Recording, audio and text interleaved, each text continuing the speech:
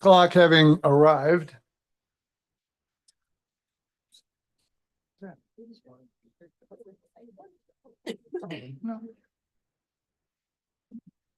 Good morning, everyone. Please take your seats if you would.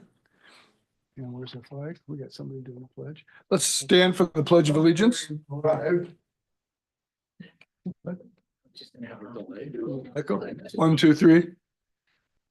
Let's stand as Commissioner Terrio, if you'd lead us in the Pledge of Allegiance. There we go.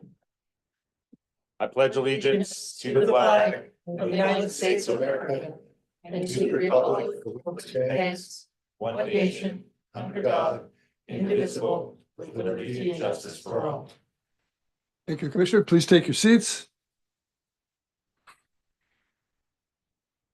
Ms. Essex, would you please call the roll? Thank you, Chair Long. Good morning, Commissioners. Commissioner Barcelona, Here. Commissioner Braun. Here. Commissioner Brazil, Commissioner Cooper, Commissioner Doring, Here. Commissioner Yule, Present. Commissioner Gordon. Here. Commissioner Johnson, Commissioner Long, Here. Commissioner Moon. Here. Commissioner Nieto. Here. Commissioner Rodriguez, Commissioner Terrio, Here. Commissioner Woolery. Here.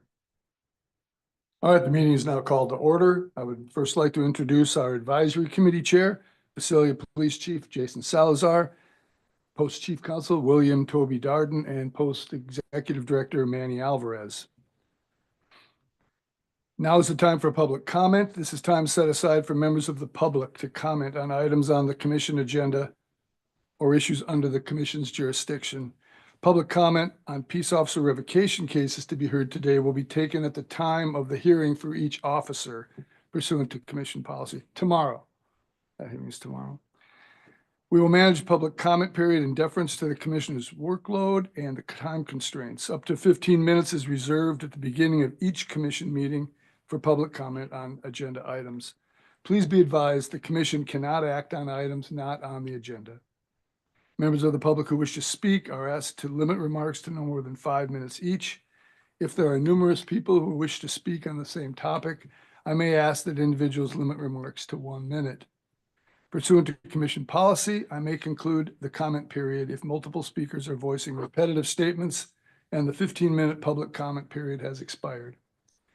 Please remember the meeting is being transcribed, so please speak slowly and clearly so your comments can be accurately transcribed. Does anyone wish to address the commission? Commissioner Nieto. Thank you. And then this is in the interest of public safety because somebody didn't go to a CSS meeting. And so I just wanted to let you know there is a reward for Ingrid Braun. So I'll pass this on from CSSA, Ingrid, because you were out because of issues and because I don't want to take up time from another meeting. Jim Cooper, who's not here, is on the lam. And so if you guys see him, let me know so we could report the reward. Thank you. Thank you, Commissioner. And at this time, Executive Director Manny Alvarez would like to address the commission.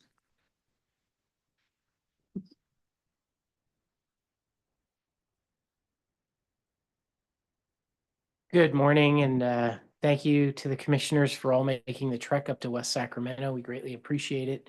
And Mr. Chair, thank you for allowing me a few minutes to speak. We have one new commissioner who has been appointed by the governor in the last 2 weeks.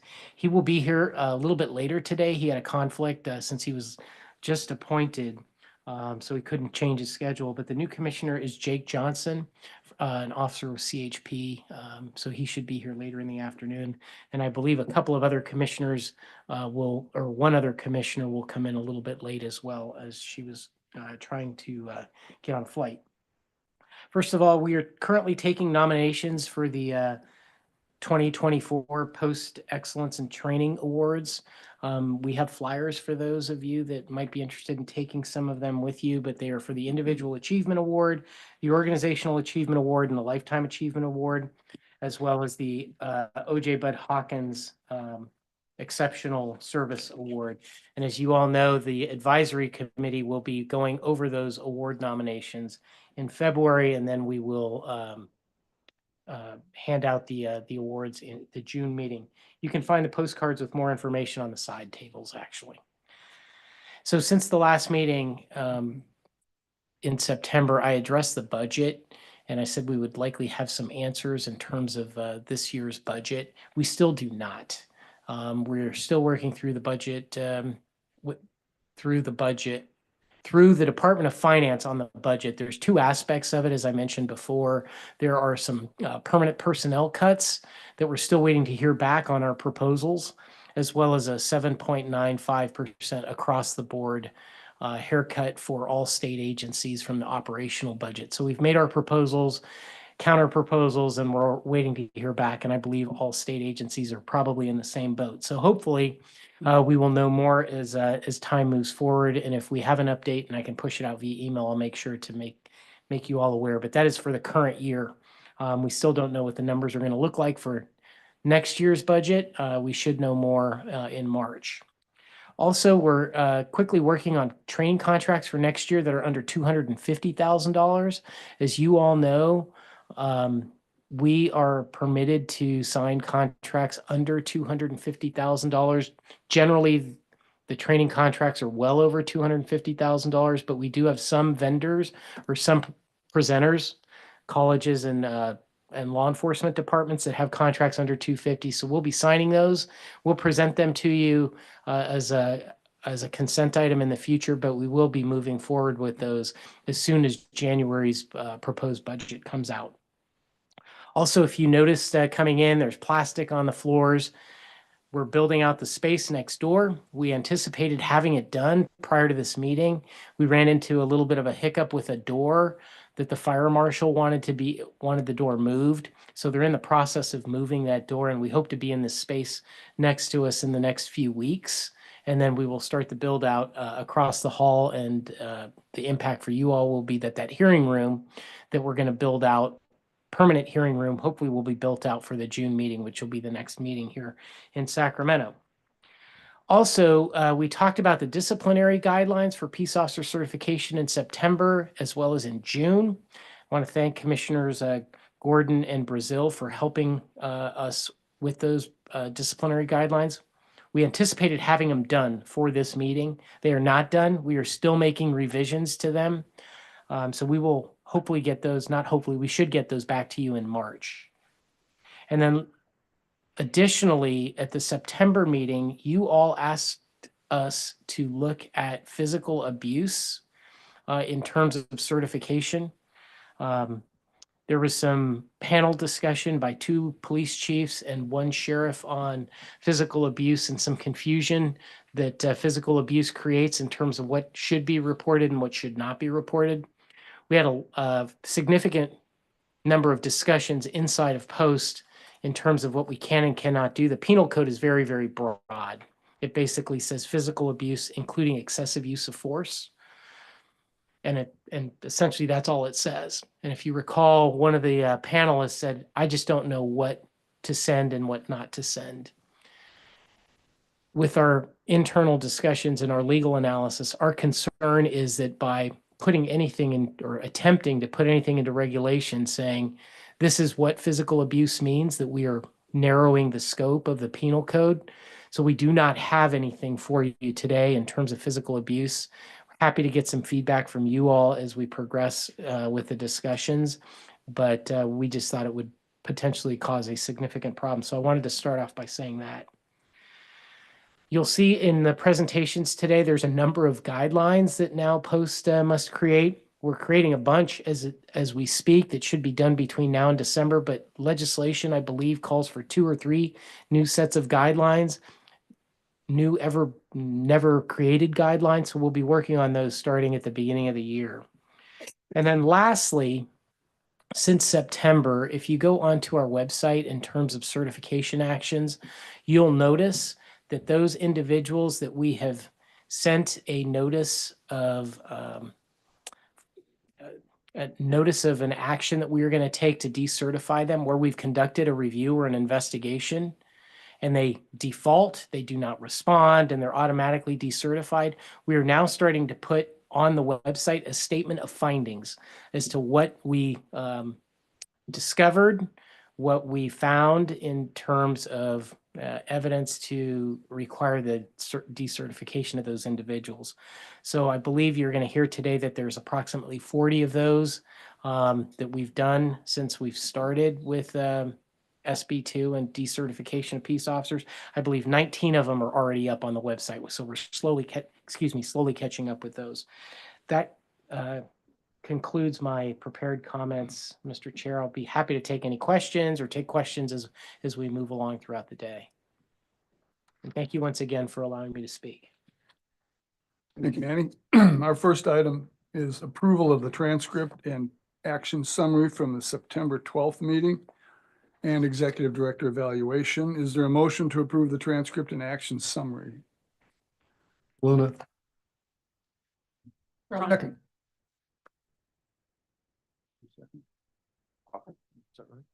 Is there objection to unanimous roll call? Seeing none, the motion carries. We move now to the consent calendar. The first three items we're not scheduled to have a presentation on unless anyone would like to. We would otherwise move to consent item D, a discussion regarding the transferability of peace officer background investigation files. Melanie Singley, Office of Strategic Communication and Research, will report. This is a report for information only and no action is required today. Ms. Singley. Morning, Chair Long, Commissioners. This item addresses the transferability of peace officer background investigation files between agencies. It is being presented for discussion at the request of Foster City Police Chief Tracy Avalar, who is also the current president of the California Police Chiefs Association. Currently, Commission Regulation 1953, Peace Officer Background Investigations, provides limited exceptions to allow a hiring agency to use a peace officer candidate's previous completed background investigation. Those exceptions include, most commonly, peace officers returning to the same agency after a break in service. Least common or less common is the interim chiefs who have undergone a background with a previous agency.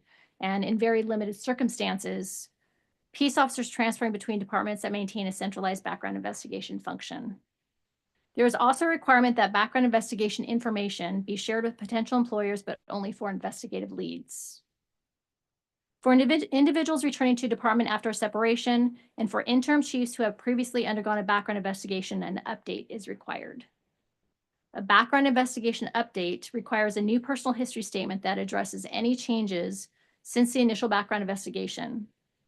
The agency must also address any new information in updated PHS, as well as minimally include checks for local, state, and national criminal records, driving records, credit records, and verification of qualification for appointment consistent with Government Code Section 1029.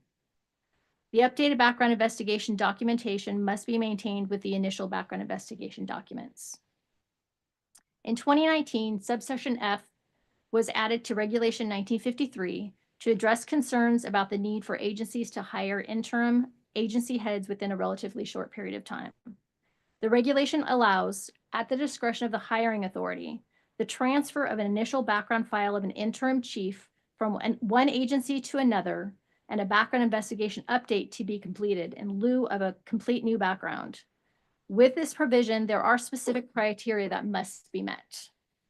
The interim chief must have been initially investigated for an interim chief position by a post-participating agency in accordance with all current requirements. The individual must have served as an interim police chief within the last 24 months and the initial background investigation conducted within the last 5 years.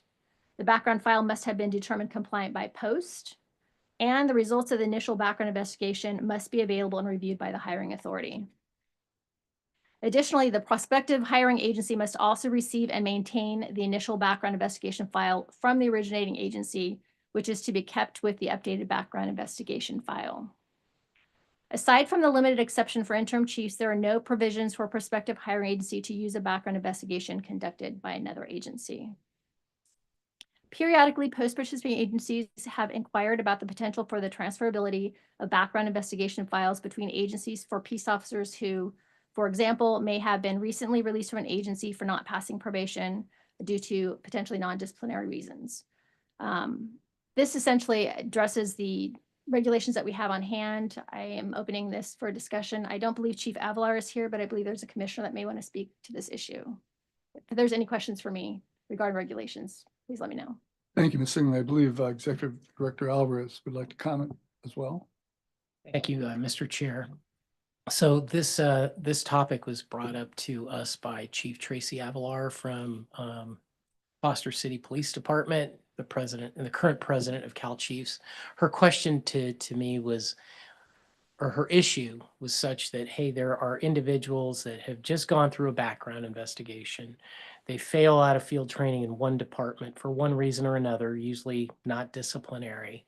And we go to, or another department goes to pick them up, and they have to start a whole new background. Why can't they incorporate take that background if it's available to them and update the background? And I told her, hey, it's just not permissible. At this stage, it is permissible under certain circumstances for interim police chiefs, but we will pose it to the commission as a consent item for discussion to see if this is a route that you all want us to take. And I believe, if I'm not mistaken, and please correct me if I'm wrong, Commissioner Nieto, but I think she had spoken to you. We invited her to come, and she said that she was going to try, but she also spoke to Commissioner Nieto about it. Thank you. Yeah, Tracy did call me. We had a conversation regarding it. And we discussed it about how it would be done. And I did want to say that I support it because it does seem like with the hiring that's going on and people that do wash out, and this is experience again coming from before I was with a bigger agency, or my in-between agency with a small agency. And the background process takes a while to work through it. There's different, I guess, methods to doing backgrounds to try to show that there'll be success. But we are paying, with smaller budgets, and some people don't have the budgets, you're paying the background investigator to do the same work. And sometimes actually, depending on what region you're in, it's the same background person that has to go out that these smaller agencies may contract out to. I do understand that some agencies, larger agencies, have their own background investigators, and they can do that.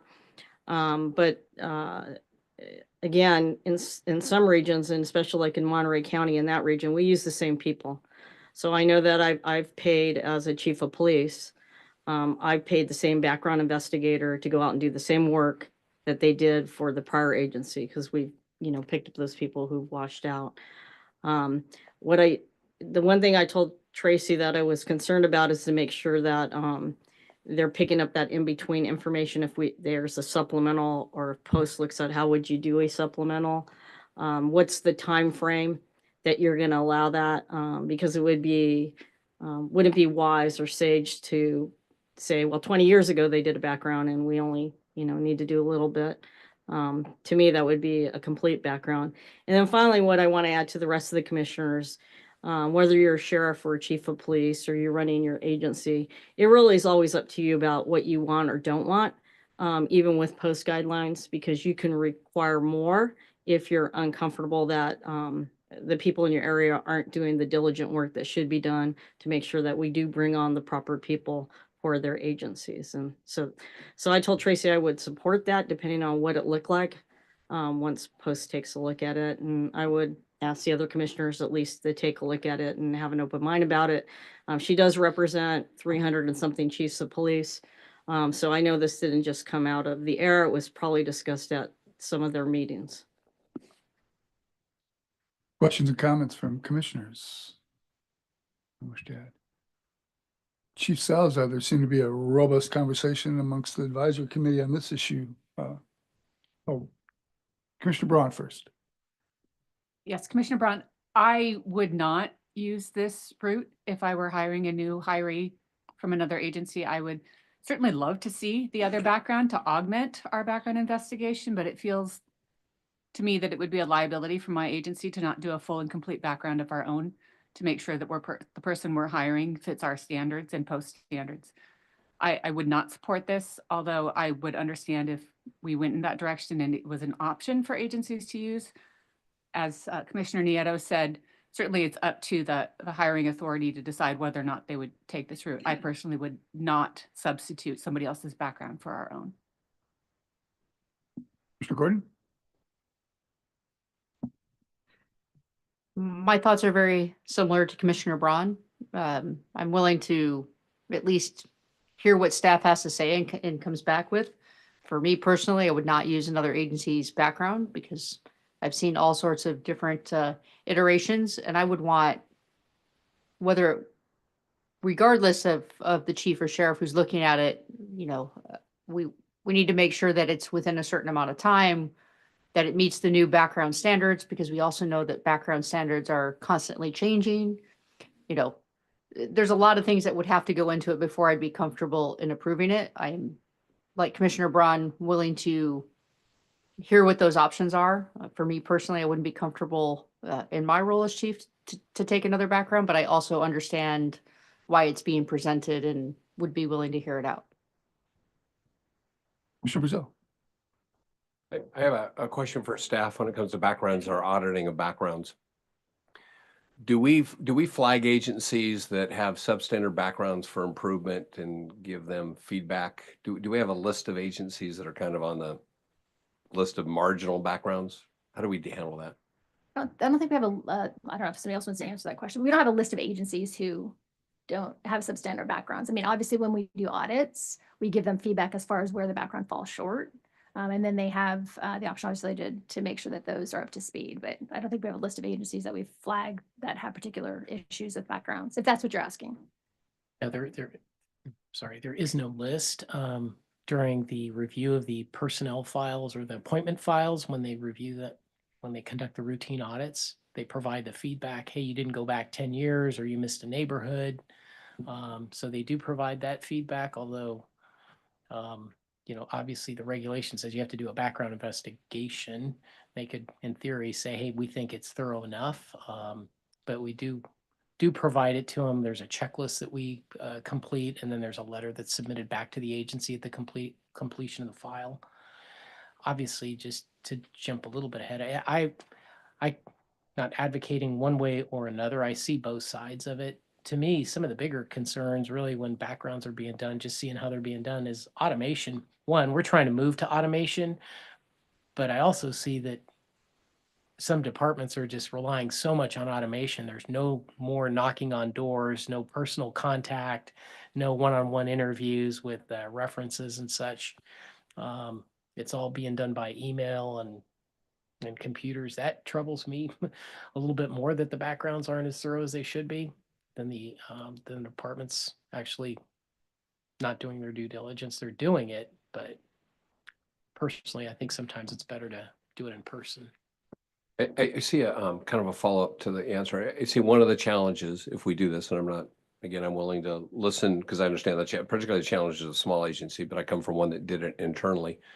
One of the challenges is that we then have to get into some kind of regulatory approval that this agency actually does quality backgrounds, so that a chief that's accepting agency X is looking at agency Y's background.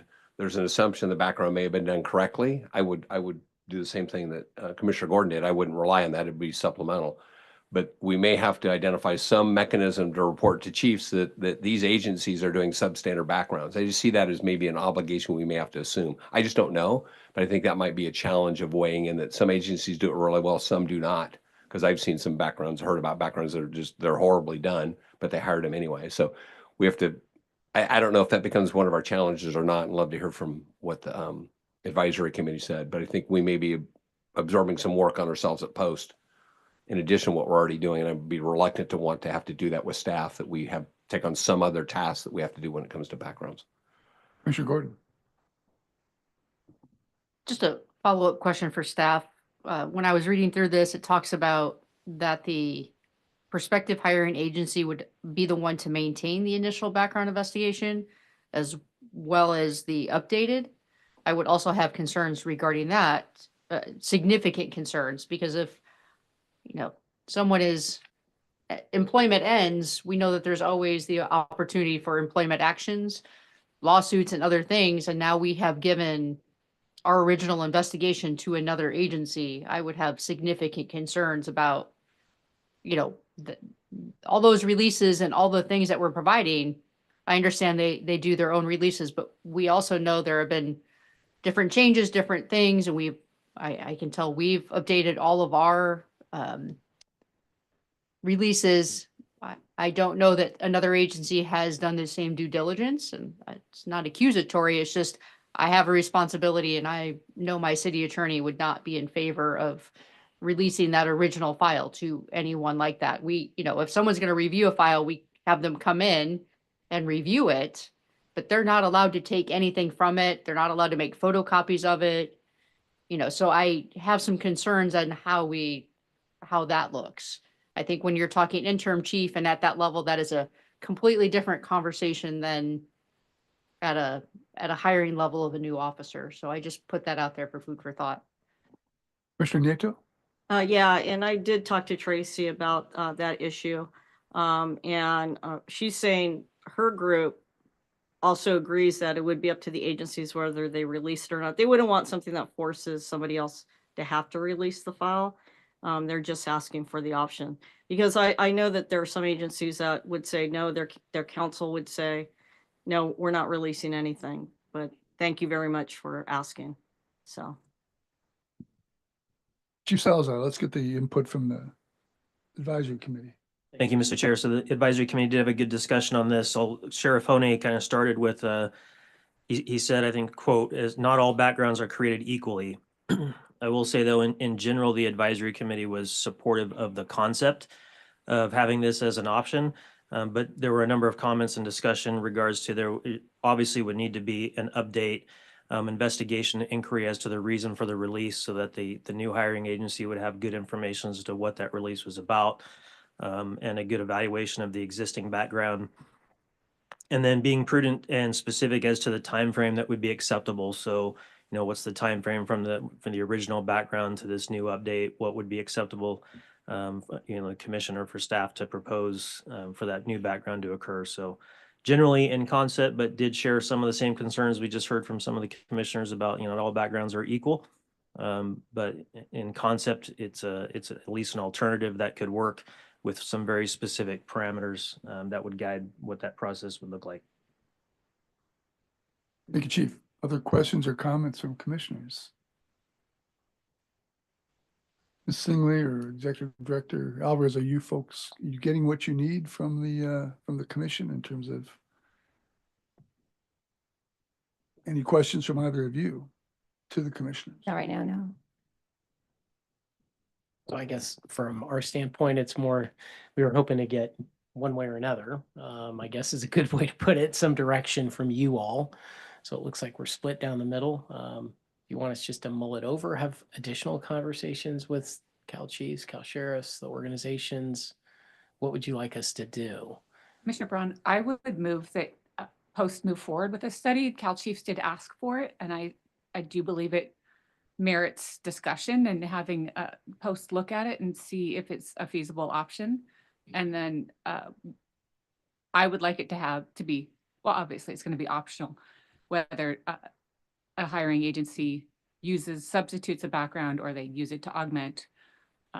But I do feel that we should respect Cal Chiefs and their request and move forward with it. Commissioner Terrell, did you have a comment? I agree with the comments that some type of option should be brought forward. I agree with the executive director and someone who's done backgrounds fairly recently, that the art of the face-to-face has definitely fallen off. That was probably something that, I don't know if that's something that Post can, re-emphasize, but it's something that I would probably do well for the profession. And then just in general, it is kind of, hard to go one way or the other because, in our previous commission meeting, we had a couple chiefs and the sheriff talking about issues where folks were, people would leave an agency and go to another. And so it's kind of like flies in the face of that. But I think, like the sheriff said, we should have some type of options. And if this is what Cal Chiefs is asking for, something that we should work on. Commissioner Doring? I agree with my colleagues also. I think I know for my agency, I think we would continue to do our own backgrounds as having it as an option, but I think we should respect the Cal Chiefs, move forward with what this would actually look like on paper so we can have something to review, but I think moving forward is the appropriate action. So it sounds like Commissioner Braun's semi-motion is to keep working on this and try to see what a feasible proposal might look like. Would that be in time to discuss again in March? We can definitely try for March. I mean, sometimes it's hard to corral all the groups, all the different individuals and associations. So we will try for March, but unless you guys really need it by March, just try for March. Ongoing, Okay. ongoing. Commissioner Nieto, I don't think they're asking for it like overnight. They do know that the post process is a slow process. But I got to tell you, I'm a visual person, a kinesthetic person, and I need to look at something to say whether I agree with it or disagree with it. But again, I do think we should respect the California Chiefs that they're bringing this forward to us. Unified direction. Under consent calendar E, a discussion on proposed amendments to commission regs to address course complaints and instructor conduct. Law enforcement consultant Andrew Mendonça, training program services will report on this item. It is for information only. No action is required. Once again, there was a robust discussion amongst the advisory commission yesterday. Good morning. Commissioner Thank you, Mendonça. Mr. Chair, members of the commission. Staff is seeking input from the commission on a proposal to adopt new regulations to address instructor conduct and performance in post-certified courses. Staff has reviewed Commission Regulation 1057, which addresses decertification or suspension of courses, and post policy TDC 4, which governs the course complaint process. After this review, staff believes there are some areas which could be improved. Specifically, Regulation 1057 is limited only to course certification and does not specify a code of conduct or performance expectations for instructors. Regulation 1057 limits suspension or decertification to courses only when there's no longer a demonstrated need, when there's a failure to comply with course certification requirements, or other reasons as determined by the commission. TDC 4 is an internal policy which guides post staff, but is not binding on presenters or instructors.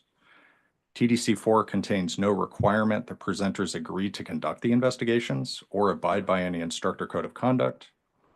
Neither Regulation 1057 nor TDC 4 address performance-related issues identified through complaints or the QAP program, and neither Regulation 1057 or TDC 4 address instructor complaints or performance issues when there are multiple presenters involved.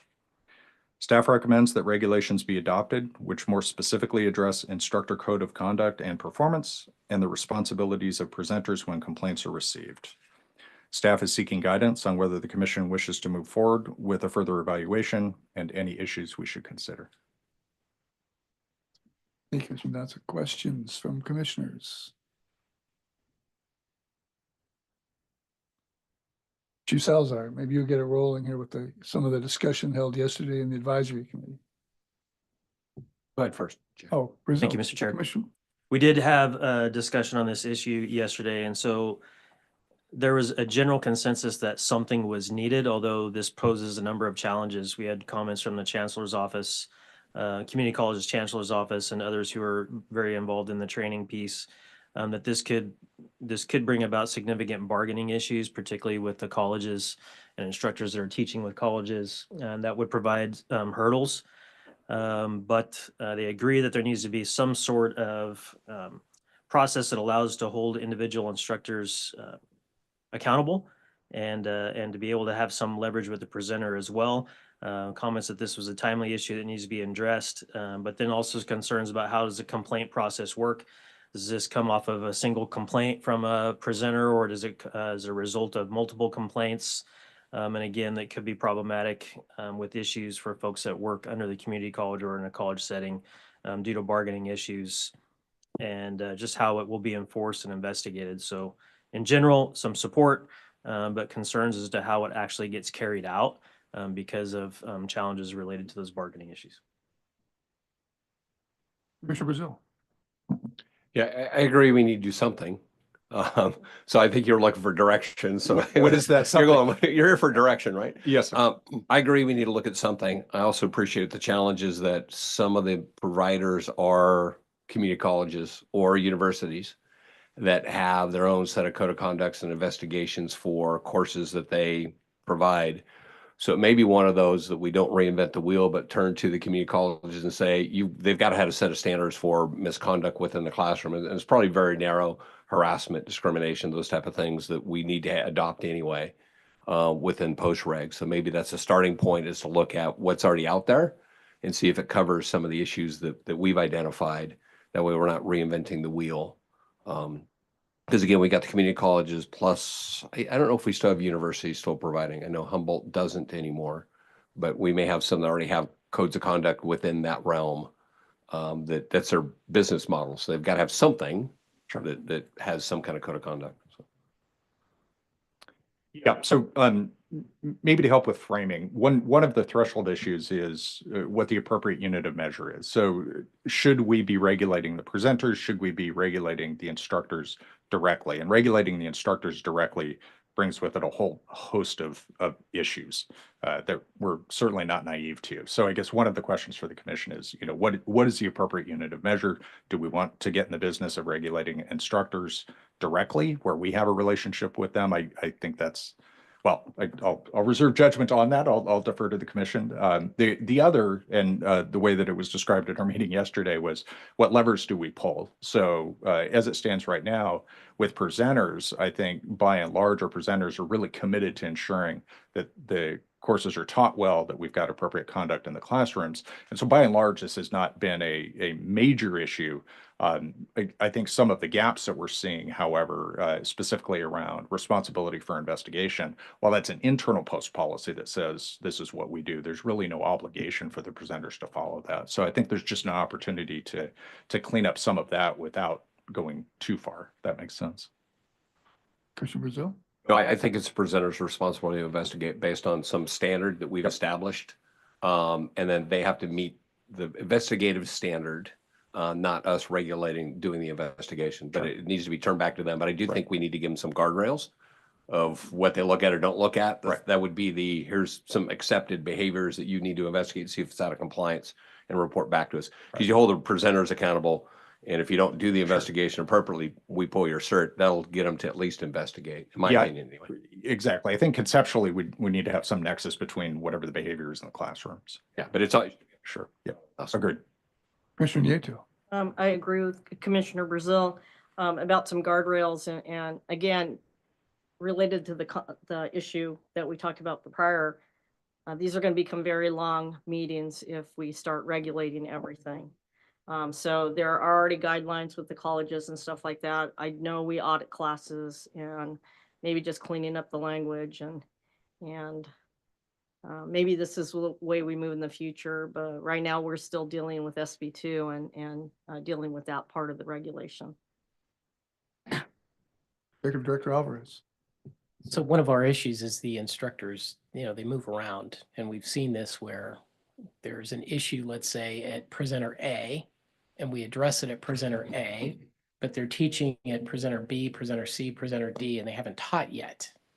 So the challenge is, well, what do we do with those other presenters that are completely unaware of what this individual has done at perhaps presenter A, and do we allow them to teach at presenter B, C, and D? So we're running into that. I don't want to say regularly, but we do run into it. Yeah. Commissioner Gordon? But to your point, when a instructor goes to another presenter, POSTA still has to approve the instructors that are teaching the class. So they still have to submit their resume to the class that they're a new instructor for that presenter. So wouldn't that then be where POST doesn't approve that instructor or lets that presenter know we've had issues with that instructor? Because POST ultimately approves who your instructors are for each of the presentations. So if you move from one presenter to another, that presenter now has to add your new instructor resume and add you to that approval. You don't, as a presenter, just get to decide without POST approval. Sure. I think that's true in new courses. Certainly, one of the questions that has come up is how much information can we share with another presenter about an investigation that was done? So in executive director's example, so if presenter A does an investigation and there's an instructor who currently teaches multiple places, how much information can we share with presenter B, presenter C, presenter D around an employment investigation that was done by presenter A? So these are just some of the issues that have brought to light maybe some of the gaps in the regulation, and we're trying to understand what's the best way to approach this. The other challenge, I think, is also not having a specified any kind of code of conduct for the instructors. So whereas I think we're comfortable, if you don't meet the minimum regulatory requirements to be approved as an instructor, I think it likely would get a little bit more muddy if we're talking about either a conduct or performance issue. So, if we're talking in terms of QAP, if we have an instructor who's sort of underperforming, and we have some reservations about whether or not that instructor should either continue to teach with presenter A or perhaps presenter B, I think we're just looking for a little bit more of a framework to think about how to approach and evaluate those issues. Commissioner Brunt, would it be feasible to create a set of standards that all instructors must abide by, and then if they fail to meet those standards, then you can refer back, they sign an agreement, I will do these things or I will not do these things, and then it can be referred back to other presenters that have hired that instructor to say, this person no longer meets the post standards based on this? Yeah, I certainly think we could, and that's certainly one of the internal discussions we've had. But again, that becomes a question of whether the unit of measure is the presenter or the unit of measure is the instructor. So, again, the analogy I've used, like, which lever are we pulling? Are we saying we won't certify your course, or we're saying we won't certify your instructor? And it very quickly kind of falls down the rabbit hole of, are we now in a position of certifying instructors? I mean, by and large, and I want to be clear, I brought this up yesterday, by and large, I think our presenters do an exceptionally good job of managing their courses and their instructors. I think one of the reasons this likely has not been addressed prior to now is because it just didn't come up often enough. But again, I think it's probably worth taking a look at. Additional questions and comments? Let me ask, trying to frame it as we did with the last issue, as Commissioner Braun did with the last issue. Questions from Mr. Mendonça or Executive Director Alvarez in terms of what you want to be of the commission, so you have some direction going forward. Have you heard sufficient amount to? Yeah, I think fundamentally for me, the first question is, what are we trying to regulate? Are we trying to regulate the presenter, or are we trying to regulate the instructor? And that will then form the basis for the framework about where we incorporate these different pieces. Yeah, Commissioner Moon, it falls back to this, the last conversation is, whether you're a small agency or a large agency, you're spending a lot of money on training, and your expectation is that it's an exceptional course, and that they're great instructors on all of those courses that we're sending our folks to. So, and by and large, I absolutely agree with you, but not having the guardrail up on what happens if you do have a complaint about a specific person, I think there definitely has to be something in place for us. Further comment? All right, then with that direction, we will move on to item F. Before we do so, I will just offer a quick editorial comment on the advisory committee. I'm sure some of you were listening yesterday, but I've seen several advisory committee members here today. It was a very helpful and very focused and substantive day with the advisory committee, and the type of thing that this commission has discussed over and over again with the advisory committee. And so yesterday, in my estimation, we really seem to bear some fruit. So thank you, Chief, and the advisory committee. F is an update on the Quality Assessment Program. Training Program Services Bureau Chief Brad Newmeyer will report on this item. For information only, no action is required. Thank you. Good morning. Brad Newmeyer, Training Program Services Bureau Chief, and with me I have William Baldwin, the QAP Program Manager. So he's the guy that actually does the work. I'm just talking about it. So Quality Assessment Program continues to be contracted through the South Bay Regional Training Consortium. Bill works directly with the project lead at South Bay, Jim Gordon, to oversee the program. This presentation definitely dovetails with the previous presentation because Mendonça also works for me, and our quality assessment has led to issues with instructions, and instructors will talk about this, and that's probably the nexus of why previous instruction happens, because the work we're doing through QAP. So there's 4 ways that we actually do assessments on any kind of training entity: private presenter, public presenter, any training consortium. We've split our money basically between 2 types of courses. Courses are listed in the course catalog, which are open to all people to attend in the state. And the second is for agency only or agency specific training that's just kind of behind a veil with its agency facilities, agency instructors, and then the agency personnel. We weren't QAPing those at all. So a couple of years ago, we noticed that gap, and we started sending half our QAPs to those courses and half to the ones in the catalog to spread it out to get behind that veil of agency only. Because we were concerned that an agency only personnel, their own range instructor, their own range, their own people, they're not going to complain to post. They might complain to the local agency, their agency, of a bad course, but it's probably not going to get to us. So we want to get back there behind the veil and see that. Third way where we are called in is anytime there's a new course and a new course has been approved, they have to complete a training needs assessment. If the need is there, they submit all the documents, and that course approval will approve a new course. Before we give them any money or put them into a plan with any kind of reimbursement, they put in Plan NA, which is tuition based only. They charge the tuition, it costs them to put them on, and it's a requirement that the quality assessment program will go out and do a full review of the course. You look at the course documents, you look at the outline, they look at the facilities, and if it's deemed a good facility, a good course, then we will then take a step to possibly put it into a post-reimbursable course, Plan 1 through 7. So that's a key component of QAP. And additionally, if there is a problem with the course, we receive a course complaint or an instructor complaint, we can, as part of investigation, if requested, send QAP out to do an assessment of the course. And the assessment includes a wide ranging of looking at the course. It looks at all the course documents, it looks at the facilities, and it looks at the actual presentation, because we don't know at course approval how they're going to teach the course. We don't have a lesson plan, and we haven't sat in the room. We haven't sat in the facilities. We don't see how they're putting on the course. So it's crucial to put someone in the room or online if it's an online course, and evaluate that course from top to bottom and give a post-assessment on it.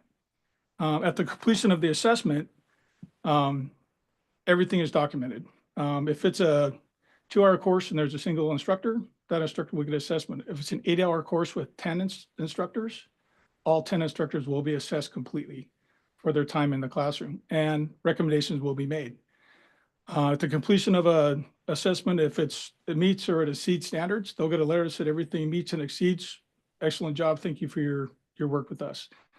If there are situations where it needs improvement, a letter will be sent listing the needs improvement, whether the facility or the documents need to be corrected or an instructor needs help or should improve on their performance. We'll put out a needs improvement and we'll ask them to send us back a plan of how they're going to address the needs improvement issue. Then we get into the sticky part where we have unsatisfactory performance. If there's an unsatisfactory performance for an agency, we will make specific recommendations. Currently, and I'll get to that. So currently, this year, we were able to complete 74 course evaluations. About 148 evaluations of instructors were completed, and a total of 660 recommendations were provided. And we did about 3,700 hours plus of instruction were assessed. So in those assessments of 148 evaluations, 12 instructors were found as performing unsatisfactorily. Based on the good graces of the presenter, 4 of those instructors were removed from their footprint, so they're no longer teaching. The remaining 8, we sent letters out, and typically what we'll do is we'll request that they be removed from the course resume. So we ask them to remove their course from the course resume, and we requested to get further training. It could be an AICC course, it could be an adult learning course, it could be whatever we deem necessary, but we leave it to the instructor to come up with a plan and pick the course that they send them to. Once the training is complete, they'll send us back their plan to correct it. They'll send back the course completed by their instructor, and they'll let us know they're going to put that instructor back in play. If we put that instructor back in play, we send QAP back out to do a second assessment to ensure they've corrected. If not, we might ask them to remove them from their footprint. right now we have no regulatory ability to remove an instructor. So it's basically upon the presenter. We will put them in modification, which means they can't pull a presentation number and put one on until they remove that instructor's resume and they get the further training. But we have no real regulatory ability to do that because there's nothing in writing saying we can remove a specific instructor or stop that presentation. So it's truly at the good graces of the presenters that they work with us because they don't want to get on our bad side. So they work with us totally to try to put the best product forward. So of those 8 remaining that we placed in modification, 3 instructors have completed their training. They've been re-QAP'd and they're back in play.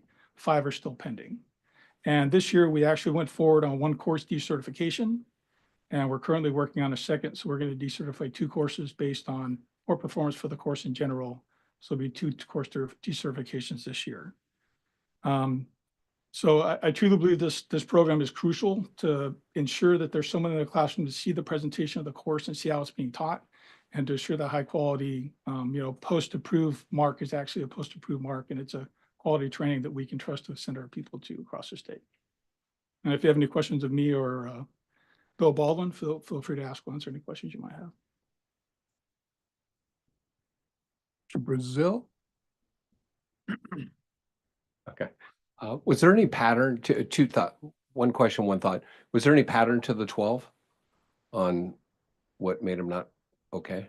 Typically it's, well, I can, do you want to answer that? Go ahead. So a lot of times it deals with the facilitation skills, which is how they teach. A lot of them would just do lecture or PowerPoint, and they would read right off the PowerPoint. That facilitation skill leads to other things like learner verification. How do they know that they learned if they're just talking, right? So those are the patterns that we see with a lot of negative needs improvement kind of things. And that in the second one is definitely unprofessionalism, like cussing nonstop through the whole course presentation for no reason. So things like that. So we'll definitely point those out and say, you need to stop that. And that's why that second follow-up QAP is so crucial to fix the facilitation skills and to improve the professionalism, make sure they're doing it in the way that we would do it. No, that was great. And then is there, I assume there's thought between, because we have a process that holds the presenters accountable for the behavior of their instructors' performance, of just adopting what we just talked about into this current process that you have to investigate then certify. So, or we do go do a quality assurance if we get a certain number of complaints to actually go in and sit in the classroom. So I'm looking forward to how do we merge what the last conversation was and with what you're already doing, because I like what you're doing. I really, really like what you're doing, particularly the agency specific training, because we don't know what the quality is because it's just inside folks. I think that's, and as an agency, you would probably want that to affirm that you're giving good quality instruction to your people internally. So thank you for what you're doing. Mr. Braun. I want to make sure I'm clear on this. They know that you're there, right, on the QAP, that the presenter and the instructor have been informed that somebody's sitting in and watching them. Yeah, we send out a letter about a month prior, letting them know that we're going to be there. We also give them the form that we're going to be assessing on. And then we get feedback from them. They respond that we know that they're coming and that kind of thing. I asked this at my very first commission meeting, and I don't know if this is feasible, but have we ever considered a sort of a secret shopper sort of QAP where you send someone in, they don't know that they're coming? If you've had complaints, because if they know that you're coming, they're going to clean up their behavior, and that there's still people that didn't clean up their behavior is stunning, but not. Surprising. But a secret shopper model, if you have repeated complaints, and just would be an option to truly see how they're instructing when they don't know that you're watching. And I don't know if that's feasible or not, but it would be interesting to see what gets caught when they don't know that you're looking. I think that would bear consideration as an idea. If we keep getting repeated complaints, but then we go and we look at the course, we're not seeing it. But you'd be amazed how many people just know we're sitting in the back of the room and do really unprofessional or just the wrong thing, knowing we're sitting in the room. It's amazing to me. But we do give them a fair warning. We send them a letter. We answer all the questions they're going to be asked before they go. by saying, these are the documents we're going to view. We want to tour your facilities. We want to talk to your people, and then we're going to assess the course. And it's still amazing to me how many just blatantly do things that are unprofessional or just kill them by PowerPoint or whatever, knowing we're in there. And, you know, I think it should be added that another component of QAP that's really important is the master instructor program, because the huge majority of our instructor assessors are master instructors from that program. So they're taught on how course presentation is supposed to be done. They've learned about adult learning, the ways that adults learn, the best way to teach with breakout groups and small groups discussions and validation of learning, and all those things in the assessment are what our postmaster instructors are trained to teach alike and to assess other people to try to rise them to the same level. And without a lot of master instructors going out there, we're not going to get a good assessment, because it's our model, it's our way of teaching, and that's a crucial part. So that's another program that we run here at IDI that does need help to prop back up through COVID. It kind of collapsed, and we're trying to build it back up. So we need to build up IDI and get more master instructors in play. And one thing we do is there aren't a lot of master instructors that are 1070 certified. So what we'll do is, if it's a firearm class, we'll send out someone who's a trained firearms instructor with the QAP assessor who's a master instructor, and then they'll work together and do the assessment, because the QAP person will be good in the classroom and the teaching part, but that 1070, the stuff that goes fast and kills people, like guns and cars and defensive tactics and all that, we'll send those people out to look at the drills are running and make sure it's being safely done. So we'll get that two-sided. So that's why sometimes the courses are more expensive to assess.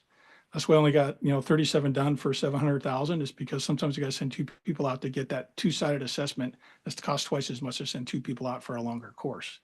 But we're doing the best we can with the money that's allotted. I'd love to get more money if we could and send more assessments out, but money's tight. I know my sector director is probably curling his toes right now and not happy with me, but we would actually like to expand the program and get more assessments out and get more people in the classroom to see how the classes are being put forward. Let me ask, on the heels of Commissioner Braun's statement, is the verification and tracking of deficiency limited then to one noticed follow-up visit? Yes. So that's it. Yeah. Right? And it's noticed, and it's just one time. Yes, unless there's a second complaint after, which has happened. We've gone on one assessment. They did okay. We received a course complaint. We did a second one, saw a problem, and then went back on a third, and the problems remained. So there are times when, even though we've been out once and they've done okay, that they devolve afterwards and get worse. And that's what's happened in one of our decertifications. I would add my voice to Commissioner Braun that maybe a little bit of undercover would be helpful, especially in terms of the follow-up, especially if it's a behavioral issue. The guy's just cussing a lot.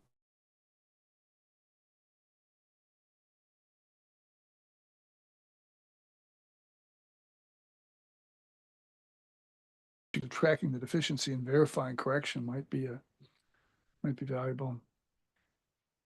Commissioner, Executive Director Alvarez. Yeah, one, I'd like to touch on the last two issues. So we have sent individuals out multiple times. If I remember, it doesn't happen often, or QAP out multiple times, which is, Brad has heard me say, it kind of pains me a little bit. So for instance, presenter has a QAP, it comes out negative for various things, not necessarily facilitation, but things that might raise more concerns for us. We go out a second time, they continue, and we go out a third time. My issues when I talk to Brad, since I'm always worried about the money, it's like, hey, here's a private presenter out there trying to make money. We've just spent almost $10,000 going out to review this private presenter who's trying to earn a profit and won't come around. So that is something that kind of sticks in my craw a little bit at times, but anyway, it's part of our business model, so we do go out and look.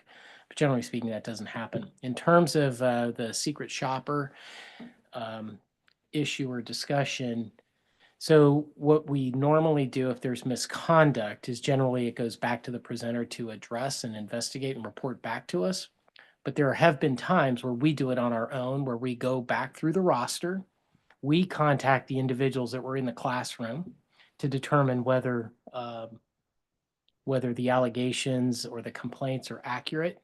and have taken action against those instructors.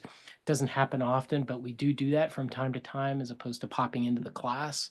We have had a couple of other instances where we've had our own staff, not under the contract, monitor the course or go and sit in on the course, as well as see the location of the course. Because we had at one point a few years ago, a presenter that we believe was teaching a class at an unapproved site, and we sent the post employee to the site that was supposed to be where the course is supposed to be held, just to see if it was being held there or at the other location. But we haven't, addressed the secret shopper in great detail. I don't think that has been a common thing, but it's something we can look at. The challenge for us is we also don't want to send a chilling effect, but we definitely want to keep them on their toes.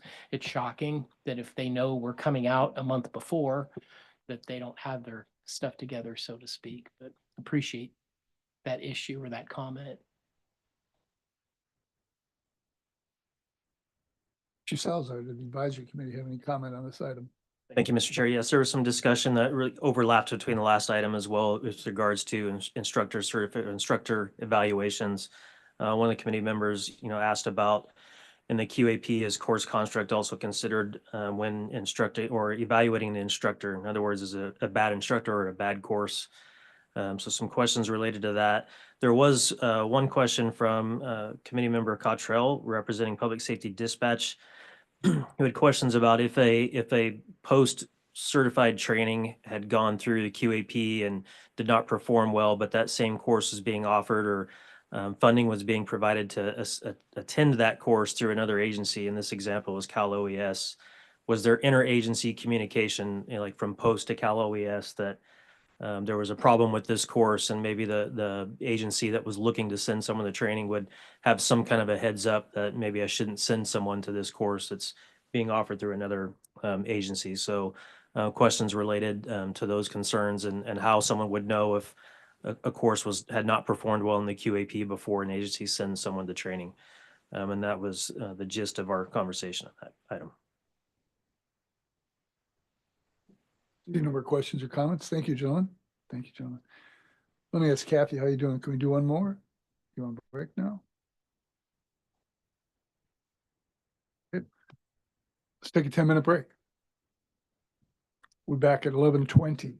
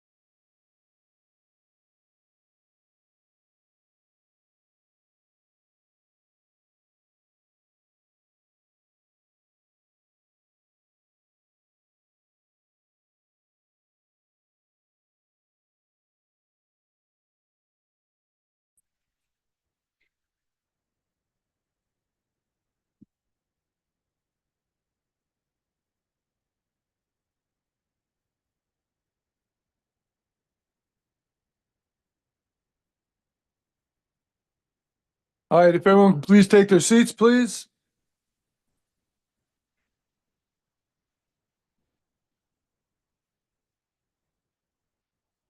No problem with coming to the advisory committee is that you get to hear the same. Yes, I know, yes, we're You gonna know, bore it's you, the- you're gonna again and again. Well, some of them are the same thing, Yeah. like this one, like Yeah. this next one. All right. Back and set. Oh, because ladies know that. Consent item G, a certification, decertification statistical update. Professional conduct, LA Bureau Chief Mike Radford and Certification Bureau Chief Michelle Weiler will report on this item. It is for substantive information only. No action is required. Ms. Weiler, Mr. Radford, welcome.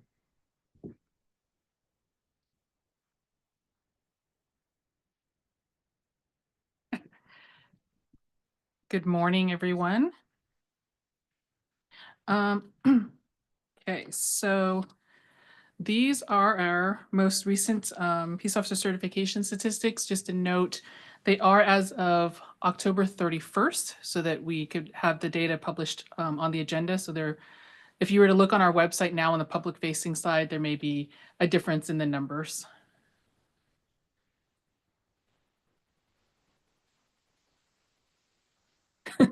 Okay, so as you can see, the setup here is still the same. We currently have 82,301 full-time peace officers. Number of basic certificates, 3,547. The appointments that we've approved, 6,496. I don't recall if we've had new members join us since our June meeting, but the appointments approved, that includes people who have separated from a prior agency and are now being reappointed to a new agency. So it's just counting the number of times somebody is appointed to an agency, whether they are a brand new peace officer or they're just moving from one agency to another.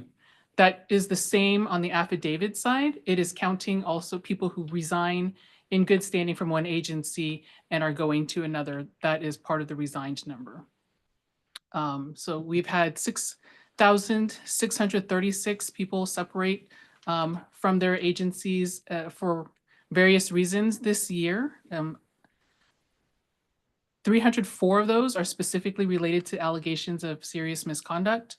236 individual officers are represented by those 304 allegations of serious misconduct. And then again, for any new members that we have since June, because I was not at the September meeting, the numbers that are being tallied for the serious misconduct reasons, those numbers won't necessarily add up to the 236 because some officers may have multiple allegations of serious misconduct. I'm sorry to interrupt. If I can ask for your indulgences, Yes. I'm not new, but this is only my second meeting. What's the difference between the serious misconduct count and then the distinct officers? So there are 236 individual officers who have been separated with allegations of serious misconduct. The 304 is a higher number because some of those officers may have multiple allegations of serious misconduct. So the 304 is the total allegations of serious misconduct tied to separations. Michelle, if I may, Mr. Chair. So when you say multiple allegations of serious misconduct, multiple allegations of the 9. So it could be Correct. dishonesty and abuse of power, not multiple cases or different incidents, just multiple allegations, perhaps for one incident.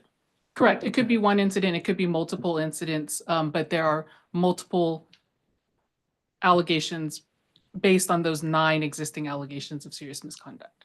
So as Director Alvarez mentioned, somebody could be separating and have an existing dishonesty and abuse of power allegation that's currently open, being investigated, or it may have already been investigated by the agency, but still open with us. Could be closed with us and they're separating as well. A note on the affidavits of separation. When I last saw you guys in June, I had mentioned that we would be shifting our process for notice of separation so that we would be reviewing the affidavits of separation prior to them going into EDI and being published. So I just wanted to round out that data for you in terms of the affidavits of separation we've been receiving. So we began reviewing notices of appointment and affidavit of separation here at Post, similar to the way we do notices of appointment on August 21st. So between January 1st and August 20th, we received 4,310 affidavits of separation. As you recall, we had a discussion on box 14, which was the open text box, where agencies are supposed to provide us with a little bit more information about the reason for separation, regardless of whether the separation is somebody resigning or retiring in good standing, moving to a different agency. We added that box earlier this year. The number of separations that we've been receiving, 1,034 of them, roughly 24%, we're not filling in box 14. So we're having to retroactively go back and ask the agency, hey, can you correct your form? Can you please fill this in so we have a reason for separation, a little more information to provide potential future employing agencies. About 52% who were using the new form left box 14 blank. So that's where we had to go back to them to fill in that box. The prior number is where we had to go back to them and have them complete the new form. So we had the information. Of those who were filling out box 14, 19% of them resigned to move to a different agency. So it's a fair number of people who are resigning in good standing and moving somewhere else. And in total, 62% of those who were separating for the agencies were resigning, retiring, or leaving the field altogether in good standing. So since August 21st, we have been, again, reviewing them here at Post. Once, like the process for the appointments, the EDI manager at the agency enters the appointment into EDI. Similarly, they're entering the separation into EDI. It then sends that over here to Certification Bureau staff, who are then reviewing the data that is entered into EDI, as well as the affidavit of separation form. We are not telling the agencies you can't fire this person or this person can't resign or retire. We are simply reviewing to make sure that the data in EDI and the information entered on the form align. If anything is missing, anything doesn't add up, then we then kick it back to the agency and ask them to correct one or the other to make sure that information matches. We have had to do quite a bit of outreach and training with agencies because most times the person entering information into MARC 43 is not the same as the person who's entering the separation information into EDI. And sometimes we'll get notification in MARC 43 that somebody has been separated, terminated, resigned in lieu. That is not captured on the affidavit of separation or in EDI because that EDI manager isn't aware. So we are working with agencies to encourage greater communication between the two entities within the agency so that this information is more accurate and we can do more accurate and better reporting of information. So I don't know if you have any questions about that process before we move on.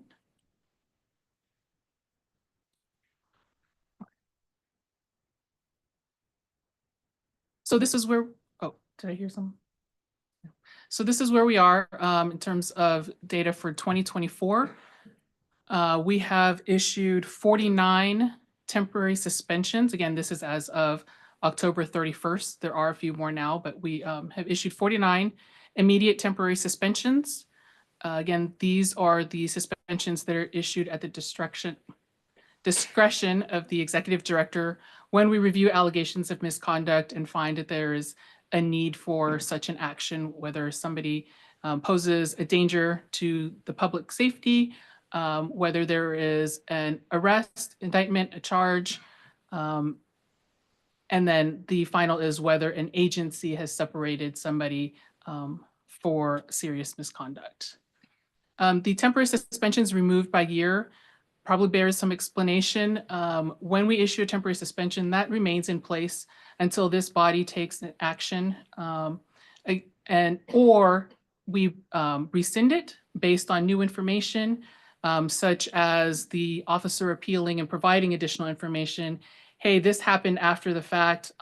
I didn't do this, or this isn't me, this is somebody else, or perhaps there's a charge and the district attorney doesn't move forward with it, dismisses the charge, then we no longer have those grounds for the temporary suspension.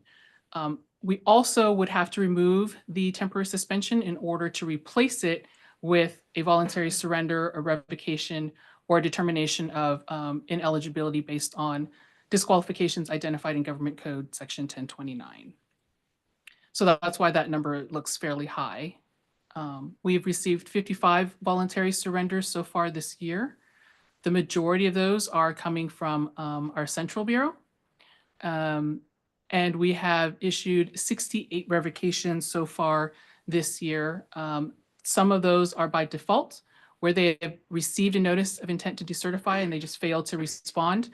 Some of those are based on actions taken by this body and then subsequent responses or failure to respond by the involved officers.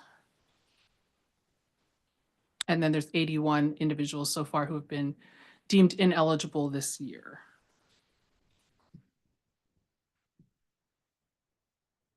These next set of charts, this one shows all of them, and then I'll move to each one individually, make it easier to see. Now that we have roughly 2 years worth of data related to certification actions, we thought it would be interesting to take a look at some of the demographic information.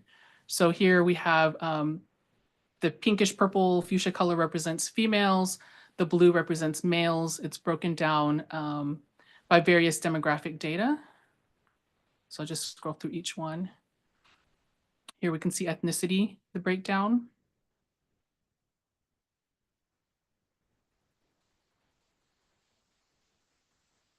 So this one is raw numbers and this one is percentages. An age distribution.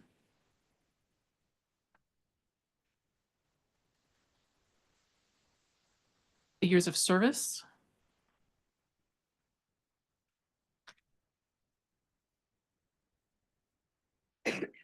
And then by gender.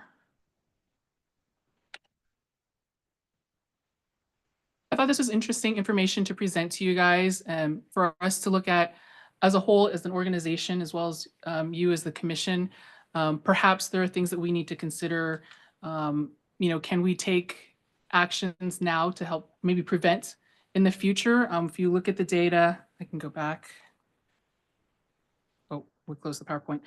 If we look at the data, the years of service, they're roughly 10 or fewer years of service. The age range tends to be, looks like, in the mid-20s to the late 30s, early 40s.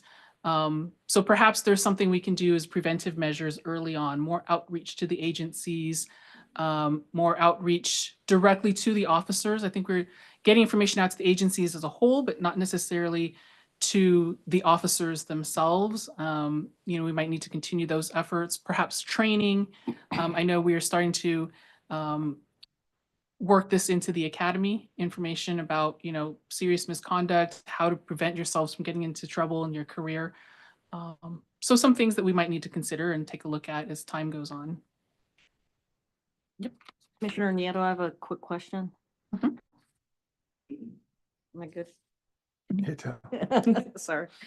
I know that you show the demographics for females versus males. And looking at it, you go, oh, hire more women, but I don't know proportionally what is the proportions? Because we also know there's much fewer females in our profession. And that was a question that came up yesterday in advisory. So the next time I present this to you, perhaps in March with the full 2 years of data, I can also provide the information on our total numbers of male to female officers, the age ranges, so we can see how they contrast. Commissioner Braun, looking at Post's website currently, 15% of law enforcement in California are female. And just an observation that 7% certification actions are female. So to your point, Commissioner Nieto, yes, hire more women. Commissioner Brazil. Yeah, well, one thing that, because we've talked a lot about the prevention piece, right? To identify patterns or trends. and this kind of loops back into the background conversation we had earlier. It'd be very interesting to find a couple agencies that would like to voluntarily do this. Maybe some already do it. I come from an agency that did. Whenever there was serious discipline for misconduct, we would do a post-mortem on the background. We'd go back and reassess the background to see what did we miss. Most of the time we found something that we missed in the background. So it'd be really good if we had agencies, because it shouldn't be your staff, the staff here doing it, but asking agencies, hey, who would like to participate in this, going back and reassessing backgrounds so we can maybe fine tune what we're looking for based on, we have the data on the end of it. Let's look and see if we found something at the front end, and not for post staff to do. I'm not proposing you do this, but maybe finding agencies willing to do that have the numbers and the severity, and they don't do it for all of them, maybe just some of the trends that we're seeing. But I think there might be some value in that. Again, making a learning opportunity to find out what are we finding other than gender stuff, but what are we finding in the backgrounds that and maybe we didn't miss something, but I can tell you in almost every case but one, we missed something in the background. Mr. Gordon. I know you're going to love more data requests, but I do think it would be helpful to look at as we're talking about hiring, when we're looking at legislation that is looking at increasing the age, because I think it's interesting when you look at these charts, you know, that the early 20s, which everyone is very concerned about, is not where you're seeing a majority of them. But then how does that relate to actually how many years of service do they have? So is it, you know, are we hiring them at 23 and then 5 years in, we're seeing the issues? So I would like a more of a correlation, because as we're talking about what the future looks like, I mean, if you're just looking at this, then the argument would be, you know, maybe we should be hiring those 22-year-olds more than those later 20s. So, but I mean, it's hard to actually know that without more correlation in the data, if that makes sense. Yeah, no, we can totally start looking into that and maybe have some of our analysts look at the correspondence between years of service and their age. Maybe it's not necessarily their age, but their years of service. You know, do we start to get disgruntled at a certain time? Do we get too comfortable at a certain time? Not necessarily based on how old we are and how mature we are, but just that complacency factor. Is there something that might point to that? I can certainly have some of my analysts look into that. Thank you.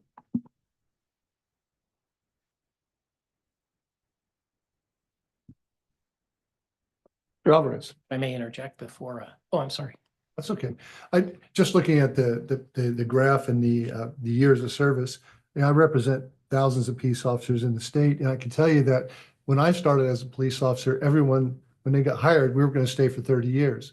Now I hear from the officers, they want to do 20 and out. And most of them are very unhappy. They go to work unhappy. They don't like the departments that they work for. Not the department, but they don't like the management that they work for. And they feel like everyone's against them. They've got the public that's against them. They've got the departments breathing down their neck. They're all afraid to do any self-initiated activity. They sit and just wait for the call, or they wait for the file to hit their desk to do their investigations. But they don't go out and do anything self-initiated much, because they're worried about complaints and IAs and those sorts of things now, because things have gotten so out of hand. And so why you see that 20 years and it drops off is because everyone's leaving at around 20 years. They're all planning to go. They're not happy. And that's something that I think we should be looking at, because if you come to work every day and you're not happy there, it's very unhealthy. Thank you.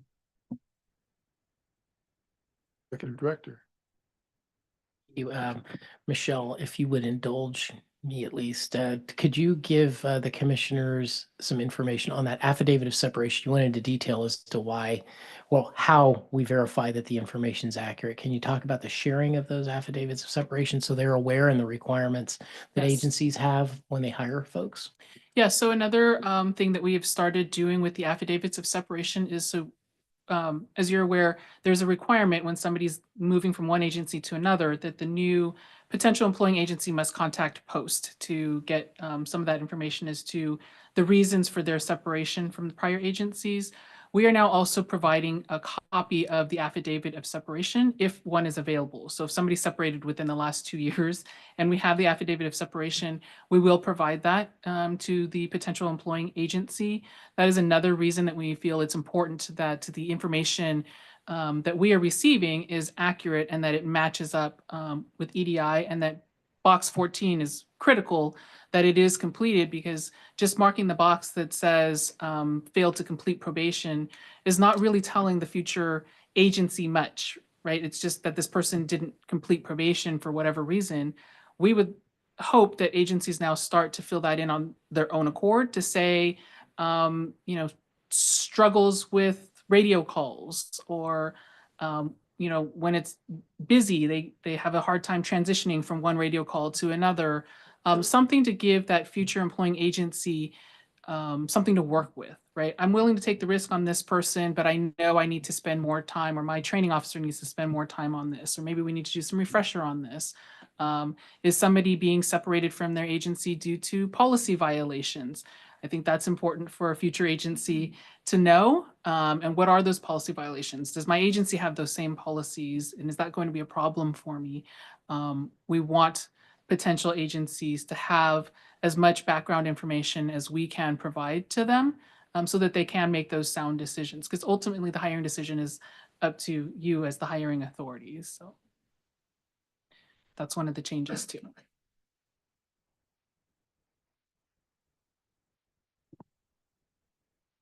So maybe I missed the first part of that. I'm sorry, Commissioner Gordon. Is that on the actual separation that we're submitting, that they actually are also provided a copy of? Yes, so box 14. I would just caution, if we're terminating someone on probation, we get into trouble by providing a reason. So if we're providing that document to them, I will tell you, my city attorney would absolutely tell me, no, you cannot fill in that box. So there are some legal reasons that an agency will not fill in that box, because the person that you are terminating has a right to that form and has a right to that information. So there's a lot of times where we terminate someone on probation where, we're not going to give a reason. And so I just would caution, we want the background investigators to come talk to us, because then we can provide that information in the appropriate way confidentially. But to make that public, that is not always going to happen. And there are legal reasons for that when you're terminating a probationary employee. So I just want to put that out there. I'm sure legal could provide some additional context, but I can tell you, I would just be really cautious with making that expectation or trying to get agencies to do that, because there are reasons that we would not. So if I may follow up with a question. So we don't ask for the very specific details. We just ask for a generic statement. Is that still problematic for you? Yes, because if you're asking us to put a reason such as can't follow directions or needs more time in this, we cannot put that on a public document like that. That absolutely cannot put that further explanation on that post form. Okay, so we'll have to look at different ways to address that, because one of the things we were trying to address was we were having agency heads come to us and say, hey, there's not enough information. And when we went to do the background, we didn't have this information. And now we're finding out that this is a problem, or we didn't know there was an allegation of misconduct, and now you're telling us that this is a problem. So we were trying to address some of that by having the agencies be more responsive with that. So we can look into, I'll work with Toby and his team, and we can look at different ways to address that. Brazil. Yeah, I shared Commissioner Gordon's is very standard in a release from probation. We weren't even calling it termination. It's a release from probation. Your services are no longer required to go look on all your future endeavors, and that's it. Okay. So I think when agencies complain they didn't have enough information on the cause, the solution is do your background thoroughly, because that means they didn't go talk to the agency to find out why. It's on them for not doing the work. They want you to do the work on backgrounds. So I don't want them to do their work and expose agencies, or there's an expectation everybody's doing it when most are not, because their city attorneys are not going to let them do that. And the pushback on the agency is you need to do your background better and talk to the agency directly, one-on-one and confidential to find that information out. And it is pervasive. Agencies don't go dig deep. They just check the box so that they pass the post audit and then find out something later and want to blame the agency for not disclosing it when they just didn't do their due diligence. So that's just my 2 cents. And is this, as a follow-up, is this a concern specific to probation separations, or would it be terminations in general across the board? Across the board, besides the probation, but you know, if you're terminating someone, there can be lots of things that go with that. There can be settlements, there can be all the things, and that, you know, a lot of times with terminations becomes, you know, other legal actions that come with. So to put different reasons on that form creates some significant issues, because clearly if it is serious misconduct, there is something within the 9 that correlates within, you know, Mark 43 with an investigation. So we have to be really conscientious about what we're putting on those, you know, and that's also, I'm sure, probably a PRA-able form. So I would exercise a lot of caution with what you're asking agencies to provide on that form. Okay. Yeah, so I'll work with Toby's team on that, and see how we can address that. Either we find a different way to release the information and not release the form, or we adjust the form to make sure we're still capturing appropriate information, but not releasing. But also remember, you know, there is on the form whether or not we're providing that form to that individual we're releasing. So it's not just about what's being put into the system, but it's also about, you know, we have an obligation to give that form or provide that form to the individual. So there's 2 pieces to that we really need to be conscientious of as we're looking at this. And we have received a handful of responses from officers, and those go in their file as well. And so for now, which sounds like we're going to put a pause on this process, when we did, or if we did receive a request, a background inquiry for an individual who had responded to their affidavit of separation, that response goes along with it. So that, again, we have that complete package. I would have to check with my team to confirm whether we have actually received any for those specific individuals who have responded. But that would be our process if we have received those. So, but I think we're going to be putting a pause on this process. If I may, we're happy to look at that. Certainly, I understand the issues with respect to the termination of an employee on probation.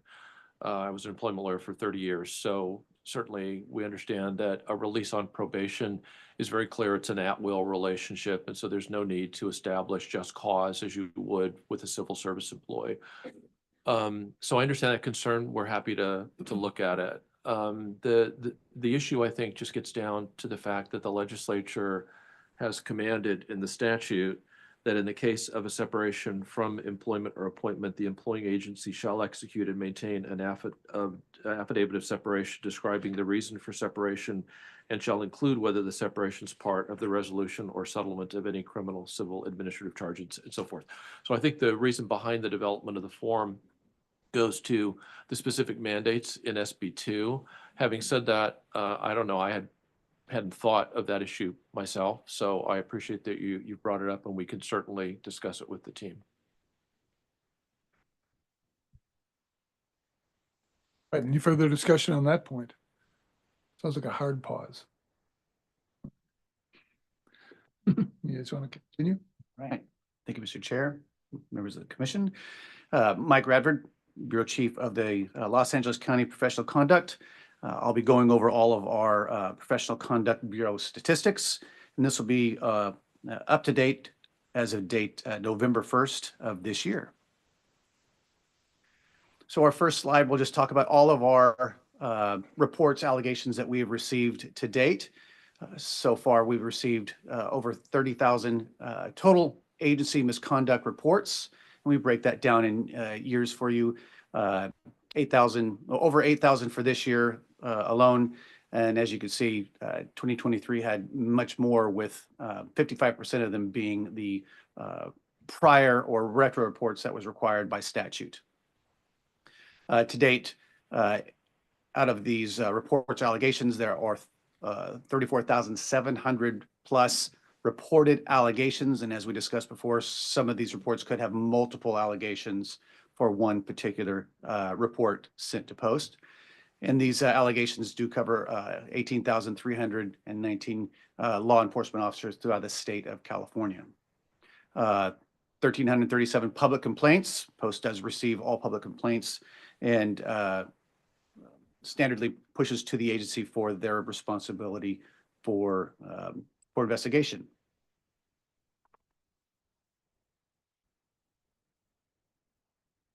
With these reports, we've created 20,702 total cases. These cases break down into what we either open cases or closed cases. You can see that over 9,400 or 79% are what we call open with post. Over 2,500 or 21% are open with the agency, meaning that they've reported to us, but we have we're waiting on them to complete their investigation and report to us their finding. We do have 42% of our cases are closed. So I'll add just a little context to these cases. There was a question that was asked yesterday that I wasn't able to really respond to. So we've brought some more statistics just maybe to help maybe break that down a little more. We do first and foremost break down cases and we put them into a priority. You may hear the terms P1, P2, P3, or P4. This is a priority standard that we place on each one of the reports that comes in. A P1 case is a sustained case from an agency that upon review, we believe will more than likely result in a full investigation, and we believe there may be action that could be taken by the division against that particular officer on that misconduct. A P2 case is a sustained case that we look at and on first review see that it's sustained, but we feel that there's more than likely not a chance there will be any action taken. We see a lot of these as policy violations alone, and that's a P2. P3s are cases that come in as not sustained, unfounded, exonerated, demonstrably false from the agency. Those are by far the biggest amount of cases that we have, and those are labeled as a priority 3. And the final is the priority 4, which we deem all retro cases that Post has no jurisdictional ability to look at. We rate those as a P4. So one of the questions yesterday was, which one of these cases have we looked at?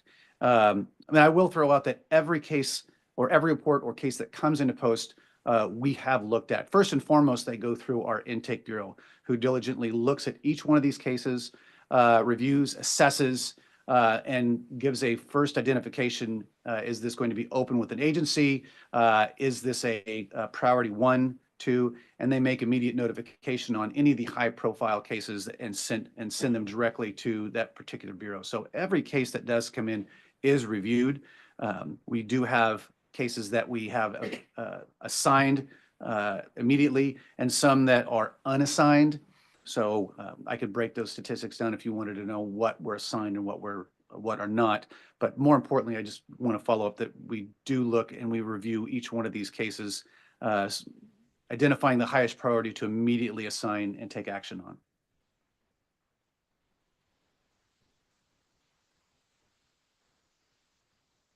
So again, we talked about cases that come into the division that are sustained by the agency. So we broke those down as to what type of action does the division take on sustained cases.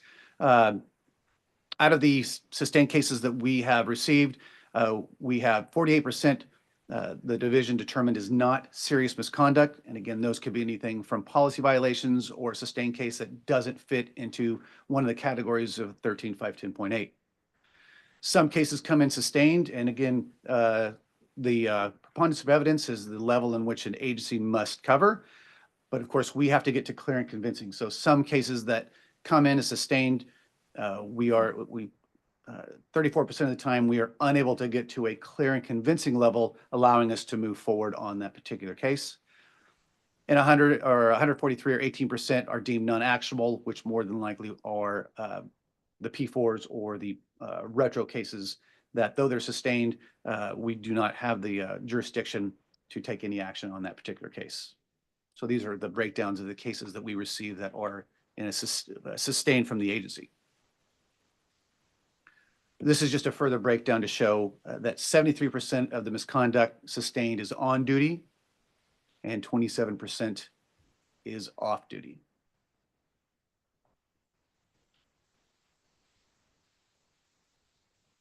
So we also looked and saw and broke out agencies that have closed their cases sustained. What is the discipline that was imposed by the agency themselves? And this breaks down between counseling, no discipline, or they resigned in lieu of, suspensions and terminations, 38 of unknowns, and then written reprimands. So each one of these cases that are sustained, we just showing the breakdown of the discipline imposed by the particular agency themselves.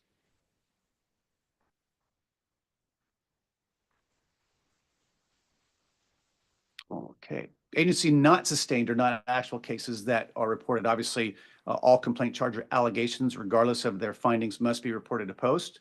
So this will break those down. 61% were deemed non-actionable, again, from the retroactive component. 35%, even though we review them, we still take a look and we've determined that there was, in fact, no serious misconduct.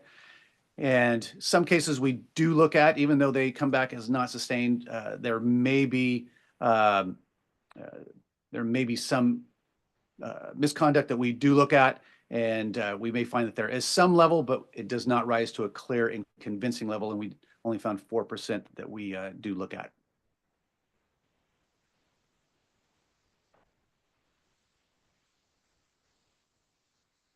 So disciplinary actions by the division ourselves.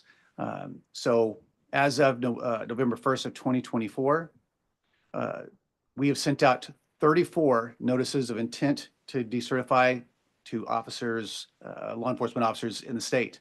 Of those 34, we have received 12 appeals. 18 have gone to default, meaning they did not respond in the appropriate time, and they have went to default revocation. One default suspension, meaning we sent out a notification with an intent to suspend. They did not respond, so it went into a default suspension. One voluntary surrender, and we still have, as of November 1st, 2 pending. Still waiting for the response.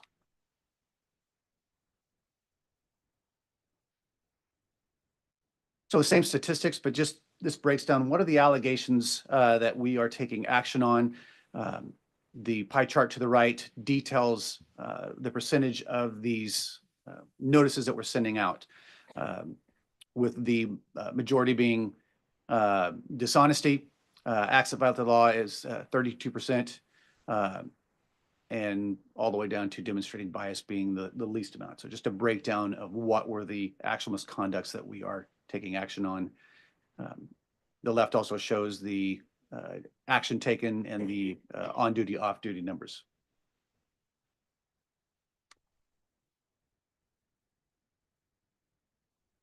So the decertification cases that have gone before the POSAD board, this is a breakdown of cases that they have heard. To date, they have heard 10 cases in front of them. Recommendations for settlement, there's been one that they've recommended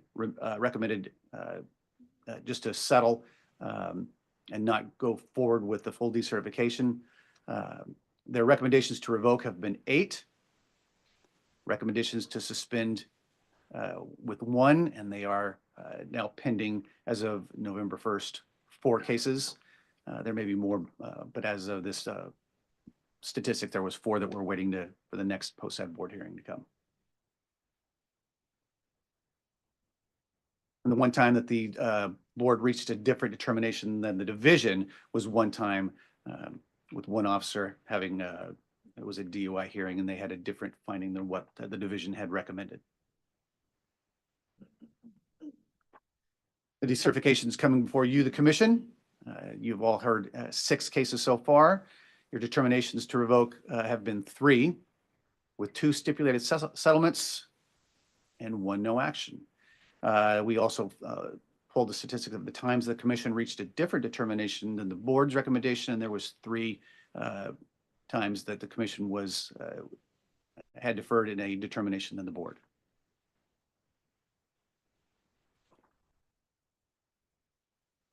Breakdown of the subject officers, the division recommendation, board and commission recommendations as it follow through, and then the current case status or final case status there on the far right, just following along the actions that are currently in progress.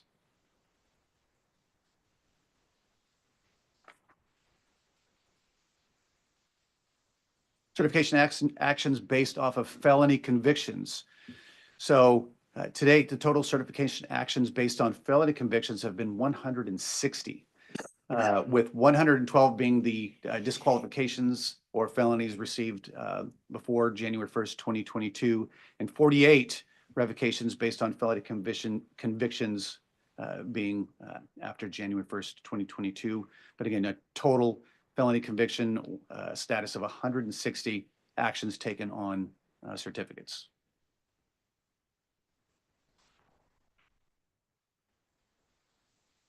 And then the final slide is just the total revocations that the division has taken. As you saw, the 1029 revocations are with the 48 in total. Default revocations, these were the notifications we have sent out to officers notifying them that we are intending to take action due to misconduct. 18 failed to respond, and then 1 default revocation from an officer that failed to file a notice of their defense to the ALJ. So that went into default from there. So that is our update of current statistics for the POSAD division. I'd be open for any questions on any of that if you have any. Thank you very much, Mr. Radford. Questions? Commissioner Gordon? Just so I'm clear on the terminology, a couple slides back, it talked about the decisions and outcomes and case status as of 11/1. On 2 of them, it says initiating probationary monitoring. Does that mean that they are now working with other agencies, or is that just that means the stipulation, the settlement has been completed and now the first part of it is, I just want to make sure I'm clear on the terminology piece. You are correct.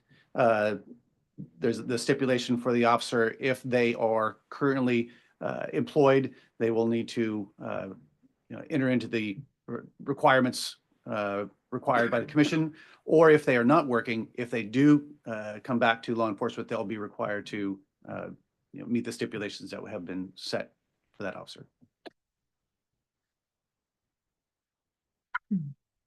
The latter, correct. It's the last thing you said is what we're talking about, right? That's, I just want to make sure. Yeah.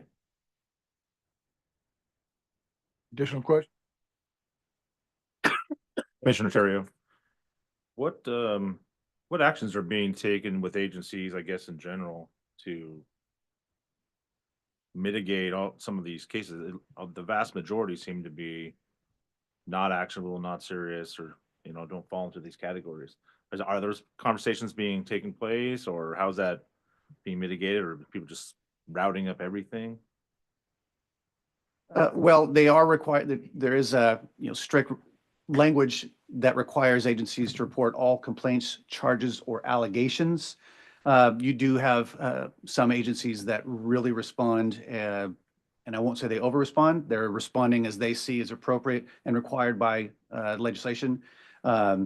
If anything, we may see some agencies that maybe respond or report lower. And we consistently have discussion and dialogue with agencies, making sure they understand or if they have any questions. But for the most part, we try not to tell or tell them exactly what they need to do. We do refer them mainly to their own legal teams. But as far as what we see, they're really following the legislation. They're following the law. They're reporting the way they feel is appropriate as required. Thank you. Chair Long, may I address the question? Thank you. Commissioner Terrio, there's other things we're doing in response to trying to shore up some of the clear and convincing evidence gaps that we're seeing.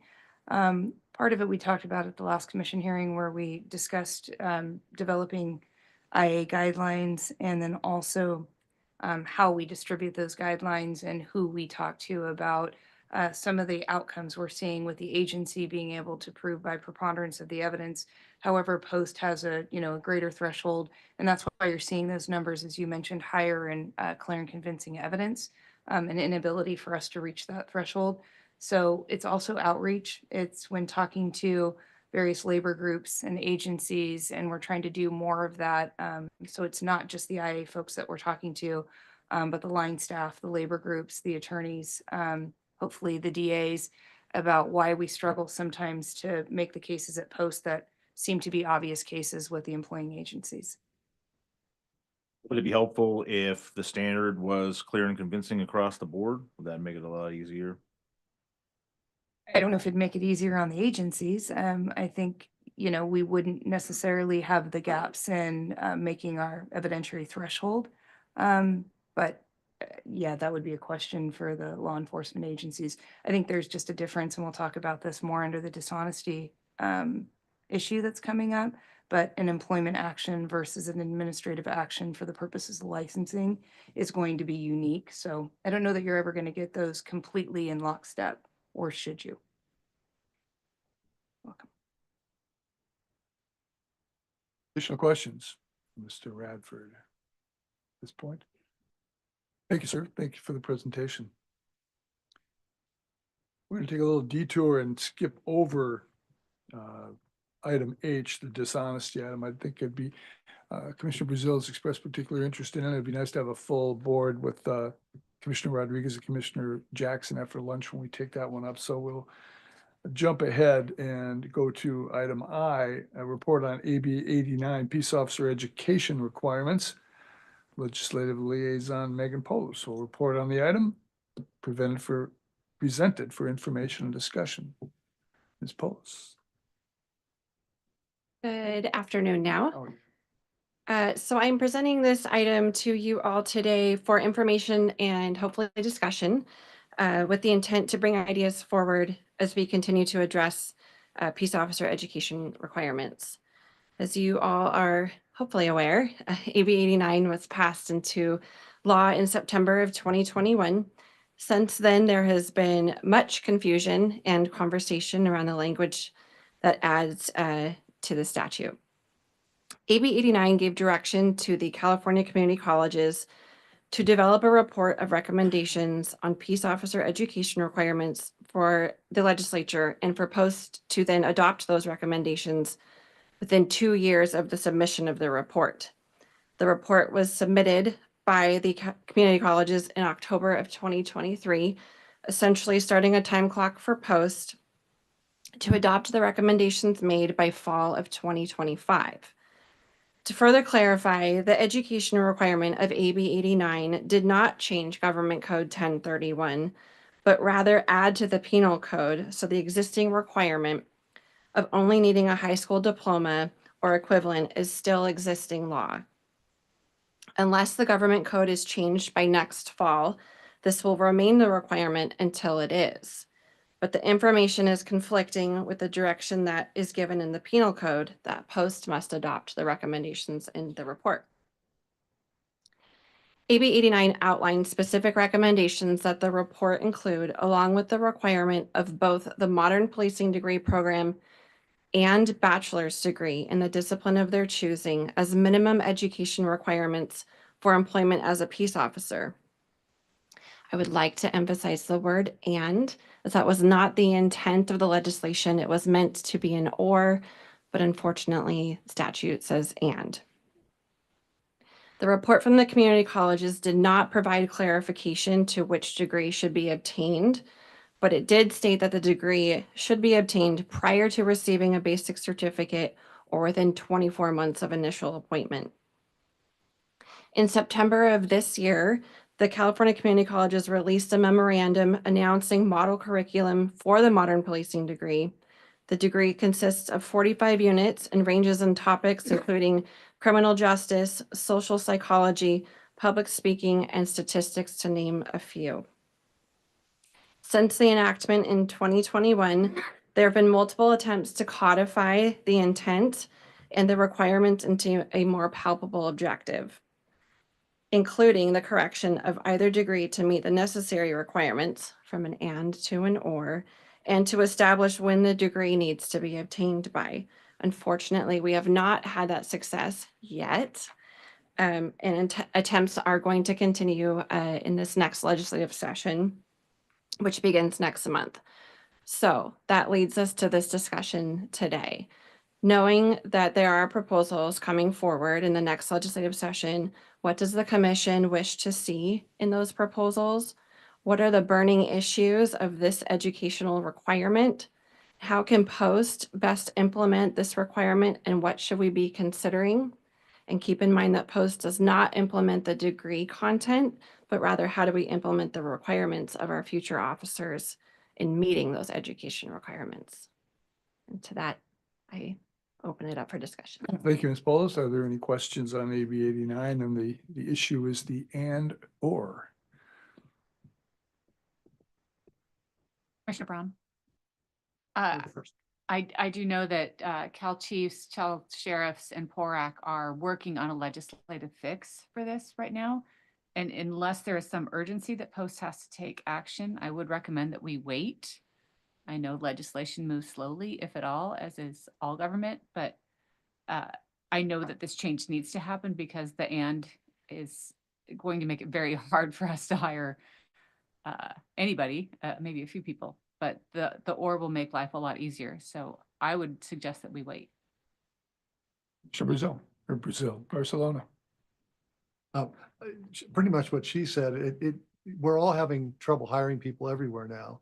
And, requiring a bachelor's degree, one is you're not going to get people that are fairly young because they're going to be, it takes people a while to get through a bachelor's program. And many of them won't get out at 22, they'll get out at 24, 25, and they're losing their years. So I think that I agree with, with PORAC, they're working on a fix. And I think it needs to be done because if we're going to require a bachelor's degree to start, then it's going to be even way harder to hire people. Commissioner Terrio? Go ahead. We've had a lot of, thank you, Chair. We've had a lot of conversations, and I think we'll have a lot more going forward, collaboratively with the chiefs and the sheriffs.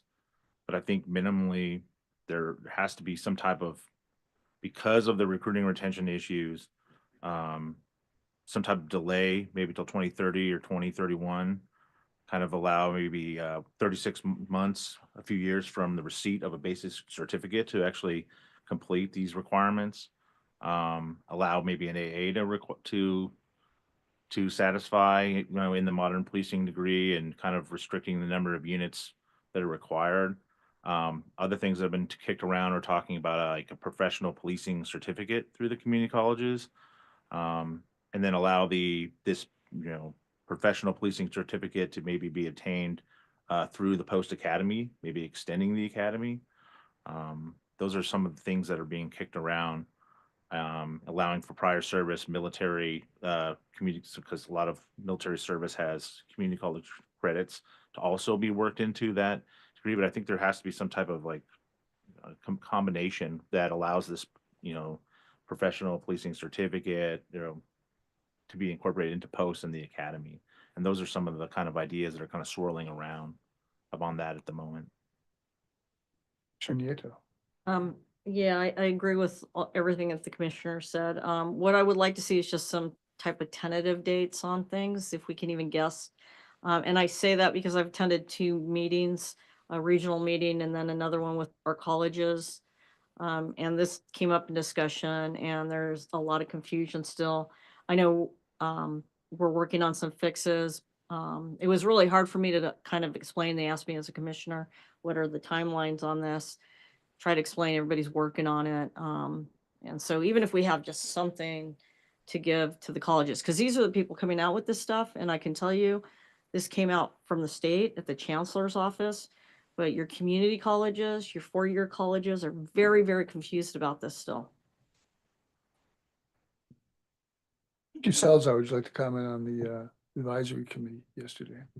Yes, thank you, Mr. Chair. We did have a pretty robust discussion on this item yesterday. Generally, the group is concerned with some of the same um, concerns that the commission has expressed today, its impact on recruitment, but also know that there needs to be some legislative fixes. Obviously, the and/or language, Cal Chiefs, Cal Sheriffs, PORAC are working, together to try and come up with some ideas for the legislative fixes in this next legislative year. As far as, what we discussed in terms of what AB 89 proposes, it would be nice if there were other pathways. Right now, it's just either the MPD or right now it's MPD and BA, but there should be acceptance of other types of degrees, AA degrees that are included in that, perhaps a professional certificate as well. We also discussed, restricting the number of credits that are currently required in the MPD. It's very specific as to what is required, and that should probably be fixed as well. We did hear from CADA yesterday, our representative on the committee, Tammy Morrell, who's here, as we were talking about, including academy credits or academy time towards credits in the MPD. Some challenges with that because, as she indicated, I think it was only 7 or 10 units perhaps were transferable to what could be used in a degree. So there may be a need to look at what is being done in the academies to meet some of that challenge as well. But a robust discussion about everything we've already heard from the commissioners, and an agreement that really post right now shouldn't do anything with it until the legislative fixes are taken care of. And I know those wheels are in motion. So. That direction seems fairly clear. Maybe Executive Alvarez could sum it up for us. Thank you, Mr. Chair.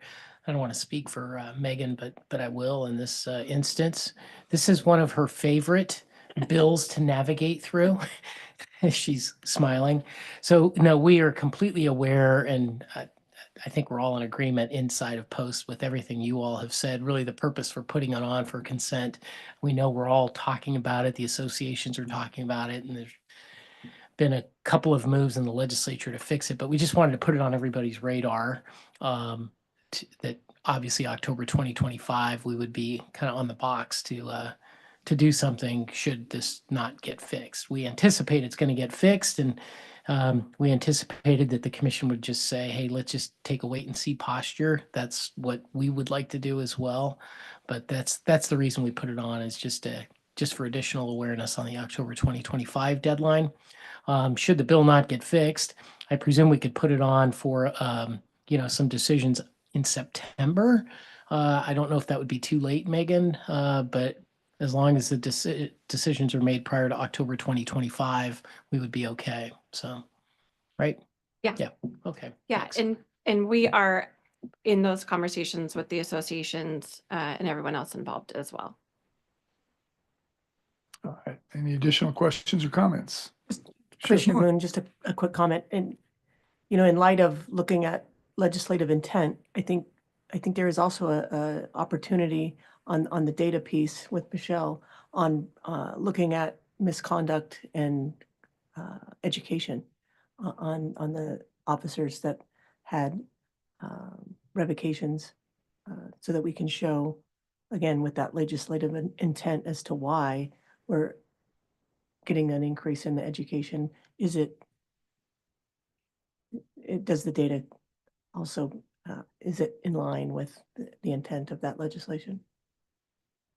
I mean, I guess there's an opportunity, although we don't track education, as we've mentioned previous, and I'm sorry, may I jump ahead?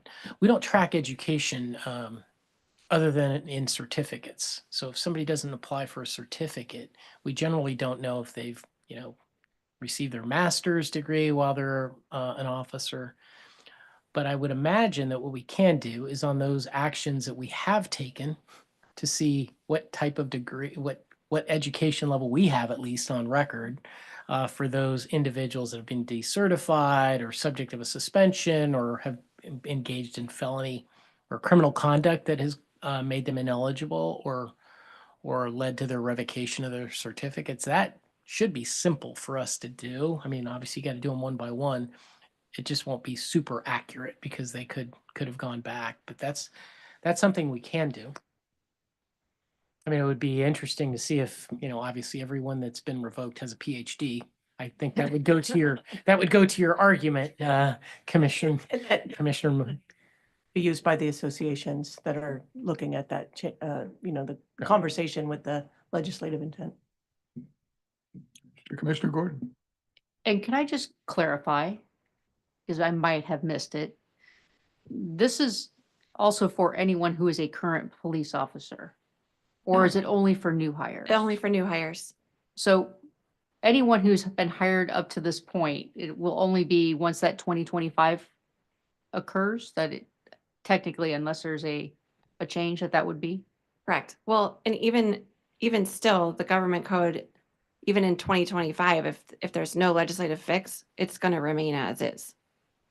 I just wanted to clarify. Yeah. Effective only. Thank you, Ms. Paulus. If there are no more further questions, you can stay put and present for us the legislative update. Okay, so the 2024 legislative session is obviously concluded. It concluded the end of September. So today I'm just going to go over the bills that were either signed or vetoed that will or would have affected post. I know Manny alluded to a few of the new laws that will be requiring post to create some new guidelines. So the first bill is AB 2020. So this bill, among other things, mandates that post create guidelines for law enforcement interactions with survivors of human trafficking by June 1 of 2026. It also mandates that law enforcement agencies create a policy based on those guidelines by December 1 of 2026. And that was signed, and I believe we've already started the workshops for that, for those guidelines. The next bill is AB 2541. This will require post to develop guidelines addressing wandering associated with Alzheimer's disease, autism, dementia, etc. The bill language includes minimum content such as protocols for deploying agency resources, developing community awareness and coordination and communication protocols between agencies, amongst others. It does not require a policy to be built on this, and that was also signed by the governor. The next bill is AB 2621. This bill requires post to update our current hate crimes model policy and training to include identifying when a gun violence restraining order is appropriate to prevent a hate crime and the procedure for seeking a gun violence restraining order. The bill would additionally require instruction on responses to hate crime waves against specified groups, including the LGBTQ community and Jewish communities. The bill further revises hate crime policy requirements, and that was also signed by the governor. The next bill is SB 989. This bill requires post to add procedures and techniques to its domestic violence guidelines in relation to deaths that are related to domestic violence. It also requires post to update the mandated domestic violence refresher course, and that was also signed by the governor. The next two bills were vetoed. AB 2138. This bill would have established a pilot program for tribal police to have peace officer authority in California. That bill was vetoed.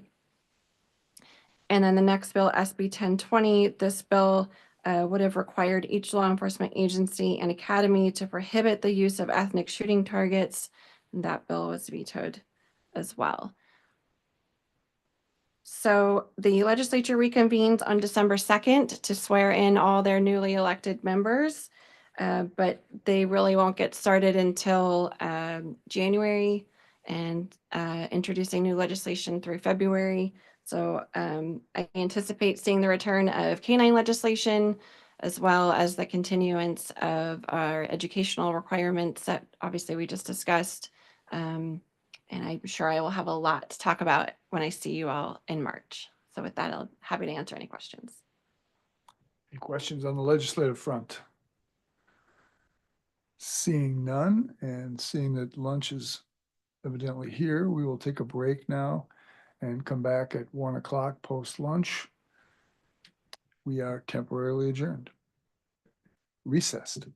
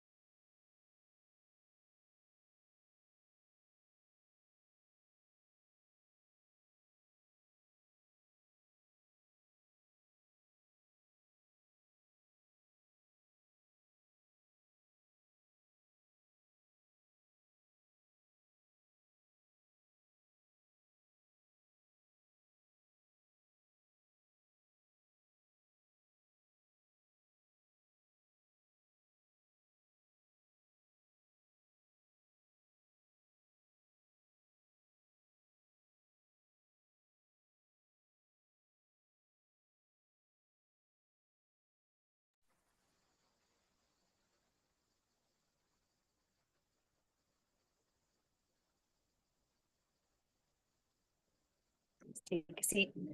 That's a very nice looking suit there. Look at you. Deal with personnel issues. Three-piece one and Yeah, man. tie, everything. I think I'll ask the question. To make clear that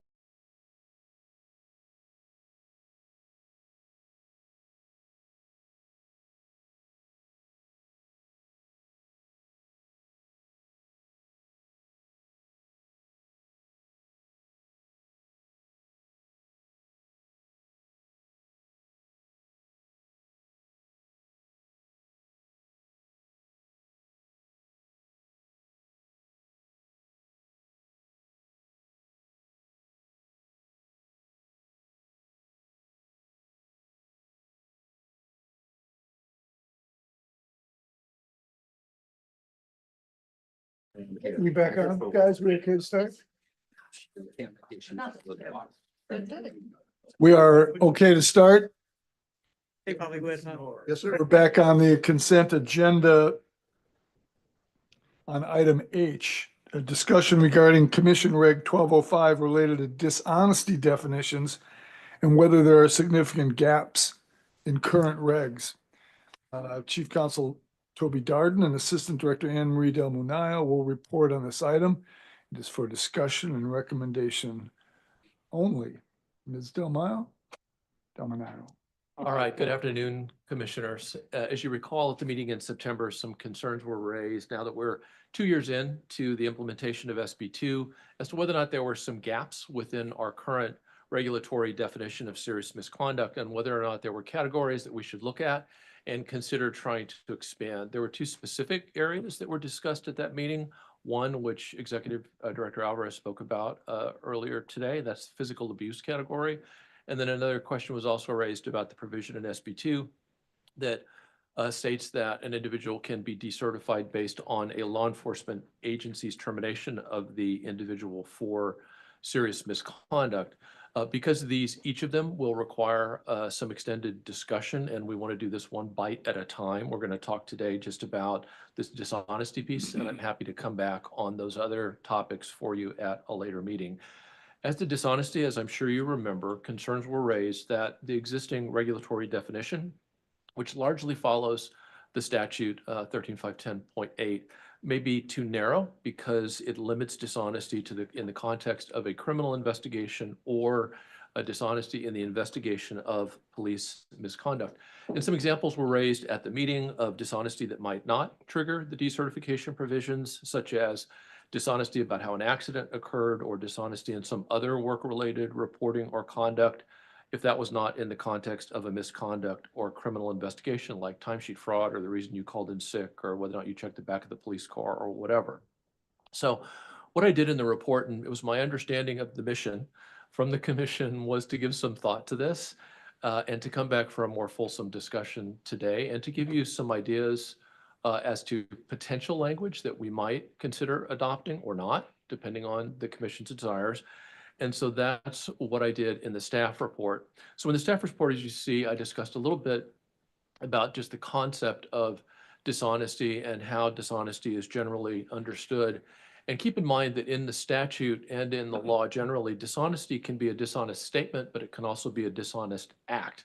And there are some specific examples that are provided in SB2 of both specific statements, dishonest statements and dishonest acts.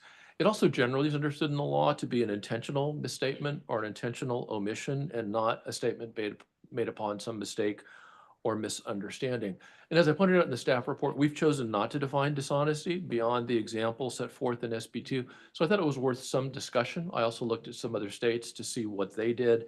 And so one of the things we can talk about today is whether or not we should further define dishonesty. But in the staff report, again, we gave thoughts and a couple of options, one a much broader option and another one as a little bit more of a limited option in terms of just thought ideas for us to discuss in terms of whether or not we should define, further define and expand dishonesty or not.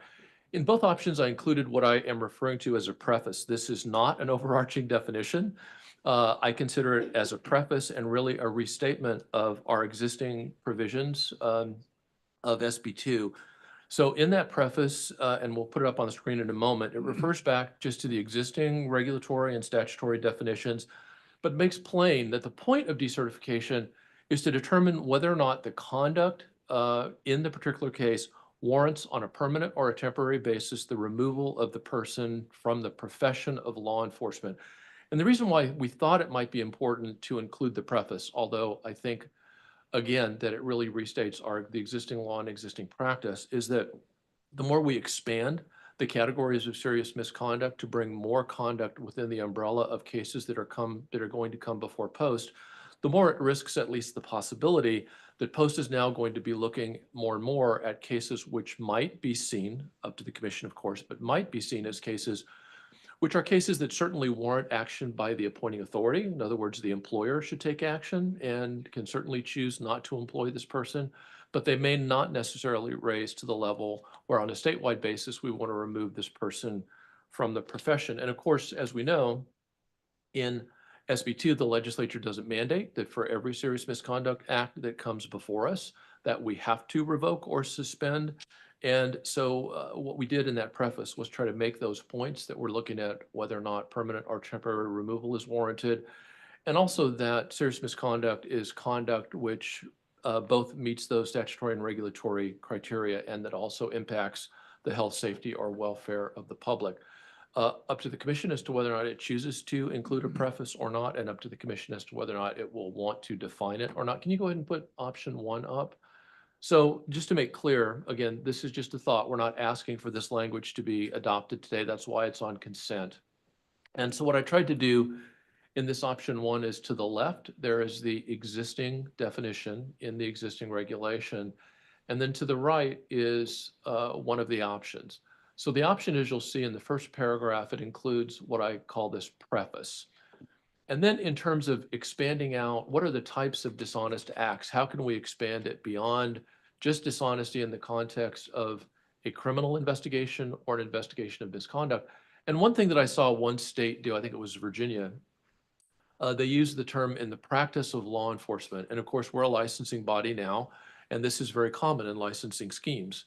The practice of architecture, the practice of law, and so forth. And so one possibility would be to make dishonesty actionable if it occurs in the practice of law enforcement. And that would require, however, that we define it.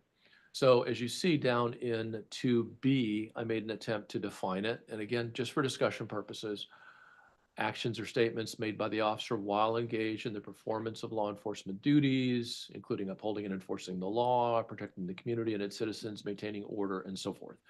Still raises some issues. How far are we going to extend dishonesty in that practice of law enforcement? Is that only out in the field or only in responding to a crime? Would it also encompass more sort of administrative tasks or not? So we can certainly have that discussion. And then this option also makes an attempt at a definition of dishonesty. I don't think it's necessary. We don't necessarily have to define dishonesty, but sometimes there are questions about, if a statement, if it's an omission, what if it's a reckless disregard? What if you can't necessarily prove or the circumstances aren't clear that it's clearly intentional? Do you want to have some effort to define dishonesty? And then the final paragraph there, 3, is just that's already existing in the regulation. So again, what this option would do is it would broaden it out from dishonesty just in the narrow areas of crime or an investigation of misconduct to the dishonesty in the practice of law enforcement. So that's the first option. And then let's go down to option 2 real quick. And option 2 was an attempt to do something that was a little bit less expansive. So in that case, in option 2, we're also including the preface, which again, up to the commission as to whether we want to include it or not. And then I tried to be a little bit less expansive. So we included the reporting, investigation, or prosecution of a crime, which is already in our statute. And then I changed this category, which currently is only has to do with a misconduct investigation, an investigation of misconduct, to broaden it to any criminal or internal matter in which the peace officer is a subject witness or involved party. And then the final category was dishonesty relating to the officer's performance of their law enforcement duties. And then we have obviously the same examples that we have stated there. So the questions for today are, should we expand the dishonesty categories? If not, if so, should we attempt to define dishonesty? Should we have a preface? I did include some of the efforts of the other states some efforts that we made to look at law in other states and found that each state does it differently. There are some states that simply define it. There are some states that do make an attempt to discuss the type of dishonesty would be actionable. So in Montana, for instance, dishonesty that tends to undermine public confidence in the officer or the employer or the profession is the category in Montana. And Virginia uses the practice of law enforcement or in becoming a law enforcement officer. So again, these are the concerns that we're looking at. If we broaden it, if we broaden the category, we're going to be bringing a lot more cases in. If we do that, is it very clear that with respect to the commission's jurisdiction, that it's going to be making determinations in cases only in which it is appropriate to remove the officer temporarily or permanently from the profession? And I always like to have Anne Marie help me because I'm the lawyer, I confuse you. She will then bring it back down to the real world and help provide real world licensing context. So I've now messed it up with the legal stuff. Anne Marie, we'd love to hear your thoughts.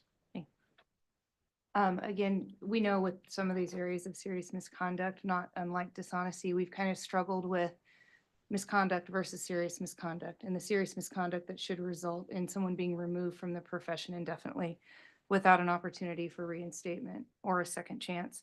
So when we're looking at dishonesty, there's a couple things I want to point out. One is the administrative resource burden on the division. We did a quick scan of the cases that we currently have closed. About 700 of those cases were cases that involved dishonesty, but did not meet the current definition of dishonesty, how it's defined in the penal code. 268 of those were sustained by the agency. So you can imagine if we expand the definition, we're going to be talking about perhaps thousands of cases that are beyond what the definition is today, but would then fall under the jurisdiction of post. And we would have to be making a determination about credibility.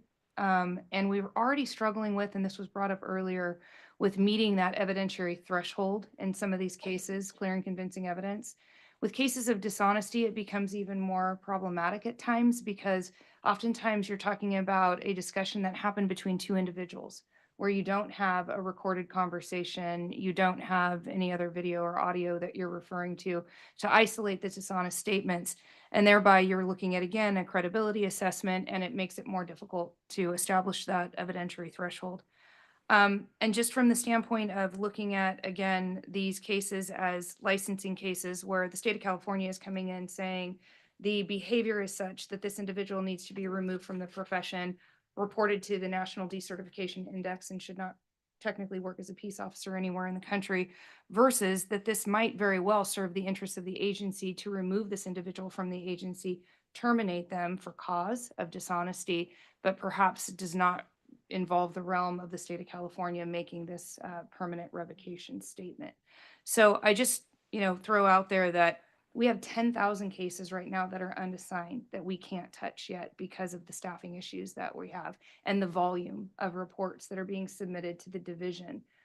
It might be premature at this point to be adding additional layers to the 9 acts of serious misconduct until we can really get our arms around what we're currently trying to deal with in terms of working through backlog and volume and cases that pose a significant risk to public safety.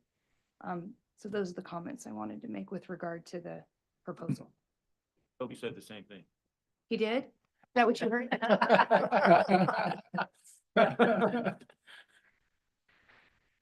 See you later. Your comments, Commissioner Gordon. So in looking at the material that was provided as part of the agenda and looking at the concerns that were brought, and I will be very upfront with even my concerns as a chief, I do think we probably need to do something. I don't think that we need to rewrite the whole definition because to your point, when we talk about the number of cases that you're getting, we're required to report them as an agency. We know they're not going to rise to the level of decertification, but we have to report them. And that means your staff has to go through them all. But I do like actually what Nevada does. And the language that Nevada uses, I think is maybe, and I'm sure there'll be lots of complications with trying to do this, but Nevada said resigned in lieu of termination or been terminated from any civil service employment for substantiated misconduct involving dishonesty, has not been reinstated as a result of judicial action, available appeal or remedy relating to the resignation or termination, including without limitation, any civil service appeal, direct administrative appeal, or collecting remedy. For this purpose of this paragraph, dishonesty includes untruthfulness, deception, misrepresentation, falsification, and dishonesty by admission or omission. But that kind of talks about what was discussed at the last meeting, where it has risen to the level that the chief or sheriff has terminated this officer or deputy for dishonesty. And I think those are the ones that then rise to the level that, do we want them working for any department? So I just, maybe that's where that balance occurs, where it meets the needs of what we're not getting.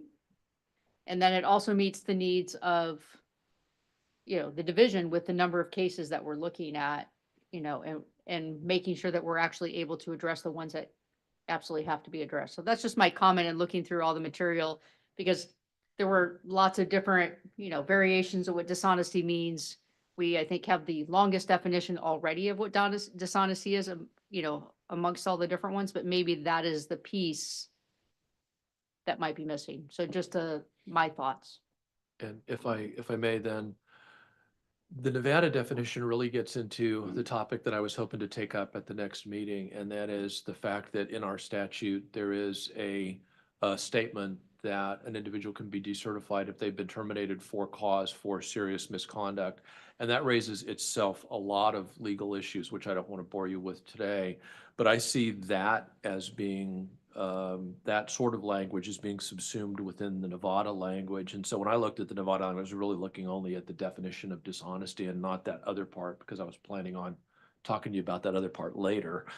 But it's helpful to know that this is the kind of thing that you're interested in. One of the concerns that we have, and we discussed about it very briefly on this question of a termination because a decertification because a law enforcement agency has terminated the individual for serious misconduct. The problems obviously that we look at are the sort of the fundamental fairness. So a law enforcement employer may terminate an officer and say that it's for misconduct, but if we looked, and so I guess the fundamental question we'd have to face is, are we simply going to accept the representation of any law enforcement agency that an officer was terminated for, let's say, sexual assault or participation in a gang or physical abuse, and then not do any further work and only decertify based on that determination? And I think most folks would say we shouldn't do that. We should look at the underlying facts. And so if we're looking at the underlying facts to determine if the serious misconduct in fact occurred, if the evidence supports that there was in fact serious misconduct, then that's really the same as what we already do, which is we look to the facts of the case to see if we believe we can prove serious misconduct occurred. So I'm not 100% convinced about how much we add to the process by focusing on the decision made by the law enforcement employer, because I think ultimately we'd have to prove in any event that the individual did engage in conduct which violates one of the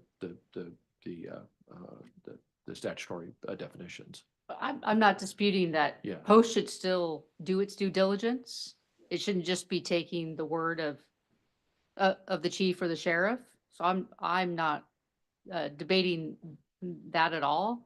I just think when you look at this, when we're talking about if it is dishonesty that raises to the level of, sheriff or chief's mind for termination, that is, I think, the piece that's missing. But I would never suggest that Post shouldn't still do their due diligence and make sure that the appropriate, clear and convincing standards, that still has to be met.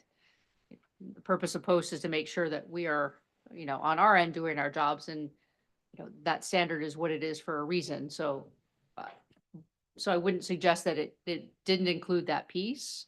But when we talk about how do we get those other cases without trying to, make the definition bigger than it is now, where we end up, if there's one time that an officer lied on a timesheet and was given a letter of reprimand for it, based on the circumstances, now that would come to post depending on how we change that definition. And that could be an overwhelming number of cases. Right. So that's where I look at it, where that carve out specifically related to dishonesty might be a way to look at this. And if I may, Chief, having been an employment litigator for 30 years, one of the concerns obviously is that, we see instance after instance where a law enforcement employer terminates an officer. They then, of course, they have their Skelly. They then have some sort of an administrative appeal in the state. It would be to the SBB, or maybe you have a local Board of Rights or something along those lines. Then they take a writ. That writ then goes to the Superior Court. Then there can be an appeal from the writ. There can then be direct civil litigation, as of course we're all aware, against the agency, all raising the same issues. And so that's one of the difficulties in terms of tying it to the employment action by the employer, is to what extent then do we become bound by having to wait until perhaps 5, 6, 7, 8 years down the road, all the civil litigation is handled. And if on the other hand, what we do at the outset is we look to see, can we prove we believe that serious misconduct occurred, and we take our action based upon that, then we don't have to worry about that aspect of it. And I'm not saying it's not possible for us to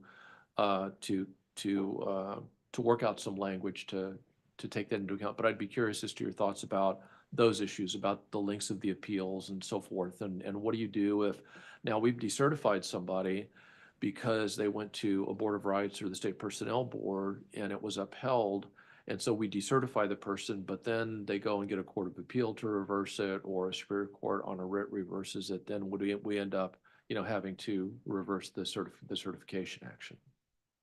Well, my opinion would be you wouldn't have to, because Post would be doing their own investigation. I mean, it could happen on any of the cases where Sure. Post could decide to decertify someone that, as a chief, I didn't decide to terminate. So Post still has that independent piece, and there is the piece where you have the ability for the executive director to do a temporary while that is happening, because while that is going through, I'm not sure that any agency would or should employ, another agency should employ that officer while that's all occurring. So I think there's room for, and I'd be curious, what that would look like. But I do think we already see that now, where, we've had those discussions where, we could decertify someone that still has appeals left within their own agency and their own process, because I think that's where it comes in, where it has to be that Post has that independent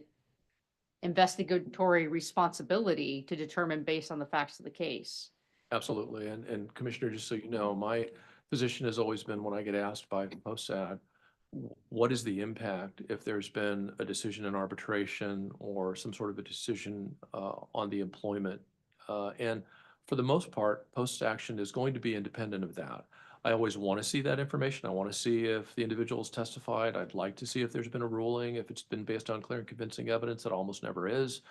But our view is that what Post does is separate and independent from what happens in that employment determination and in any appeal from the employment determination, because ultimately we're going to look to see, do we believe that this officer engaged in this act of dishonesty, physical abuse, etc.?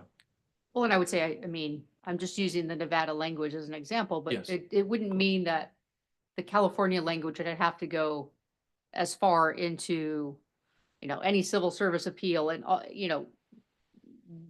the board could decide, the commission could decide what we would want to present would be, maybe it is up to the point where they have, gotten their first set of appeal, or whatever that looks like, beyond the Scully, but they've had whatever that administrative or that civil service hearing is. But I think there's, in terms of, I don't think we have to get all the way through whether there's a writ or all the other, because, Right. every city has their own municipal code and way to do that. So that's where I think there's room to work through this, but to Anne Marie's point, adding more cases, and because anything that we add to the dishonesty would then result in a significant number of new cases, because those are just allegations, and we have to report that allegation.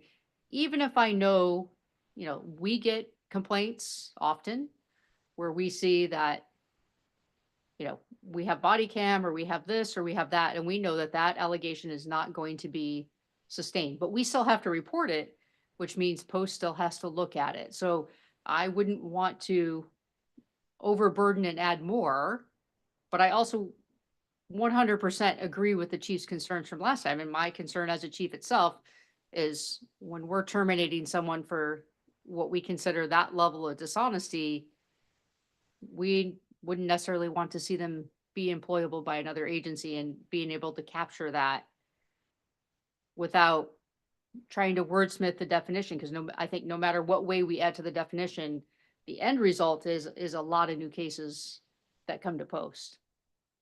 Mr. Brazil.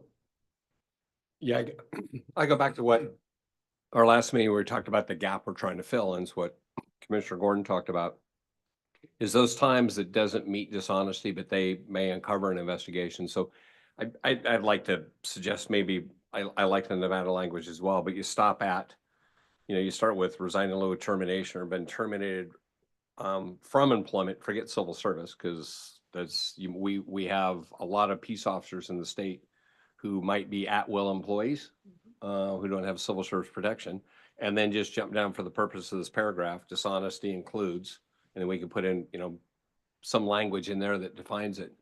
And then it captures, then we still have to do our own independent review. So we'd have to go back and look at the case, and was dishonesty proved or not proved in that termination or resigned in lieu of. I think that fills that gap without expanding the definition to include everything that might possibly happen. Then it's on the agencies, again, what the chiefs talked about last time, is a gap where they see somebody who's dishonest. It doesn't quite meet our needs, what we do, and yet they get hired by somebody else. You fire somebody for dishonesty, it triggers the dishonesty review at Post for potential revocation. We still have to do our review. I would just take out all the civil service, all the appeals, all that, because we don't care about that. And those could take years, or they may not appeal it. They may decide not to. So anyway, that's just my suggestion, to kind of get it back into a very tight definition without being 4 pages of subcategories and everything else. I have No been offense to the accused- lawyer in the room, but I like the very simple. I have been accused before of writing War and Peace, so it's completely understandable. And then Anne Marie brings it back down to plain language, which I appreciate. I love the discussion. I'm still struggling with, are we adding now? Because if ultimately now we have to prove both that the person was terminated for a sustained finding of misconduct, but also we have to independently prove the misconduct, then I think we're just adding another category, because as it is now, we're already proving the misconduct occurred. So I'm still struggling with what we're adding to it, if we're at, and I see a skeptical look by Commissioner Gordon. I'd love to hear from you, because we currently have to prove, so let's say you terminate an officer for a sexual assault. And we currently would look at that and say, can we prove by clear and convincing evidence that a sexual assault occurred? And if so, we move it forward. So this language would say the person had to be resigned or terminated as a result of a sustained finding of sexual assault. But it wouldn't just be based on your determination that there was sexual assault. It would be, the commission would also have to look at it and determine that we could prove sexual assault. So it strikes me maybe I'm missing something. It strikes me we're adding an additional element of proof, because we're already going to have to prove clear and convincing evidence that a sexual assault occurred. And maybe I'm missing what you're saying. You want to go for it, and then you can figure out if we're on the same page. No, I'm not suggesting it. What I'm suggesting is, I think we had examples of where our definition restricted where dishonesty occurred, but there's dishonesty beyond our definition. Right, correct. Right. So we're merely saying, if it didn't meet this definition here that we finally defined as within investigations, whatever that is, but an agency found dishonesty outside of our definition of dishonesty, that if they terminated them outside of that, it prompts our review for us to look at it, even though it wasn't related to a crime report, wasn't related to X, their investigation, but related to other matters and their police duties, that cause an agency to fire them because of dishonesty, that would trigger us then looking at it, even though it didn't quite match our narrow scope of dishonesty. Did I explain it correctly? It wouldn't require anything else of you being fired. It just fills that gap where the dishonesty they were terminated for wasn't dishonesty within our very finite definition. But the agency saw that they had to fire them for dishonesty. That should trigger a revocation review. As I think that, I think we're on the same, we share a brain every now and again, so I'm glad you put us close to each other, because the smart side's coming this way now to help. Where is this line of beyond? I mean, I'm not clear where these lines are. I don't get it. Everyone's talking about, beyond what we have now. What is it? Because the officers are going to want to know that. And the problem we have now is, I mean, just in the state ranks, we're 35 to 40% vacancy rates because we can't hire people. And by continuing to add more and more regulations and tightening the grip on the officers that are working, you're gonna lose more people. More people are going to be investigated. It's going to cost, everyone's budgets are going to skyrocket because they're going to have to investigate every whim. Every person who gets on the internet at 2 a.m. with a beer and goes to that little button on post and files a complaint on anyone, it's going to have to be investigated. It's going to have to be funded and come to a conclusion. And as I've said before, I think we're fine right where we're at. Commissioner Doran. Yeah, so Commissioner Doring, I agree with Commissioner Barcelona. Also, I echo a part of Commissioner Gordon's points, and I think that's a plausible solution that we could come up to. But like was already stated, I think our definition of dishonesty is already extremely broad and covers serious misconduct and issues of police misconduct. I think that about covers it. And a big portion of this too is staff's recommendation based off workload. Even if we were to make a change, I feel like the timing is just not right. We already have 10,000 open cases that they said hadn't been assigned yet. I think any change we make, even a termination type carve out that we would do, is only adding to our workload for our staff and potentially delaying more serious violations that currently haven't been assigned yet. So regardless of a solution, I think the timing's off, but I tend to agree with Commissioner Barcelona. I think the language, we already have a very robust, lengthy definition. I don't know that we need to carve that out any further. Thank you, Commissioner. Commissioner Nato. Took a while. I think I forgot what I was going to say. No, I didn't. The fact that we're having this conversation over and over again says we need to do something. I do know, talking with different chiefs and talking with different people, and we've come up with examples of where dishonesty was an issue, but it didn't fall within the guidelines of serious misconduct. So we either need to do better training of our leaders that these things that tend to fall out of the guidelines, you would see it, they do fall within the guidelines, or we do need to tighten up some of our wording. I think saying it's going to add to our workload, is it the right thing to do, even if it adds to your workload? That's what I always say. Is it the right thing? I know that causes you consternation, Toby. I know that may increase the workload. But is this the right thing to do? And what is that right thing? So we either have to train people better, the leaders, or we need to tighten up some of this definition. No consternation here. We're just here to do whatever you guys want us to do. Yes, and I had a question for you too. Commissioner Terrio. Go ahead. No, please go. No, Commissioner Terrio, please. Commissioner Terrio, I think I would like to see the legislature make some of these changes instead. I'm kind of hearing two different things. On one end, I'm hearing that it's a resource drain on post, and then the other I'm kind of seeing as like a, what I would call a bureaucratic mission creep on things to try to take on where there's already, plenty to do. And then at the same time, I wish we would have some type of counter from, the presentations that were put on the last commission. It was great to hear from the chiefs and the sheriff's perspective, but it might not be good to hear from some alternative labor leaders' perspective as well, about how that affects, because I have a lot of concerns about, how SB2 and how post goes about erodes the due process for officers and sheriff's deputies. I think, and then this goes back to previous conversations earlier today about how there's so many of these cases that don't fit the criteria. And I think there needs to be a lot of communication to the agencies that explain this is what this means. And without that, it sounds like that dialogue's happening, which is good, but we need to have more of that because we're looking for a problem, and there's already the definition is pretty good. We haven't had a full 2 years of the total data.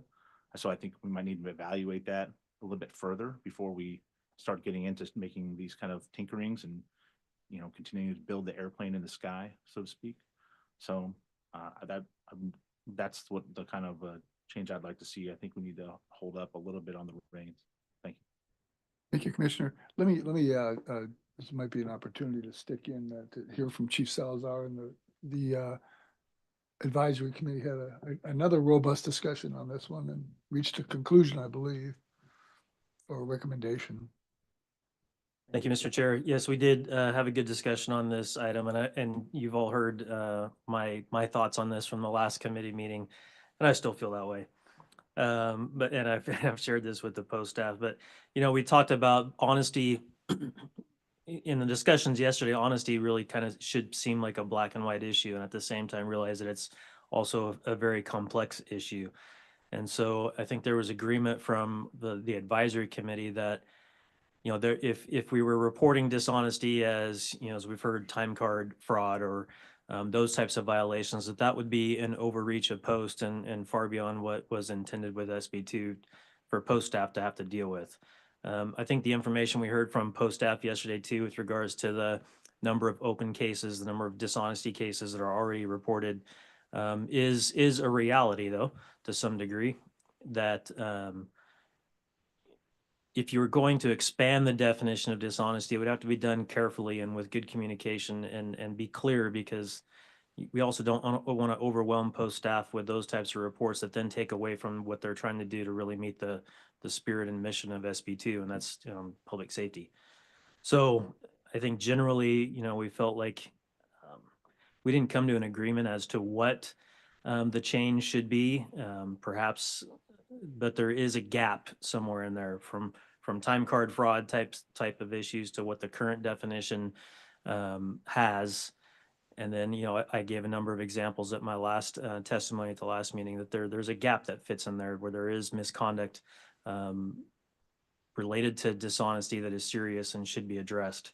But I also don't know what that definition is. So the advisory committee yesterday didn't really have a recommendation as to this is what we think the definition should be. It was more of a realization that it is a complex issue, as we're hearing, I think, from the commissioners today, and the reality of what the impacts of a change could have on post staff and SB2 cases moving forward. Thank you, Sheriff. I think Commissioner Gordon, or was it Commissioner Brazil? Yeah, no, I appreciate this conversation. And I think it's one of those, I think we kind of like mind most folks that if it's, the saying, you lie, you die, in policing, that's the one thing you can't do. So I just want to read the gap real quick, just to distinguish, and I don't want to add more language to it. I just want to have almost a caveat that I agree with the definition of the matter. If an agency says terminate, it comes for review. It doesn't mean we revoke. It doesn't mean we suspend. It just means we have to take a different look at it because there's all these nuances. Well, let me just read a part of this where there's this huge gap, right? So it says, and this is our definition: dishonesty related to the reporting, investigating, and prosecuting of a crime, or related to the reporting of or investigating stop the reporting of a crime. The example came up last time of a single car police accident where the officer lies about what their involvement in this single car police accident. They flat out lie. It would never come here. The agency fires them, but it would never come here that the officer lied about their crash, right? We'd never see it. The second part of this says, or misconduct by a peace officer or custodial officer. So if I lie about a dispatcher in their investigation, it never comes before us, or any other employee within that agency in an IA investigation. We would never see it because it didn't involve, the accused wasn't a peace officer or a custody officer. But we'd want to know about it if you lied about a dispatcher involved in an internal affairs case. So there's a lot of gaps. I don't want to fill the gaps with language because then we'd end up with records clerks, custodians, or something like that, versus if an employer felt that dishonesty was a termination cause, it should trigger us to at least look at it. I don't know if we're how much our cases are gonna get increased, and I agree with Commissioner Nieto. I understand there might be an influx of cases potentially, but at the same time, that's the one thing most of us agree on, that you can't do that in policing. And we need to take that really seriously. It's your integrity, it's the integrity of the organization. So I think it's worth a lot more conversation to get to that point. And early on, for those that were here when we debated the definitions ad nauseum for months and months and months, we all agreed, I think, there was consensus that once we put them there, we'd be coming back and revisiting them once we operationalized them. Yes. And then we'd do a gap analysis. We'd find little gaps as we went through. We found a gap. And we can't ignore the gap. We at least have to have that conversation. So anyway, that's just my take on the dishonesty piece. But I think it's worth a lot more conversation, because I do agree that we need to find out from, what's labor's perspective on what does this mean? And that's why we have labor reps on the commission. We're now filling those positions that were vacant for a long time. So I think it's good that as we start to fill the commission seats with the appropriate representation, we start having a lot more of these conversations. Not rush to judgment on language, but have the conversations. And if I may, if we are going to add something that says that an agency would have to send it to us to trigger a review, we also have to know, well, how are we judging the case? So we have to know what the serious misconduct is if a case comes in the door because a chief terminated an officer for lying about something which is clearly not within any of the existing categories. Maybe it is for the reason they called in sick, or for a timesheet, or for something involving a dispatcher.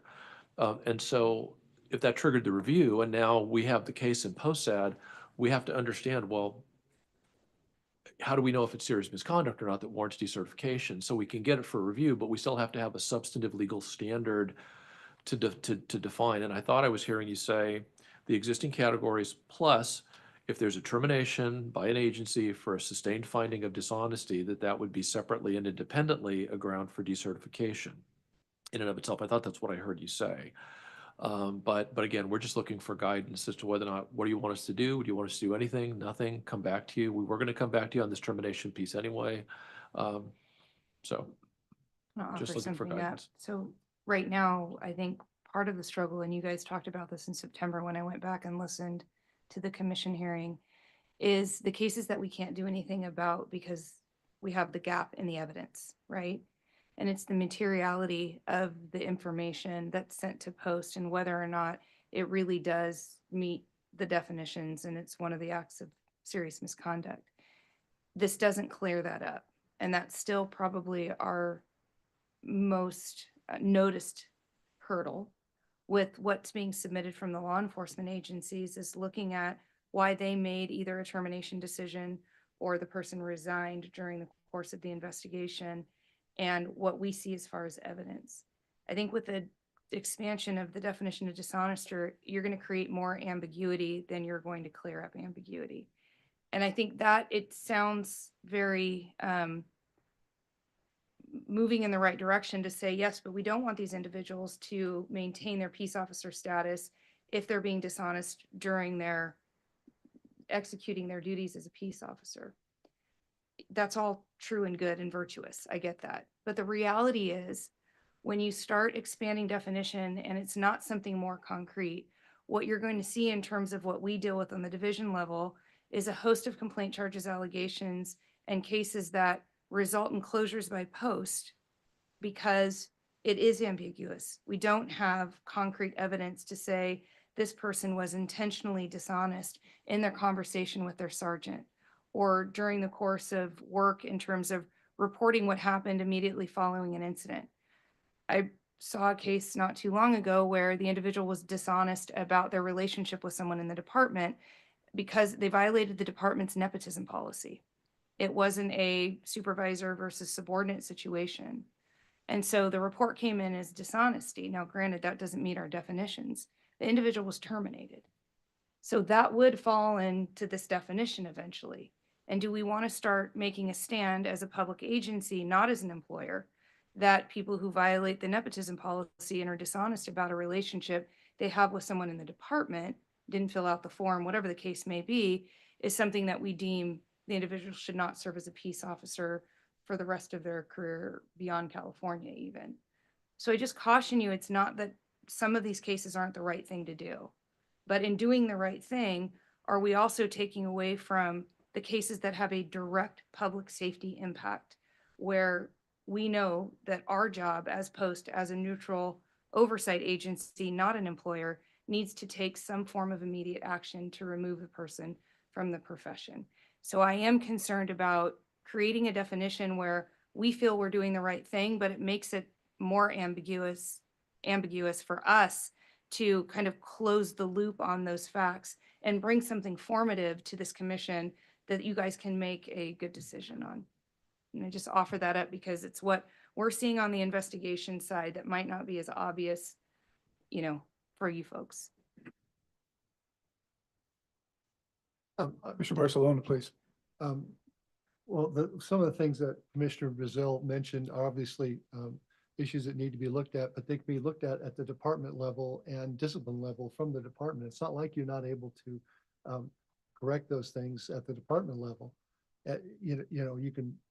People can get 2 weeks on the beach or whatever, but to have it come to our level and then to start considering ruining someone's lifelong career because they hit a fire hydrant, because they'll say, well, I looked at the MDT, but actually they fell asleep and they lied about it or something like that. I don't think that comes to the commission's level. They already have remedies available at the department level. And I think that if we start tightening these things up again, I'll mention that you're going to just lose more and more people. There'll be less people coming to work for you. Executive Director Alvarez. Thank you, Mr. Chair. So after this came up, I went on to various websites for the other states. I came back to Toby, as Toby can attest to, and I said, oh my gosh, there are tons of states that have a very broad definition of dishonesty. However, I clarify, I'd like to explain a little bit on one of those states without naming the state that has a very, very open-ended dishonesty category. And I know from talking to that director, he or she have told me the only thing that they decertify for are felony convictions. So yeah, it's on the books, but are they actually using it? I don't know. It didn't appear so from my conversation with him. In terms of the other states, I looked at all the Western region states, and really the only one that has a lot of detail into their actions is Oregon. And you have to click through 50,000 web pages to see what actually happened. So I wasn't able to see if there were actual dishonesty cases that did not, were not the result of a criminal investigation or as a result of a criminal investigation or an IA. So really couldn't get the detail that I was hoping to get. We've had a lot of discussion, as both Anne Marie and Toby have talked about, whether these are employment issues or whether they're issues for the state of California. We've had some investigations that honestly, I had no idea they would ever take us in the direction that they're taking us in, that we're actually having to do the investigation on, either because there's a conflict or there's some issue, whether they're, sexual affairs or, various picadillos, so to speak, that we are actually having to go out and investigate these things. It definitely gives us pause that we're going to be investigating timesheet fraud, lost property, stolen, what's reported as lost property. As Anne Marie stated, this nepotism scenario, it definitely gives us pause. Obviously, the numbers are what they are. I don't think we should be dissuaded by the numbers because eventually we'll catch up and be able to deal with our caseload. But our discussions have really focused on, is it really our role to be involved in those things? And I think Anne Marie and Toby and some of the others, I take the liberty to speak for all of us. I think we're all very concerned that may not be the direction we're supposed to be going, but that's just me. I don't want to try to put my thumb on the scale. I think you guys already have some of that from Toby and Anne Marie and some of the others, but it does give us pause I mean, we can expand it. I definitely agree with Commissioner Brazil, having not looked at that definition with the clarity that you have just described with custodial officers, and it doesn't apply to dispatchers and others. That, that's an easy thing to try to fix. But some of the other things, I think we should definitely be cautious about how we do it. Commissioner Brazil. One last comment. I agree. This is the last comment. And I think we have to go back and listen to or read the transcripts. Anne Marie put a really good poignant part towards the end of what she presented, that the effect of lying, I'm going to put words in her mouth, but basically impugn the profession, whatever it is that she said is, I think is that trigger, right? That says, did the lying, okay, you lied on your time card, but is it really serious misconduct if it didn't bring just impacting the health, safety, direct impact to the health, safety, and welfare? Yeah, whatever she said was, Yeah. then it wouldn't be serious misconduct, right? Because it's, okay, you got fired for this, but that doesn't affect your ability to do your profession, versus lying in an IA because you knew that the property manager stole weapons and you lied about it, but they're not covered in this section because property managers aren't covered in this section. I think whatever you said at the end, I think, because I get it, we don't want to get every little, nepotism, does it really impact their ability to do their job, versus I think we're missing some things that do. You total a patrol car and lie about what you did totaling a patrol car, that's different than I throw out the little plastic bumper because I backed up and it ripped off and I didn't report it in a timely manner. Those are two different things, right? So I think there's some language in there that kind of helps bring it home that lying it's got to be serious. Just for those very reasons, if I may, Rick, that's the reason why we included the preface language, because we were looking at, only those instances where there was a direct impact on the public health, safety, and welfare and warranted the removal of the person from the profession. And so that was the balancing act that we were trying to get into, to say, well, if we're going to broaden the category a bit, we have to make clear the circumstances under which those categories would result in potential decertification. So if I may, we no longer, if Commissioner Brazil is concurring with Ms. Delmonico's last statement, we would no longer have the Commissioner Gordon language. It would be based solely on whether the officer was fired by the agency, because that would be contrary to what you just said. Commissioner Brazil was something respected in what Delmonico said, right? No, So I we think can't- the trigger would, I think that instead of nuancing every single opportunity, we could say we'd look at it if it was termination due to dishonesty, but it would only trigger revocation if it met whatever language is at the end. If you look at it, it doesn't meet that criteria, we're closing it out. It doesn't meet that criteria, It's a closing it out. codicil kind of to what Commissioner Gordon had suggested then. Correct. It would be you were fired for dishonesty, then it would come here. I know the workload's going to increase, but again, we got to look at it. And then staff looked at it and said, yeah, but it didn't meet the overarching definition. The Peremptory preface, don't say overarching. The preface, yes, you're right. The preface, it didn't meet that, and again, we'd have to come back and approve it. It didn't meet that language, then it never comes here. They can close it out, just like we're closing out cases now. Because we don't need to hear the nepotism. We don't need to, honestly, unless it's true corruption on time card fraud type stuff, that's a criminal thing. It's probably going to come back on the criminal side. It's the bigger stuff that's obvious in here that we're missing some potential big deal things in dishonesty that we're not capturing in this language. So can I frame it, would it be fair to frame it, Commissioner Gordon, we're staying with your, at least for discussion going ahead, moving forward, we'd stay with your proposed language with the codicil that Commissioner Brazil is talking about. Since the commission's clearly divided on this point, would we move ahead with a discussion limiting it to the type of language you're suggesting? Or would it also require, Toby, your preface? My suggestion might be, because I was planning on coming back in March to address that top question of what do we do with that provision in the statute that says an officer can be decertified based upon termination by an agency for serious misconduct. I was going to come back and present on that. It sounds like what I was hearing from you is that we're talking about looking at some sort of a solution that could take into account an agency's determination to terminate an officer for a sustained finding of misconduct, but with with it being tied to the question as to it becomes decertifiable once there's a determination that that conduct has a direct impact on health, welfare, and safety. I think that's what I heard you say. Is that what I heard you say? Yeah, Yes. I would agree that that caveat would be in addition to like the termination. But that point is that health, safety, or welfare of the public. Because I don't want to broaden the definition. You know, I don't want to try to, you know, we're not looking to add more allegations. You know, we're definitely not looking to add a whole plethora like the timesheet or this or that. We know that there's a gap, but I don't think the way to solve the gap is to add 15 different additions to the actual definition.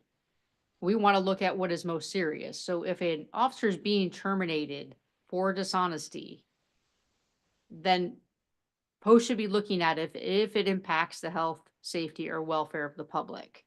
So my suggestion would be is, you know, this is all on the fly discussion, so to speak, would be to give staff and you the opportunity, Toby, to go back and look at this and see if this is even plausible, if it's something that we could, you know, come back and have a discussion in March. I appreciate, you know, all of our labor folks at the table. And I, you know, like I said, this is not something where I don't want to, you know, I agree with adding more to the definition, but we also know that we have some gaps that we have to figure out how to appropriately address. Because this discussion has come back, you know, a few times now, and we all agreed we'd come back. You know, none of us were fans of, you know, expanding the definition, and I'm still not. But I think there is a way. But to your point, Anne Marie, that we're not giving you something so nebulous as there's no standard. So, you know, this is where you can maybe come back with your novel or not, please. We can absolutely do that. So we'll plan on trying to come back in March with these thoughts in mind and see if I can be a little bit more pithy. Anne Marie will help me on that. All right, additional comment or discussion on this point? Clear which way we're headed. Commissioner Terrio, it still kind of seems like it's an open-ended subjectivity that if that was applied.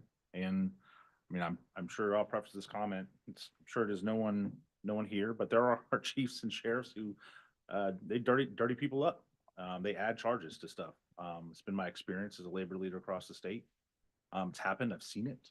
And I have real concerns about, because SB2 is a separate thing, it can really alternate and go around the like binding arbitration and go around people's due process, which I think it's categories. It's all across the state.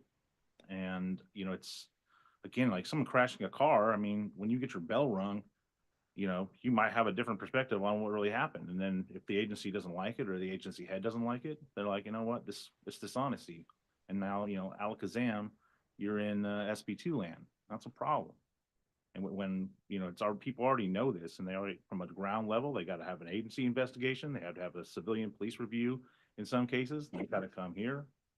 It's just, so when you're looking broadly on, you know, why this profession has so many problems, it's like people look at all these things that they might have to jump through. And granted, for the people who are doing things that are, you know, atrocious, that's what we're here for, and it's a good thing because we don't want them in the profession. But some of these things are, it's like we're just gonna, there's the mission creep is a real problem.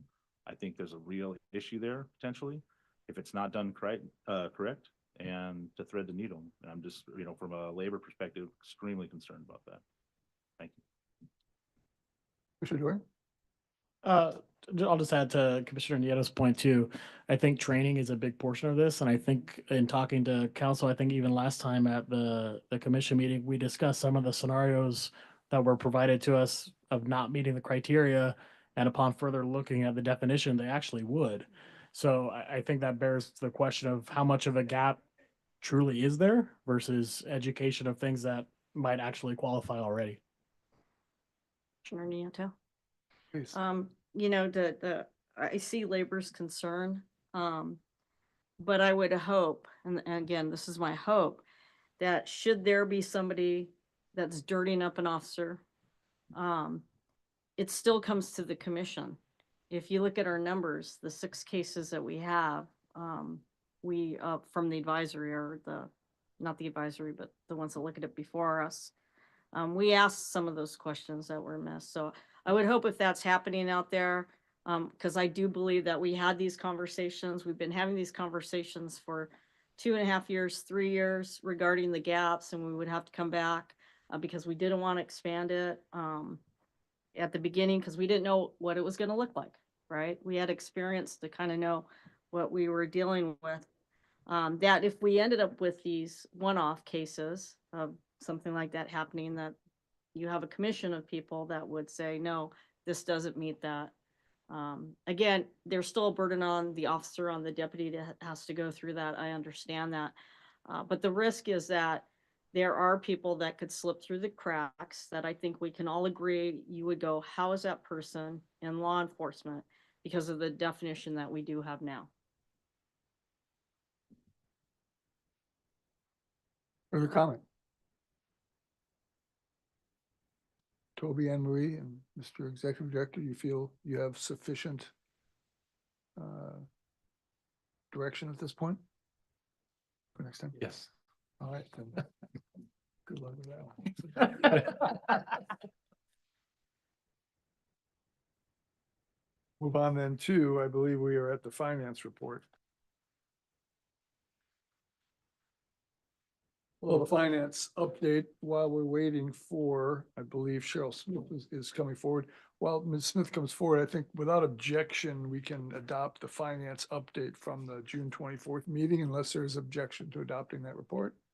Seeing none, the report is adopted. Welcome. Administrative Services Bureau Chief Cheryl Smith. She'll report on fiscal year 24-25 expenditures. Good afternoon, Commissioners and Chair Long. I'm just going to go over where we currently stand as of October 28th, 2024, and where we are with the numbers. This is overall state penalty fund and general fund totals in a whole, and you can see as the total is 112 million, we've only expensed so far, or encumbered 33 million of it. Do you want me to ask if anybody has questions between each slide or just move along?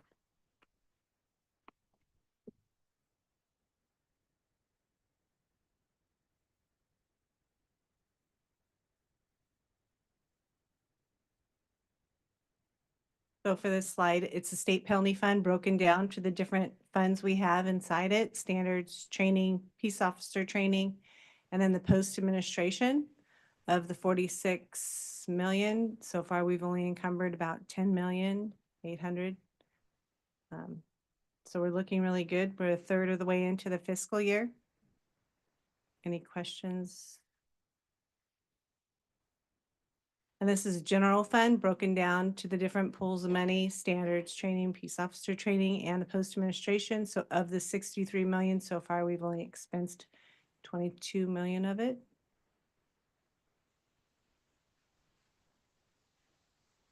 This is a breakdown of the contracts that were approved by the commission. Of those, the commission approved approximately $25 million in contracts. Of that, we've executed 23 million. And so far, as of October 28th, we've only invoiced for about 3.8.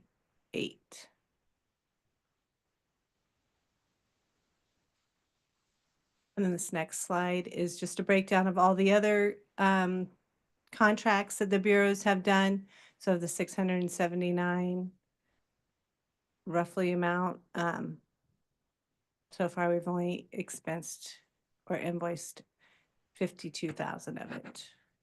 So if I may, Mr. Chair.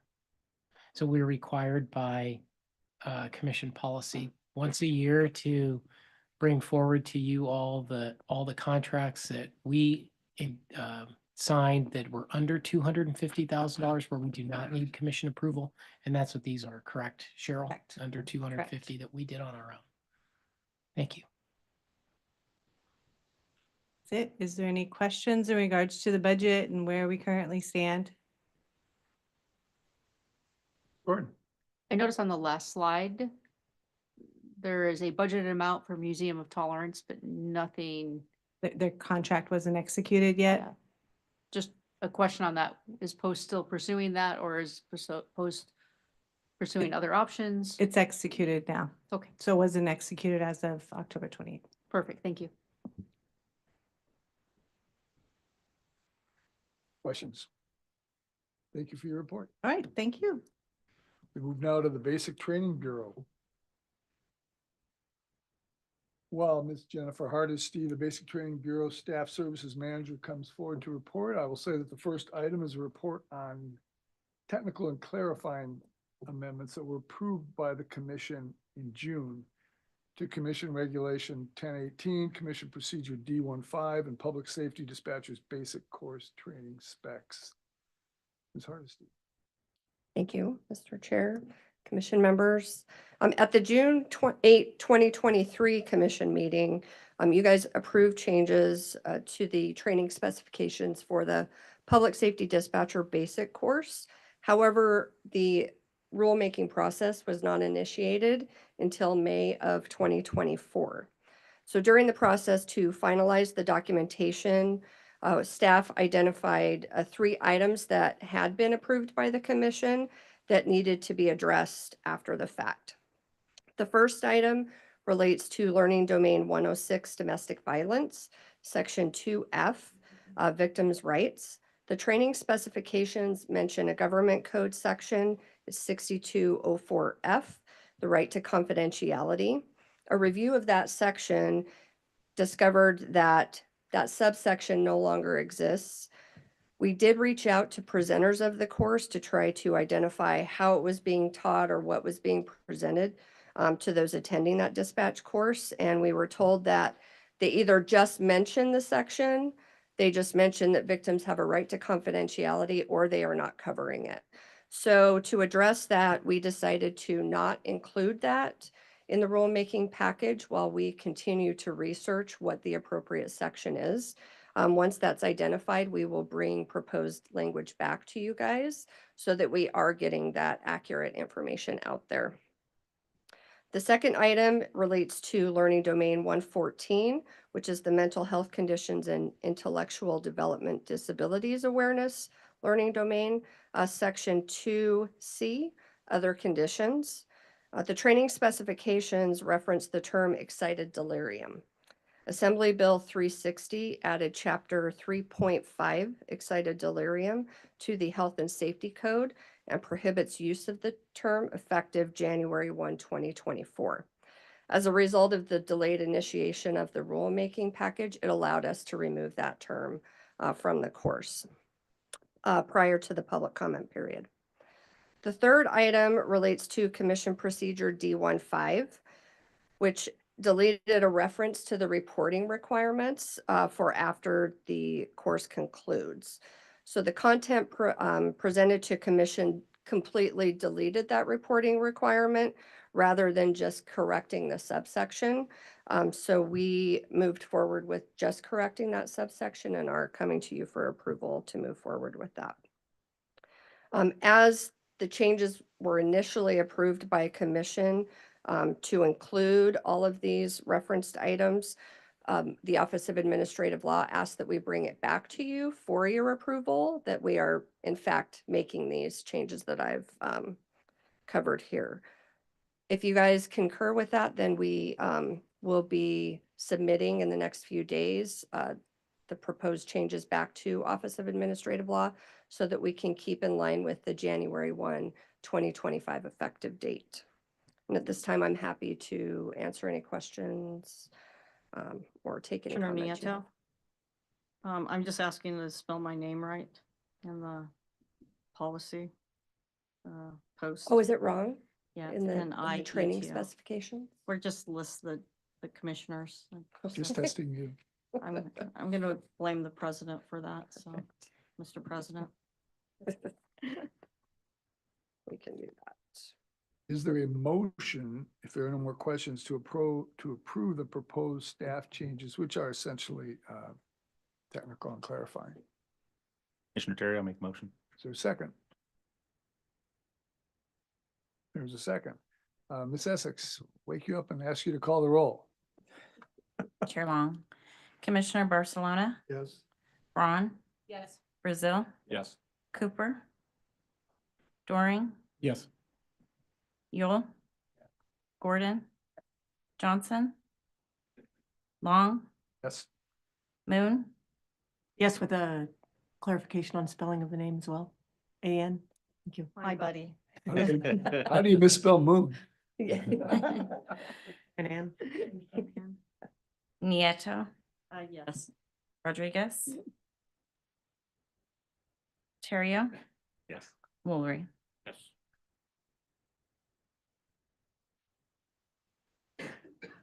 Passes.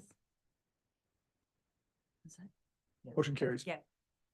Our next item is a report on development of the basic course curriculum and proposed pilot programs for Learning Domain 32, Lifetime Fitness. Basic Training Bureau Staff Services Manager Anita Finner will report on this item. Thank you, Mr. Chair. Good afternoon, Commissioners. In June of this year, Basic Training Bureau staff hosted a workshop to review and revise existing Learning Domain 32 Lifetime Fitness training and testing specifications for modular basic courses across the state. Subject matter experts representing 7 basic course presenters participated. After the review of existing content, subject matter experts proposed adding 5 hours of additional content to the Module 3 basic course and adding 16 hours of additional content to the Module 2 basic course. The 5 hours added to the Module 3 basic course is lecture-based content to build the foundation of Lifetime Fitness and does not require the Commission Regulation 1070 instructor requirement. The 16 hours added to the Module 2 basic course will include lecture, 2 physical fitness assessments where the student will participate in push-ups, sit-ups, 1.5-mile run, and body composition measurement, and the proposed added required learning activity where the student will participate in a post-approved physical conditioning program. This course will require the 1070 instructor requirement for Learning Domain 32. If I can draw your attention to the attachment A, the training and testing specifications for LD 32, the blue colored X's were added to existing Lifetime Fitness content for the Module 3 and 2 courses. The green colored content are the existing required learning activities and test reorganized or restructured, causing the red strikeouts. Beginning on the bottom of page 7 and the top of page 8 is the proposed required learning activity for the Module 2 basic course where the student will participate in a post-approved physical conditioning program. The intent of the proposed added content to the Module 3 and 2 courses is to instill Lifetime Fitness throughout the law enforcement profession and minimize student injuries and successful completion of the work sample test battery in our Module 1 basic courses. At this time, post staff request Commission approval to pilot Learning Domain 32 Lifetime Fitness for the Module 3 and Module 2 basic courses beginning December 2024 with the 8 modular presenters listed in the agenda item. The expectation is all pilot presentations will be completed by spring of 2026, which would allow post staff to review student and staff feedback and report back to the Commission. Thank you. I'm happy to take any questions at this time. Questions? Ms. Finner here. Commissioner Gordon? Body composition measurement as Yes, ma'am. part of the modules? That's not currently something that's done in either module at this point, is it? Not in the 3 or 2, ma'am, but solely in the Module 1 course and regular basic course. I understand the need for Lifetime Fitness, but I would have concerns about adding that body composition measurement in a way that's not appropriate to these modules. So I just want to put that out there. I'm not sure. I want to be respectful of the subject matter experts, but I think that is not necessarily the best course of business in terms of doing that measurement within those modules. And I mean, I don't know how it's done, but putting that actually in a regulation, I have some concerns about that. So. Commissioner Terrio, I agree. I have some, I guess I have some questions. Is that because I thought I've read recently there were some changes in BMI and things like that is being used as the kind of the best practice of, aren't some of those standards kind of being ditched, or is that still a? It's currently still a requirement in 2 of our courses. It was suggested by the subject matter experts during the workshop that it be an added component in Module 3. Basically, as a foundation, this measurement would be taken in the foundation phase of a physical conditioning program, and then at the peak phase or the conclusion of the physical conditioning program, more of a basis to see where the student stands when they start the conditioning program and basically where they end up at the conclusion. Okay, so it's just a kind of a start and a finish, like? Yes, sir. Okay, Not a standard. not a standard. Okay. Just the Which I think conduction is what of. the commissioner was getting at, right? Or? Yeah, that's my Okay. concern. And I think to your point, there's been a lot of, or to your point, there's been a lot of change in that and what relevancy that is to physical fitness. So we want to be mindful as to what we're doing and what standard we're actually putting in writing. So like I said, I want to be mindful of the subject matter experts, but as we all know, physical fitness, nutrition is all changing. And that's, one of those items that I think a lot of that is between you and your physician, and we can create a lot of damage by doing that and how we do that within these modules. So I'll just leave it at that. I think it's a great catch. Wish I'd caught that. And the body weight thing it has changed. I mean, that whole, there's been great discussion and consternation over all this. Would seem to me at this point, given the concerns raised, that we need to put this one over for some further discussion along these lines, unless that's going to cause anyone any great brain damage. Sure, if I could just clarify, because I missed part of the discussion, thinking it through. So Anita, just a question for you. Yes, sir. Is there a pass, is fail? Is it a minimum requirement for these different standards, or it's just that they have to do push-ups, they have to do sit-ups, they have to have a BMI check? It would be a required learning activity, so the students participating in the process. So there's It's not nothing a for- pass or fail. So for instance, they don't have to do 100 push-ups. They just have to have a learning Participate. activity on push-ups. Correct. But to Question Commissioner Gordon's point, does it include then a number or that you have to attain, or, No, sir. I'm sorry? No, sir, there is not a number that would have to be obtained. I have a question on Yes, the fence climb, the 6-foot chain link fence, and then the 6-foot solid fence. Are those a failure if you can't get over those fences? Is that a failure for someone? Yes, sir, for the Module 1 course only in the regular basic course, but not for our Module 3 or Module 2 basic courses.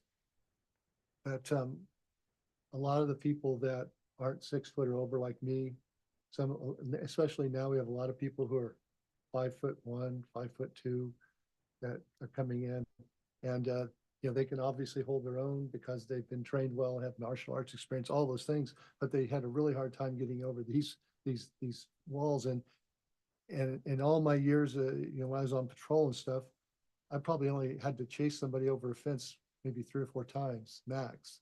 I'm just wondering why that's a failure, why the fence has to be a failure. A lot of people end up failing because they can't get over those walls because either upper body strength or they're not tall enough. Yes, sir. Thank you for that. It's currently only in our Module 1 course in our regular basic course. It has been a testing requirement before my time here at Post. So I don't have the history behind it completely, but it's not going to be required as any kind of assessment during the Module 3 or 2 courses. Thank you. You're welcome. Commissioner Nieto, and I'm sorry that I missed this too, and don't put me next to the smart people, because then I have to think more. Getting back to the BMI, not that I have issue, the science is actually changing on BMI, so I agree with the comments that have already been made.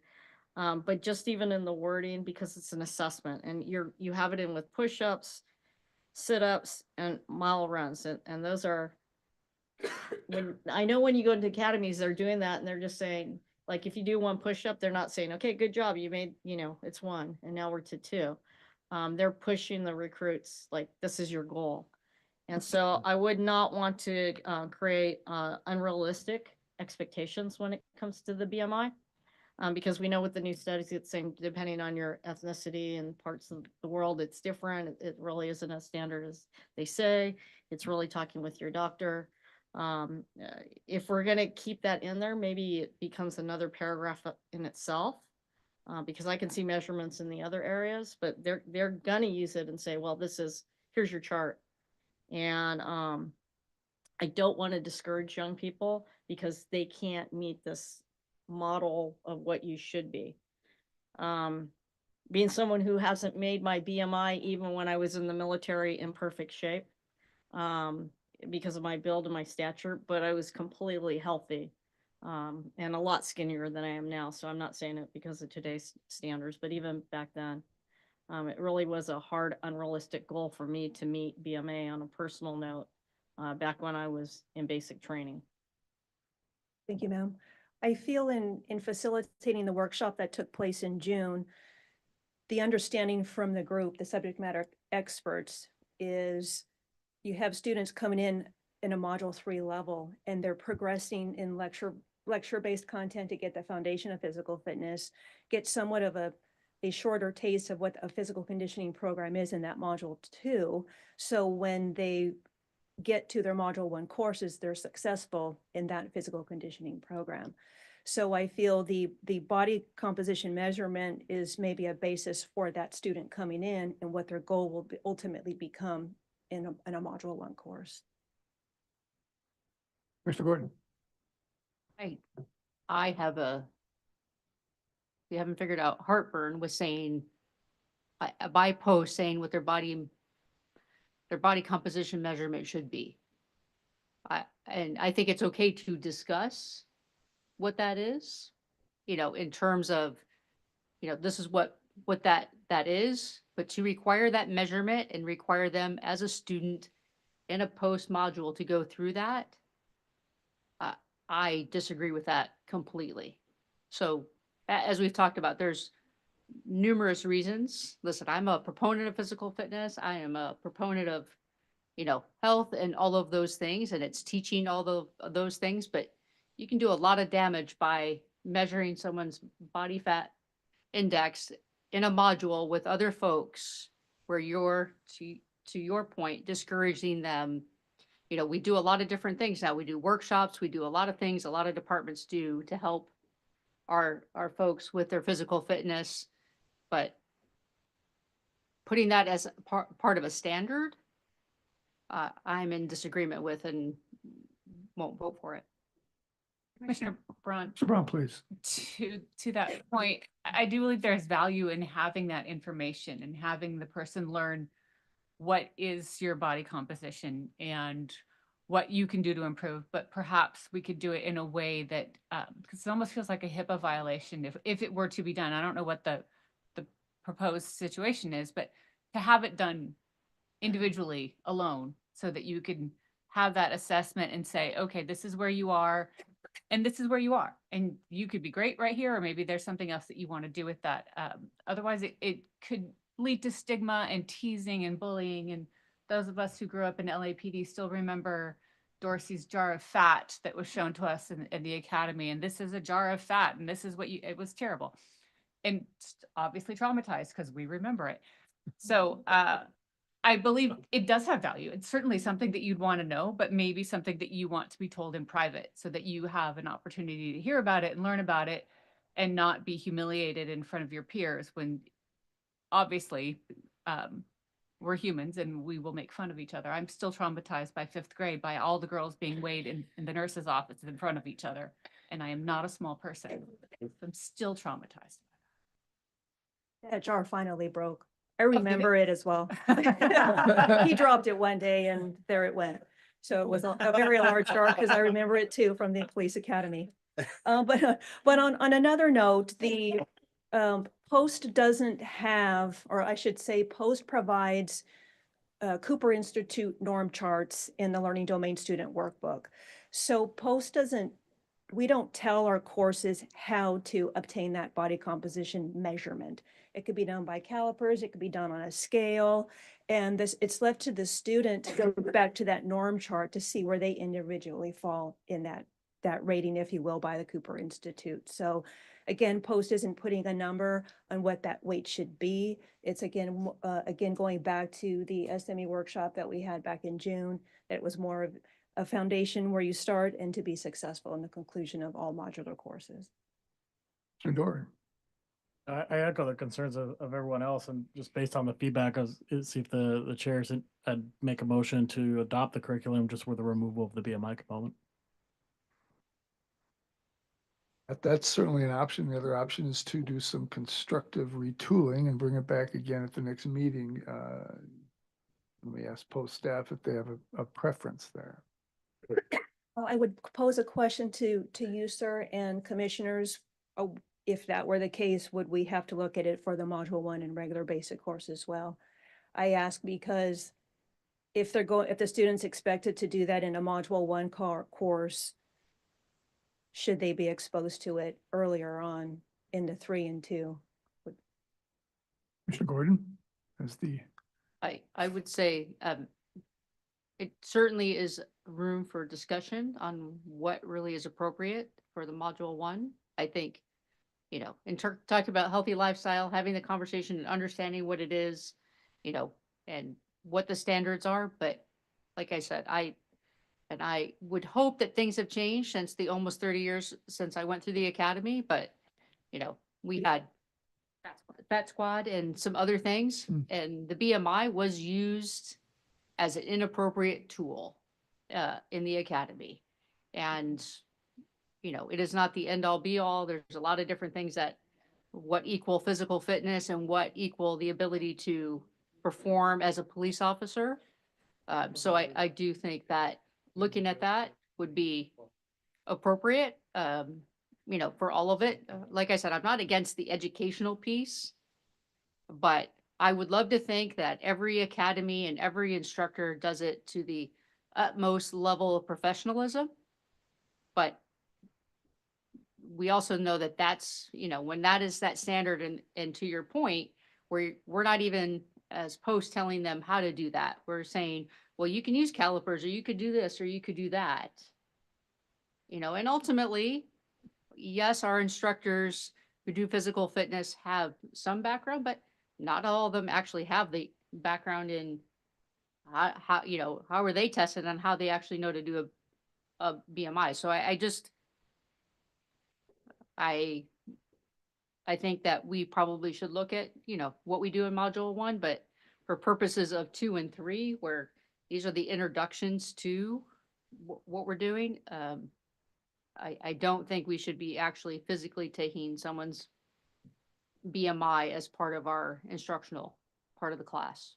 Like I said, having a conversation, explaining what BMI is and all of those pieces, but we shouldn't be actually taking their BMI, because I will tell you, you know, what I saw and what I have seen, you know, those are the things that we as a profession should be getting away from. Thank you, ma'am.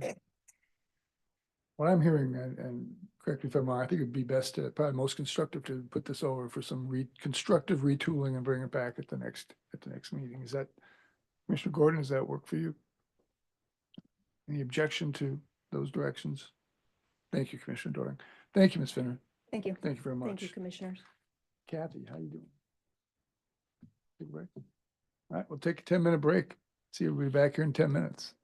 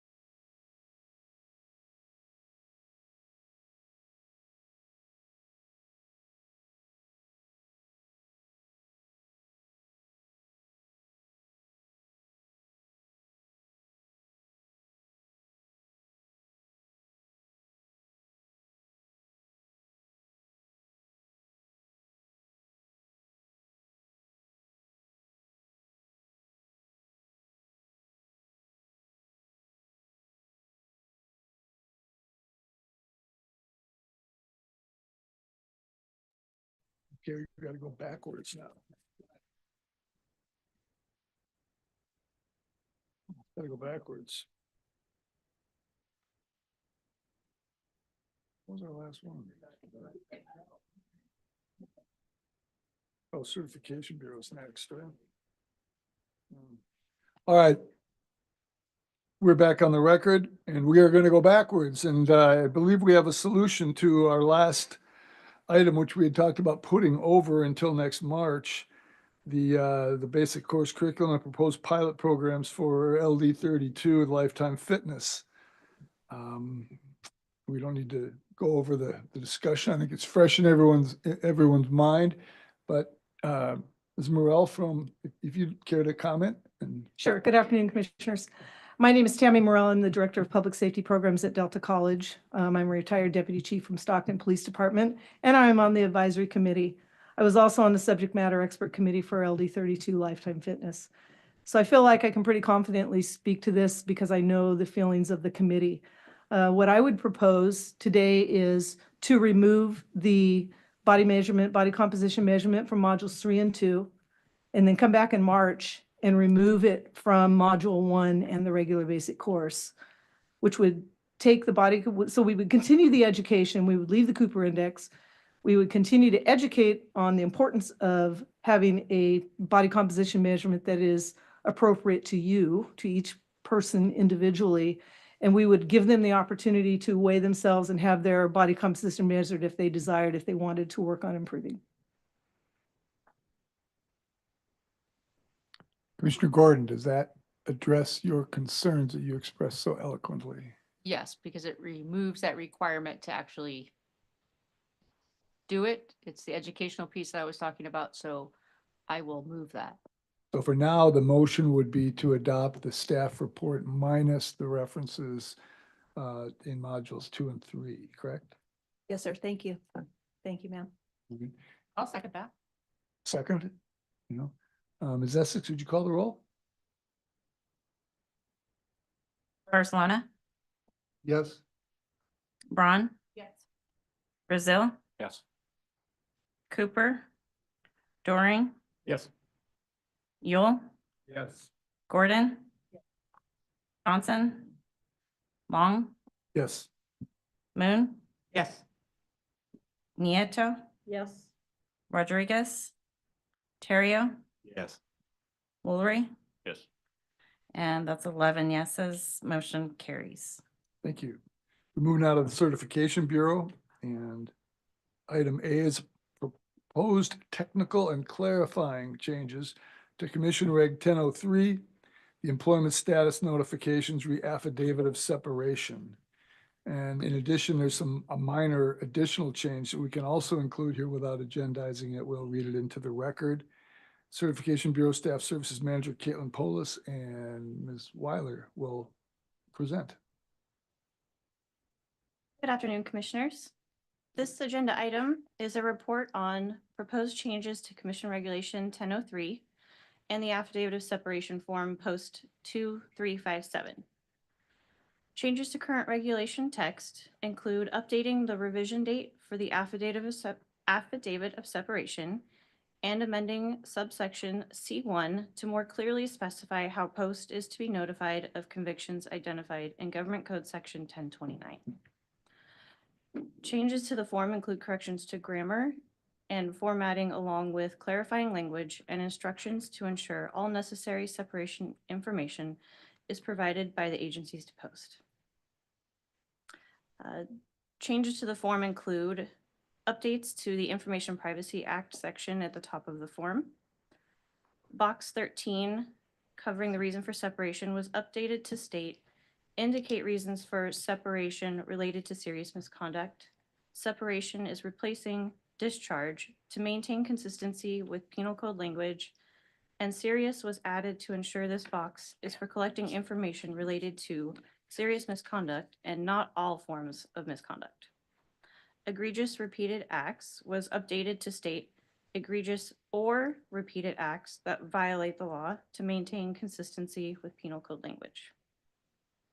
The heading for box 14 now states reason for separation required replaced other than serious misconduct to ensure the field is providing the reason for separation, no matter what kind of separation occurred. Under instructions, section 1 changed the term appointee to separating peace officer in 3 places to refer to the proper individual, as the form is for separating peace officers specifically. The rank and classification chart was updated to remove non-peace officer positions, since this form does not apply to them. Section 2 of the instructions for box 14 were updated to replace the first phrase with enter additional information regarding, to further show this section is required and not optional. Also, IE was replaced with EG to show the answers provided are examples and not the only options to be used. These proposed changes went through the 45-day public comment period prior to presenting to commission. In that notice text, subsection C1 was changing current regulation to remove in writing and replacing it with via Mark 43. Since noticing the public, it was determined that instead of calling out Mark 43 specifically, we should instead change the text to state via the system of record to avoid additional regulation changes in the future if we move away from Mark 43 as our current system of record. The proposed text in your packet shows the change to existing regulation text and not what was noticed to the public. I have contacted the Office of Administrative Law to find out if an additional 15-day notice is needed if the commission approves the updated text with system of record instead of Mark 43. At the time, that concludes my report, and I'm happy to answer any questions. Any questions? Is there a motion to approve the proposed changes to Reg 1003 as referenced in the staff report, but plus those that Ms. Polis has? Barcelona.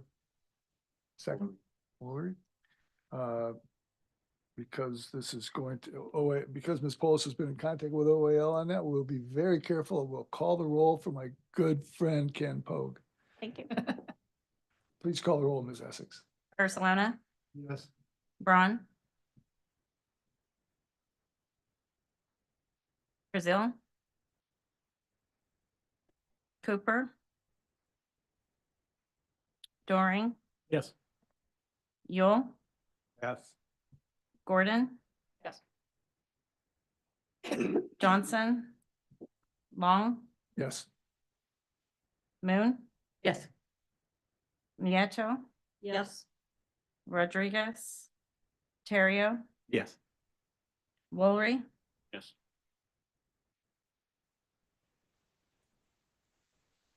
eight, so it passes. Motion carries. Carries. B, proposed revisions to Commission Reg 1005, minimum training standards. DO Chief Weiler will report. Good afternoon. This was a recent proposal to amend regulation as a result of some auditing and confusion that we've come across in terms of dealing with appointments for jail deputies. Unfortunately, prior to the implementation of Senate Bill 2, we didn't pay as much attention to the appointments and the qualifications of jail deputies as we should have. And in this last 6 months or so, we've been auditing those appointments to ensure minimum training qualifications and such. And we found that there is a bit of discrepancy in our minimum standards for training, as the terminology that we use is very specific.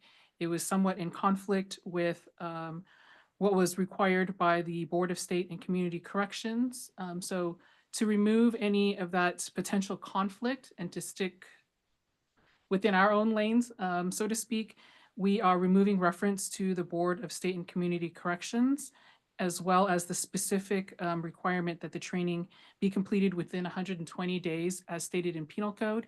In the event that the penal code language itself changes, and we wanted to make sure we didn't have to subsequently follow up and change regulation. We didn't want to miss that step.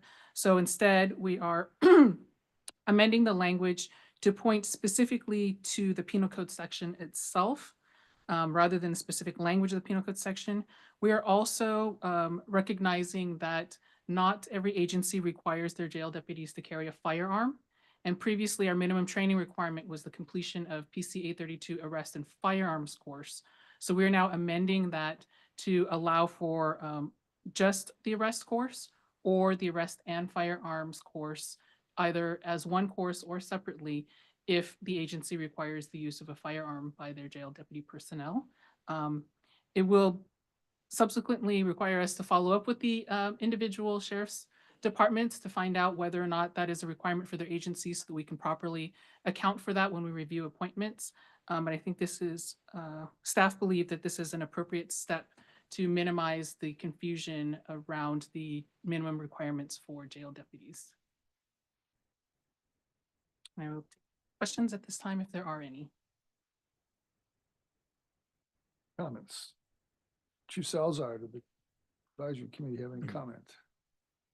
Thank you, Mr. Chair. Just a comment from Sheriff Hone on behalf of Cal State Sheriffs that they appreciated this change and supported it. A motion to approve the proposed revisions to Reg 1005 as referenced in the staff report. Nieto motions. For a second, Mr. Doring will second. is there objection to unanimous consent? Seeing none. No objections to unanimous consent, the motion carries.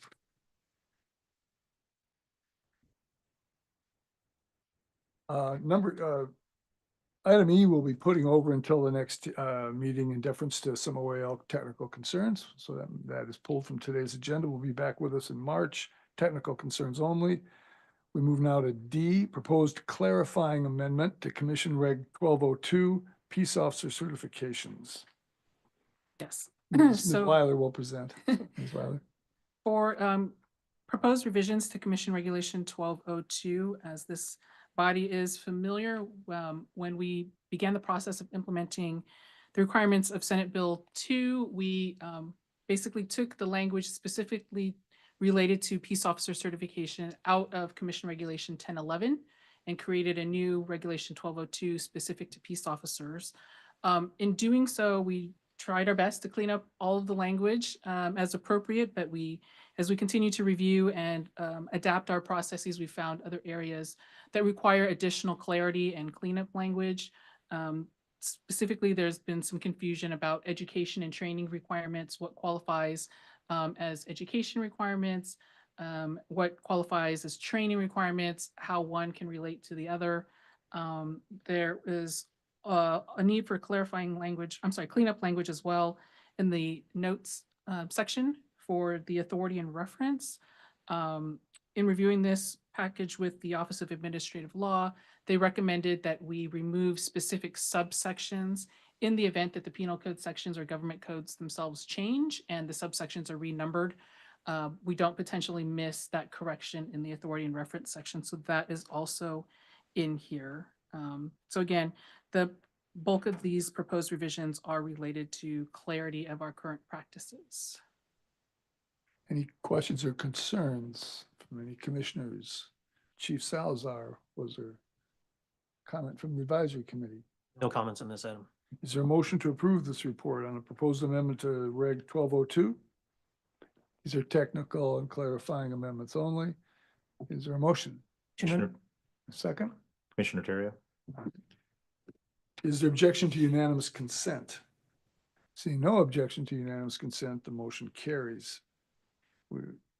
Item E is a report on a proposed amendment to Commission Reg 1203, Peace Officer Decertification, which would conform to commission direction from our last meeting regarding 1029 disqualifications. If you recall, this amendment would delegate authority to the executive director to approve these disqualifications, just as the commission delegated that authority to accept default revocations. Bureau Chief Weiler will report. I think I'm done, sir. I think you did that for me. So this item, yes, is in response to prior conversation at the commission meeting held on September 12th. In that meeting, it was discussed to delegate authorities to the commission and the commission staff and executive director to, in essence, move to a default revocation process. And so because that was stipulated in regulation, unlike the other part of the conversation related to defaults revocations for failure to respond, this needed a commission vote on a proposed amendment to Regulation 1203 to be able to change our process. There is one error that needed to be corrected after we, actually two things that need to be corrected after this item was agendized. So I will go through those changes now so that they are on the record because they were not agendized. Basically, we had to make additional revisions to subsection 4 to make sure that the text in subsection 4 was aligned with the changes we made to subsection 3. So subsection 3 will read, if a written response is not received or postmarked within 30 calendar days of the latest date of mailing of the notice of intent or within any extension of time granted for the response, a default revocation shall be issued. The peace officer's certification shall be revoked by the commission without further proceedings pursuant to Penal Code Section 13510.8A1. The person shall be served by regular and certified mail written notice of the final order of revocation. Subsection 4 will now read, if a written response is received, the division will review the response and conduct any appropriate additional investigation deemed necessary to determine whether a disqualifying conviction occurred. If, following a review and any additional investigation, the division determines that a disqualifying conviction occurred, it shall revoke the certification without further proceedings pursuant to Penal Code Section 13510.8A1. The commission shall serve the final order of revocation upon the person and/or their legal representative by regular and certified mail.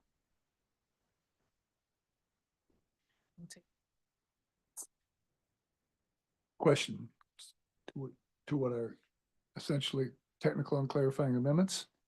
Is there a motion to approve the proposed changes to Commission Reg 1203 as referenced in the staff report, in addition to the technical changes read into the record by Ms. Weiler? Woolery. Second? Ms. Essex, please call the roll. Barcelona, Yes. Braun, Brazil, Yes. Cooper, Doring, Yes. Yule, Yes. Gordon, Yes. Johnson, Long, Yes. Moon, Yes. Nieto, Yes.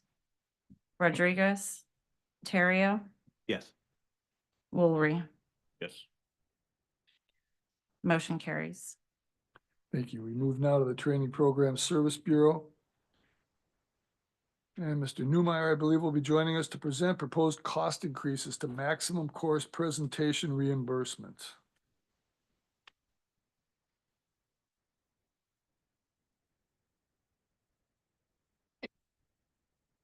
Good afternoon, Commission. Thanks for having us. A working group was convened at Post with multiple bureaus and a substantial size professional staff that did the work on this project.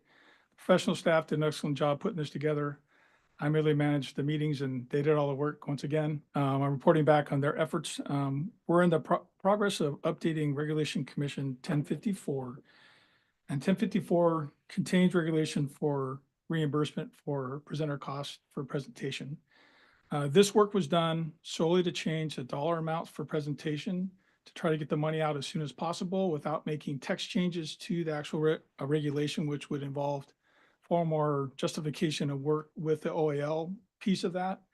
So it was decided with the EXO's input to just change the dollar amounts to get the money out to our presenters to offset their costs as soon as possible, and that we'd go back later potentially to fix any issues there might be in the verbiage of the regulation itself. Currently, the maximum set amounts for instruction reimbursement is $90 per instruction hour, and these amounts are for both salary and benefit load. So it's total reimbursement for their costs. If there's no benefit load, they don't have it, obviously. So it's what their actual costs were for these matters. For general coordination, it's set at $440 per presentation. Presentation coordination is at $25 per instructional hour, and clerical support is set at $15 per hour. These numbers were set in 1998 and were codified and introduced for our use in 1999. So we're a bit long in updating this regulation and updating our reimbursements amounts because the market has definitely changed since then, over 25 years. When we got the group together, we had to decide what data we would use to determine the amounts for reimbursement. What the group fell upon was 4 different things. It was a presenter survey of current costs. It was statistics from the United States Bureau of Labor on just a straight inflation calculator. We used the California Employment Development Department's labor statistic numbers for current salaries in the private sector, and then California State HR for similar positions as an equivalent. So we have private, public, we have an inflation calculator, and we have presentation of our members, a survey of our members that are presenting courses.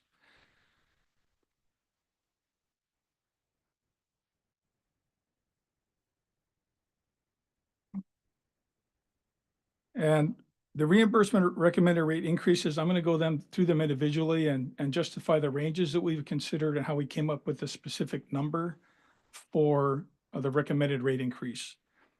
For instructor compensation first, that's for instructional compensation of instructors in the presenter's footprint.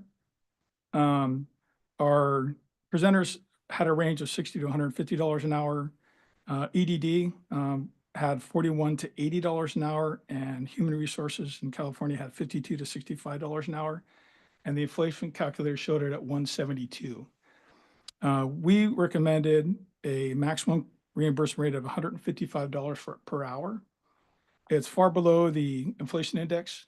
However, the average rate from our presenters was about $65 an hour for presentation, so it's not that high, but there are high market places where it's much higher. Places like the South Bay, like San Diego, like the LA Basin. So anywhere where there's a high cost of living, they're paying instructors more, obviously. And then a third piece that we looked at was our current contracts. The maximum amount requested under contract is $110 an hour, which is still well below the $155. So we believe the $155 should cover and allow a little bit of room for growth if necessary over the next few years for covering all presentation costs up to a maximum of $155 per hour. And if there's a time when it might be more than that, the executive director has the authority to approve anything above that on a case-by-case basis. The second we looked at was the coordination piece. The previous group recommended $15 to $25 per hour. In the definition in the regulation under general coordination, it's basically for the on-site coordinator to oversee the course, to ensure people show up, to make sure the students are welcomed, all those things. But it also included supervision of clerical staff. And we think that might have been missed by the last group because it was only rated at $25 an hour maximum when they did this, and the clerical staff was rated at $15 an hour. So not sure that they actually saw that was a supervisory position or a managerial position. And obviously $25 an hour won't get you a lot in supervision or management today in today's market. The survey recommended or has showed about $160 to $150 for coordination. I'm questioning the survey results because some of the surveys had some pretty big outliers. But if you look at the EDD data and the HR-like positions, they were range anywhere from $37 to $80. And we recommended $85 per hour as a maximum compensation for that coordination piece if it's justified by their actual expenses. Our contracts currently are asking for about $55 to $80 per hour for general coordination, which is in line with what our recommendation was. The clerical staff, obviously it was previously $15 an hour. $15 an hour doesn't even cover minimum wage at this point. Minimum wage is $16 per hour in the state of California. So with the survey responses being anywhere $15 to $60, EDD is $15 to $39, and Cal HR is $33 to $41 an hour. And the inflation calculator showed it at 47. We recommended that it could be from $16 to $45 per hour for clerical staff, which would cover their current cost and potential benefit load. The last piece is the presentation coordination. General coordination. Used to be $55 per 8 hours, not to exceed $440. We took just a straight index for inflation and just modified that to $105 per 8 hours and up to $844 per presentation. So we just used the model that was there and just updated it by inflation. So we recommended those maximum rates. The second piece of this, once we recommended the rates, we had to determine the financial impact, both to post budget and to the state at large. We did that by building a spreadsheet with all of the budget data, which included all the parts of the course budget, all the costs for presentation from instructors to coordinators to clerical staff, and included indirect costs, which if you raise all the salary levels, indirect costs will rise about the same level. So we added all that in. And at the end of the day, we estimated that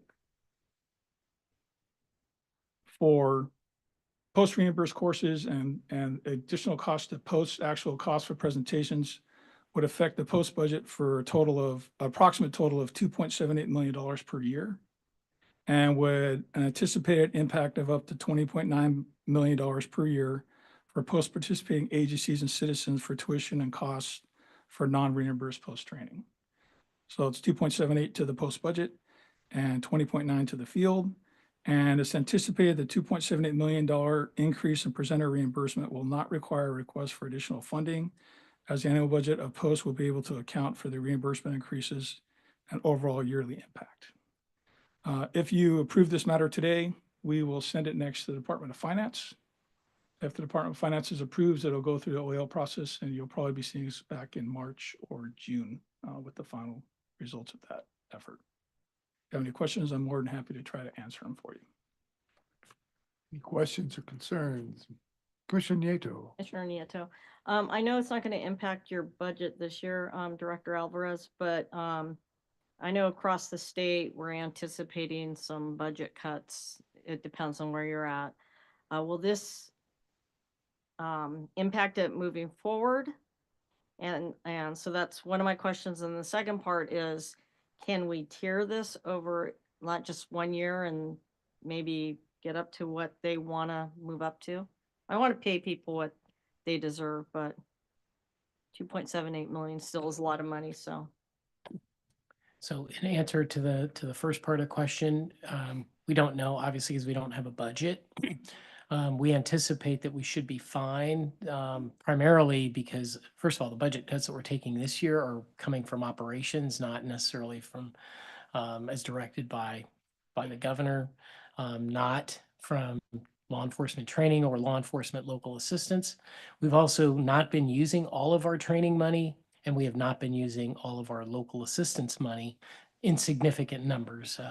Obviously, we're not done with this year, but I think last year we returned about 20 million. The year before that, we returned about 30 million. And the year before that, we returned 30 million. So we do feel like we can absorb it, even if they make some cuts. The other positive is once the money's out, then the money's out. Then we just don't reimburse for it.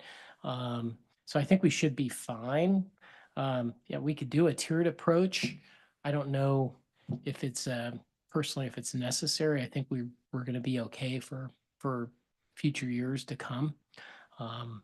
The cost of driven by the market. I mean, if some presenter wants to charge an exorbitant amount of money, they have to, first of all, they have to submit a budget to us, and then we have to approve it. If it's an exorbitant amount, we won't approve it. And second of all, if it costs, an arm and a leg, people aren't going to send their folks to that course if it's not reimbursed by post. So even those courses that aren't reimbursed by post, if there's tuition that's charged, we have to go through with a fine tooth comb to make sure that they're cost effective to the departments. So frankly, I think we're going to be okay, but can we give 100% concrete answer? No.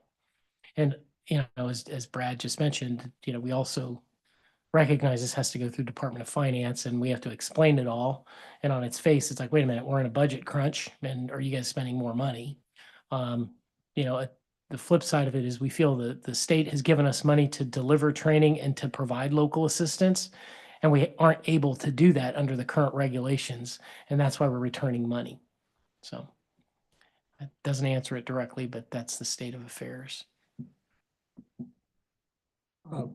Oh, that's a good question, Mr. Newmeyer. We've discussed this a little bit, but I guess if I was at finance, the simple way to look at this is you're indexing for inflation, which makes total sense, and it's been 25 years or whatever it's been, but as we've talked about, if I was at finance, everything looks right in terms of indexing for inflation, except for the presentation coordinators, which is almost twice the inflation rate, and clerical support, which again is almost twice the inflation rate. So if I'm in finance or the legislature, the other two, I go, oh, okay, I get it. You just index for inflation. Can you just maybe give us a clearer explanation if we're the Department of Finances, why you doubled down in those two areas over the CPI?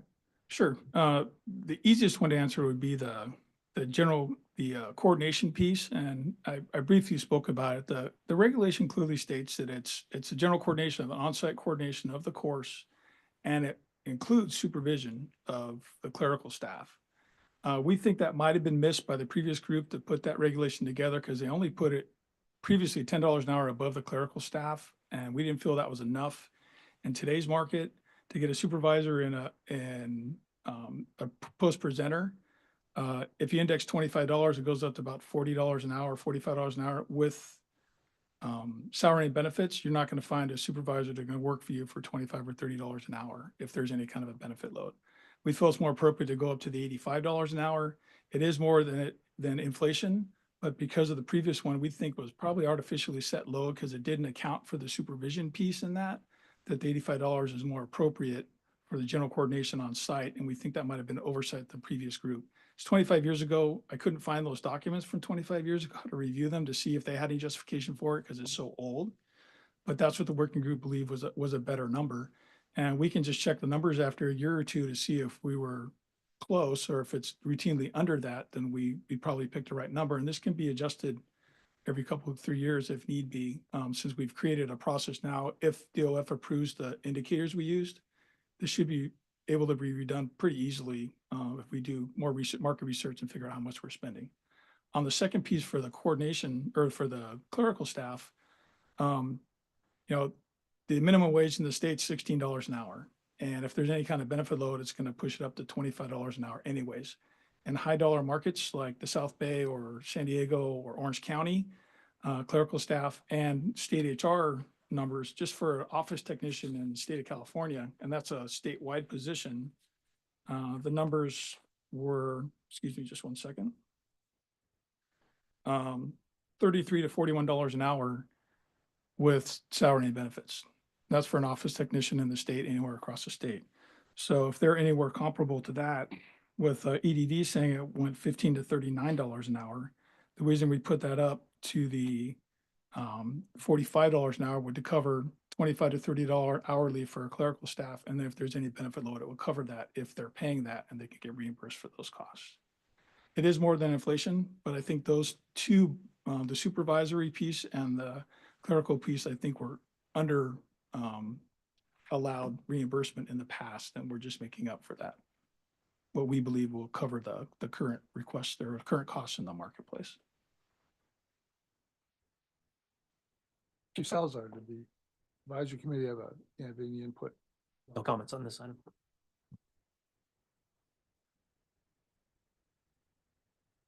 Director, please. Mr. Chair, so for those new members on the commission, these rates the way they have been established in 1998 and what we're trying to propose now do not apply to contracts. So we see that a lot of our training courses are now being delivered, by departments and some of the colleges and universities on a contract basis because we can pay more than $15 an hour for a clerical staff member. So you're seeing that already in the contracts. This really applies to courses that are being delivered by post with a reimbursement and courses that are being delivered by private presenters or department where post doesn't have skin in the game. So for those private presenters and those departments that are charging tuition, they still have to go through the budget process with us. And it doesn't mean that they can automatically go to the maximum for the salary for each individual. There's a range that they can come within, and then we can say yay or nay for those rates.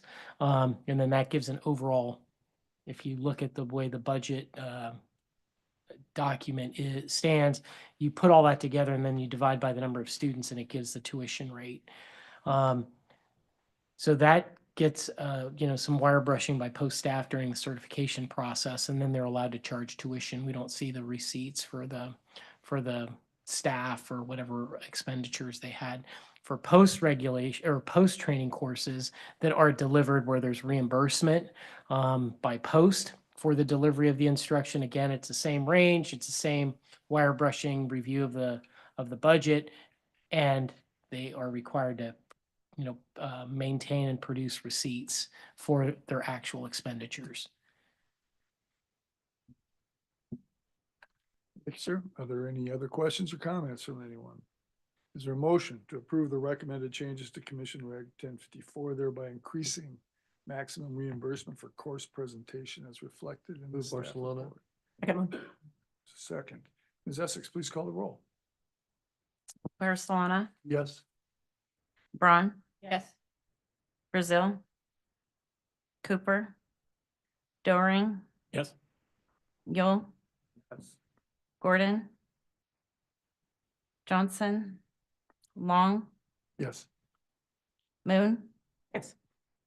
Nieto, Yes. Rodriguez, Terrio, Yes. and Mulry. Yes. Motion passes. Thank you. Move now to the Peace Officer Standards Accountability Division. This will be a report, our last report, if the reg goes through, on peace officer revocations based on Penal Code 1029 felony convictions. There are 13 officers on today's list. As we voted earlier today to delegate these automatic disqualifications to the executive director, these lists in the future will be referenced on the commission's consent calendar, but they need not be voted on by the commission. Bureau Chief Wiley will report. I'm back, but I think, again, I don't have to do much because Chair Long already explained it. Waste that time while you're walking up. Yes, so this is hopefully going to be the last time we do this presentation for you as a voting item. That's assuming all goes well with the rulemaking package. There are 13 names on this list. And as you can see, their dates of conviction will vary. The furthest one back is October of last year, and the most recent one is for June of this year, I believe. Oh, I'm sorry, there is a February 2022 one here.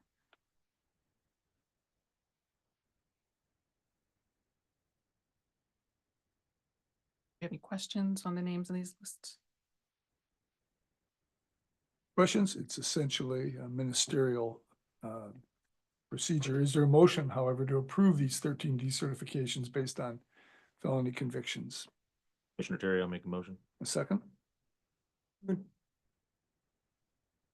that a second? Yeah. Moon. Oh, sorry. Ms. Essex, please call the roll. Barcelona, Yes. Braun, Yes.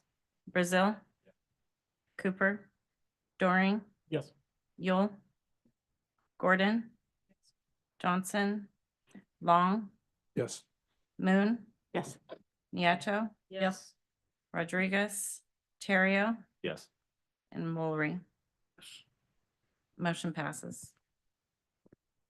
We're now to committee reports. Chief Salazar, Chair of the Advisory Committee, will report on the advisory meeting held yesterday.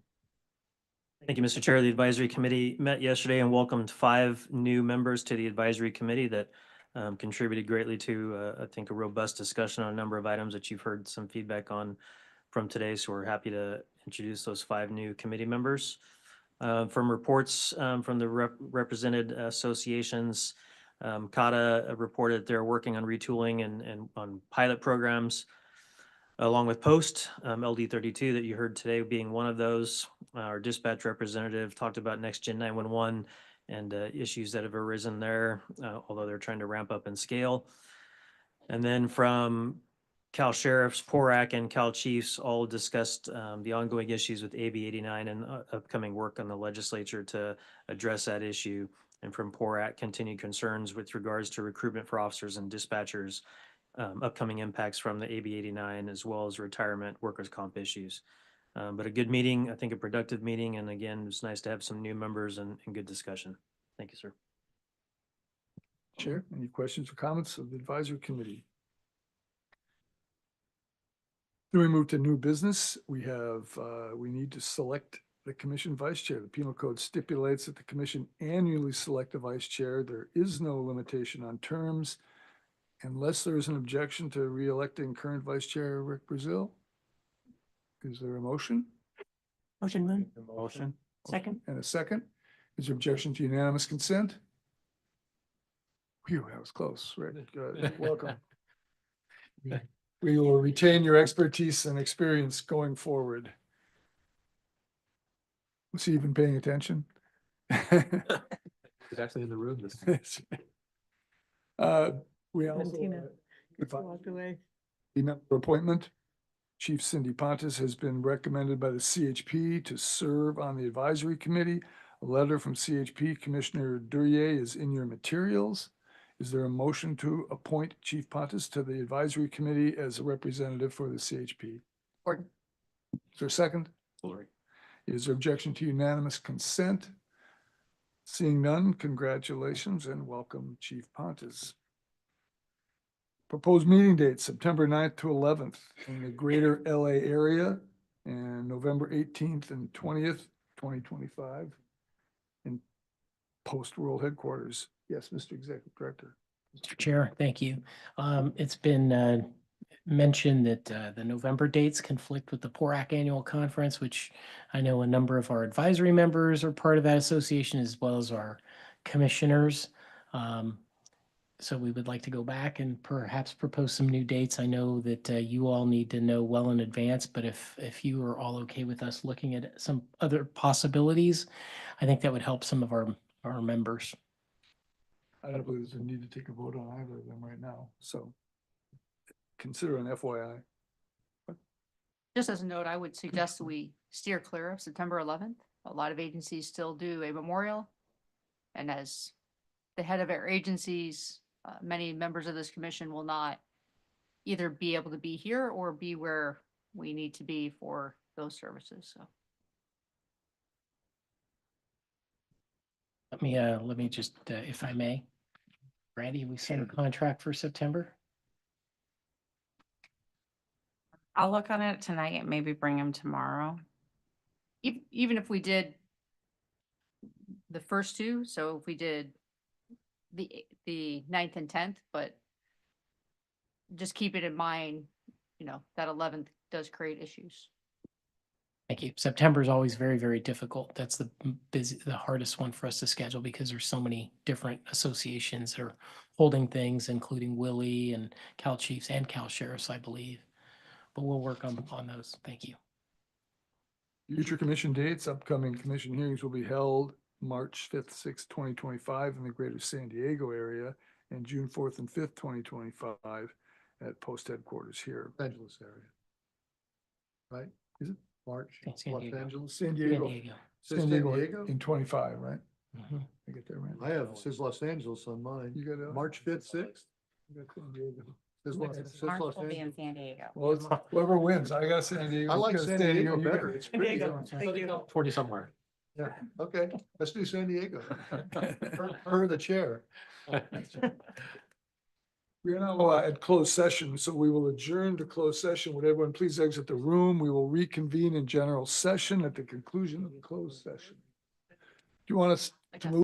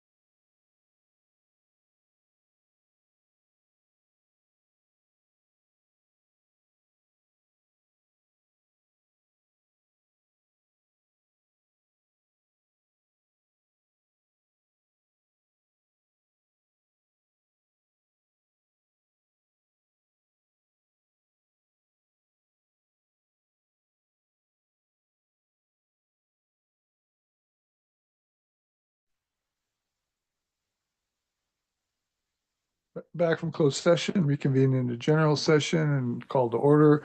The closed session, Toby reported to us on litigation. So then we were back in regular session. Commissioners, is there anything else? Anybody have anything? Thanks to all the staff who put all this together and graciously put up with us. We will see everyone back here tomorrow at 8 a.m. for 4 certification cases. Anything, Mr. Director? I just want to, for the record, you all asked for 8 a.m. I laughed You for did? eight. Ooh, can we name names? And well, we can pull a transcript, but we asked in September, if you guys want to start, and you said no early because we're all traveling and you wanted to get out. So it wasn't I my don't remember doing. saying it, but I'll own it. For those of us who are driving from south of Sacramento, it's a long drive in the morning at rush hour. I'd like to make a motion to, no. It takes over an hour to go. like I mean, 18 I miles. guess in theory, if you wanted to, we could come and turn on the cameras and say to the public, the meeting will start late. We can start it at 9 or 10 if you would like. I think we're allowed to do that, right, Toby? From a Bagley Keene perspective, come on and it's, hey, the meeting's delayed. I don't think that's the commissioner vibe. No, and I suspect that the individuals, there's going to be persons that come in to testify. They're going to be here at We'll 8. keep it. They will. All right. Is there a motion to adjourn? Gordon. Is there a second? Without objection, such is the order. See everybody tomorrow.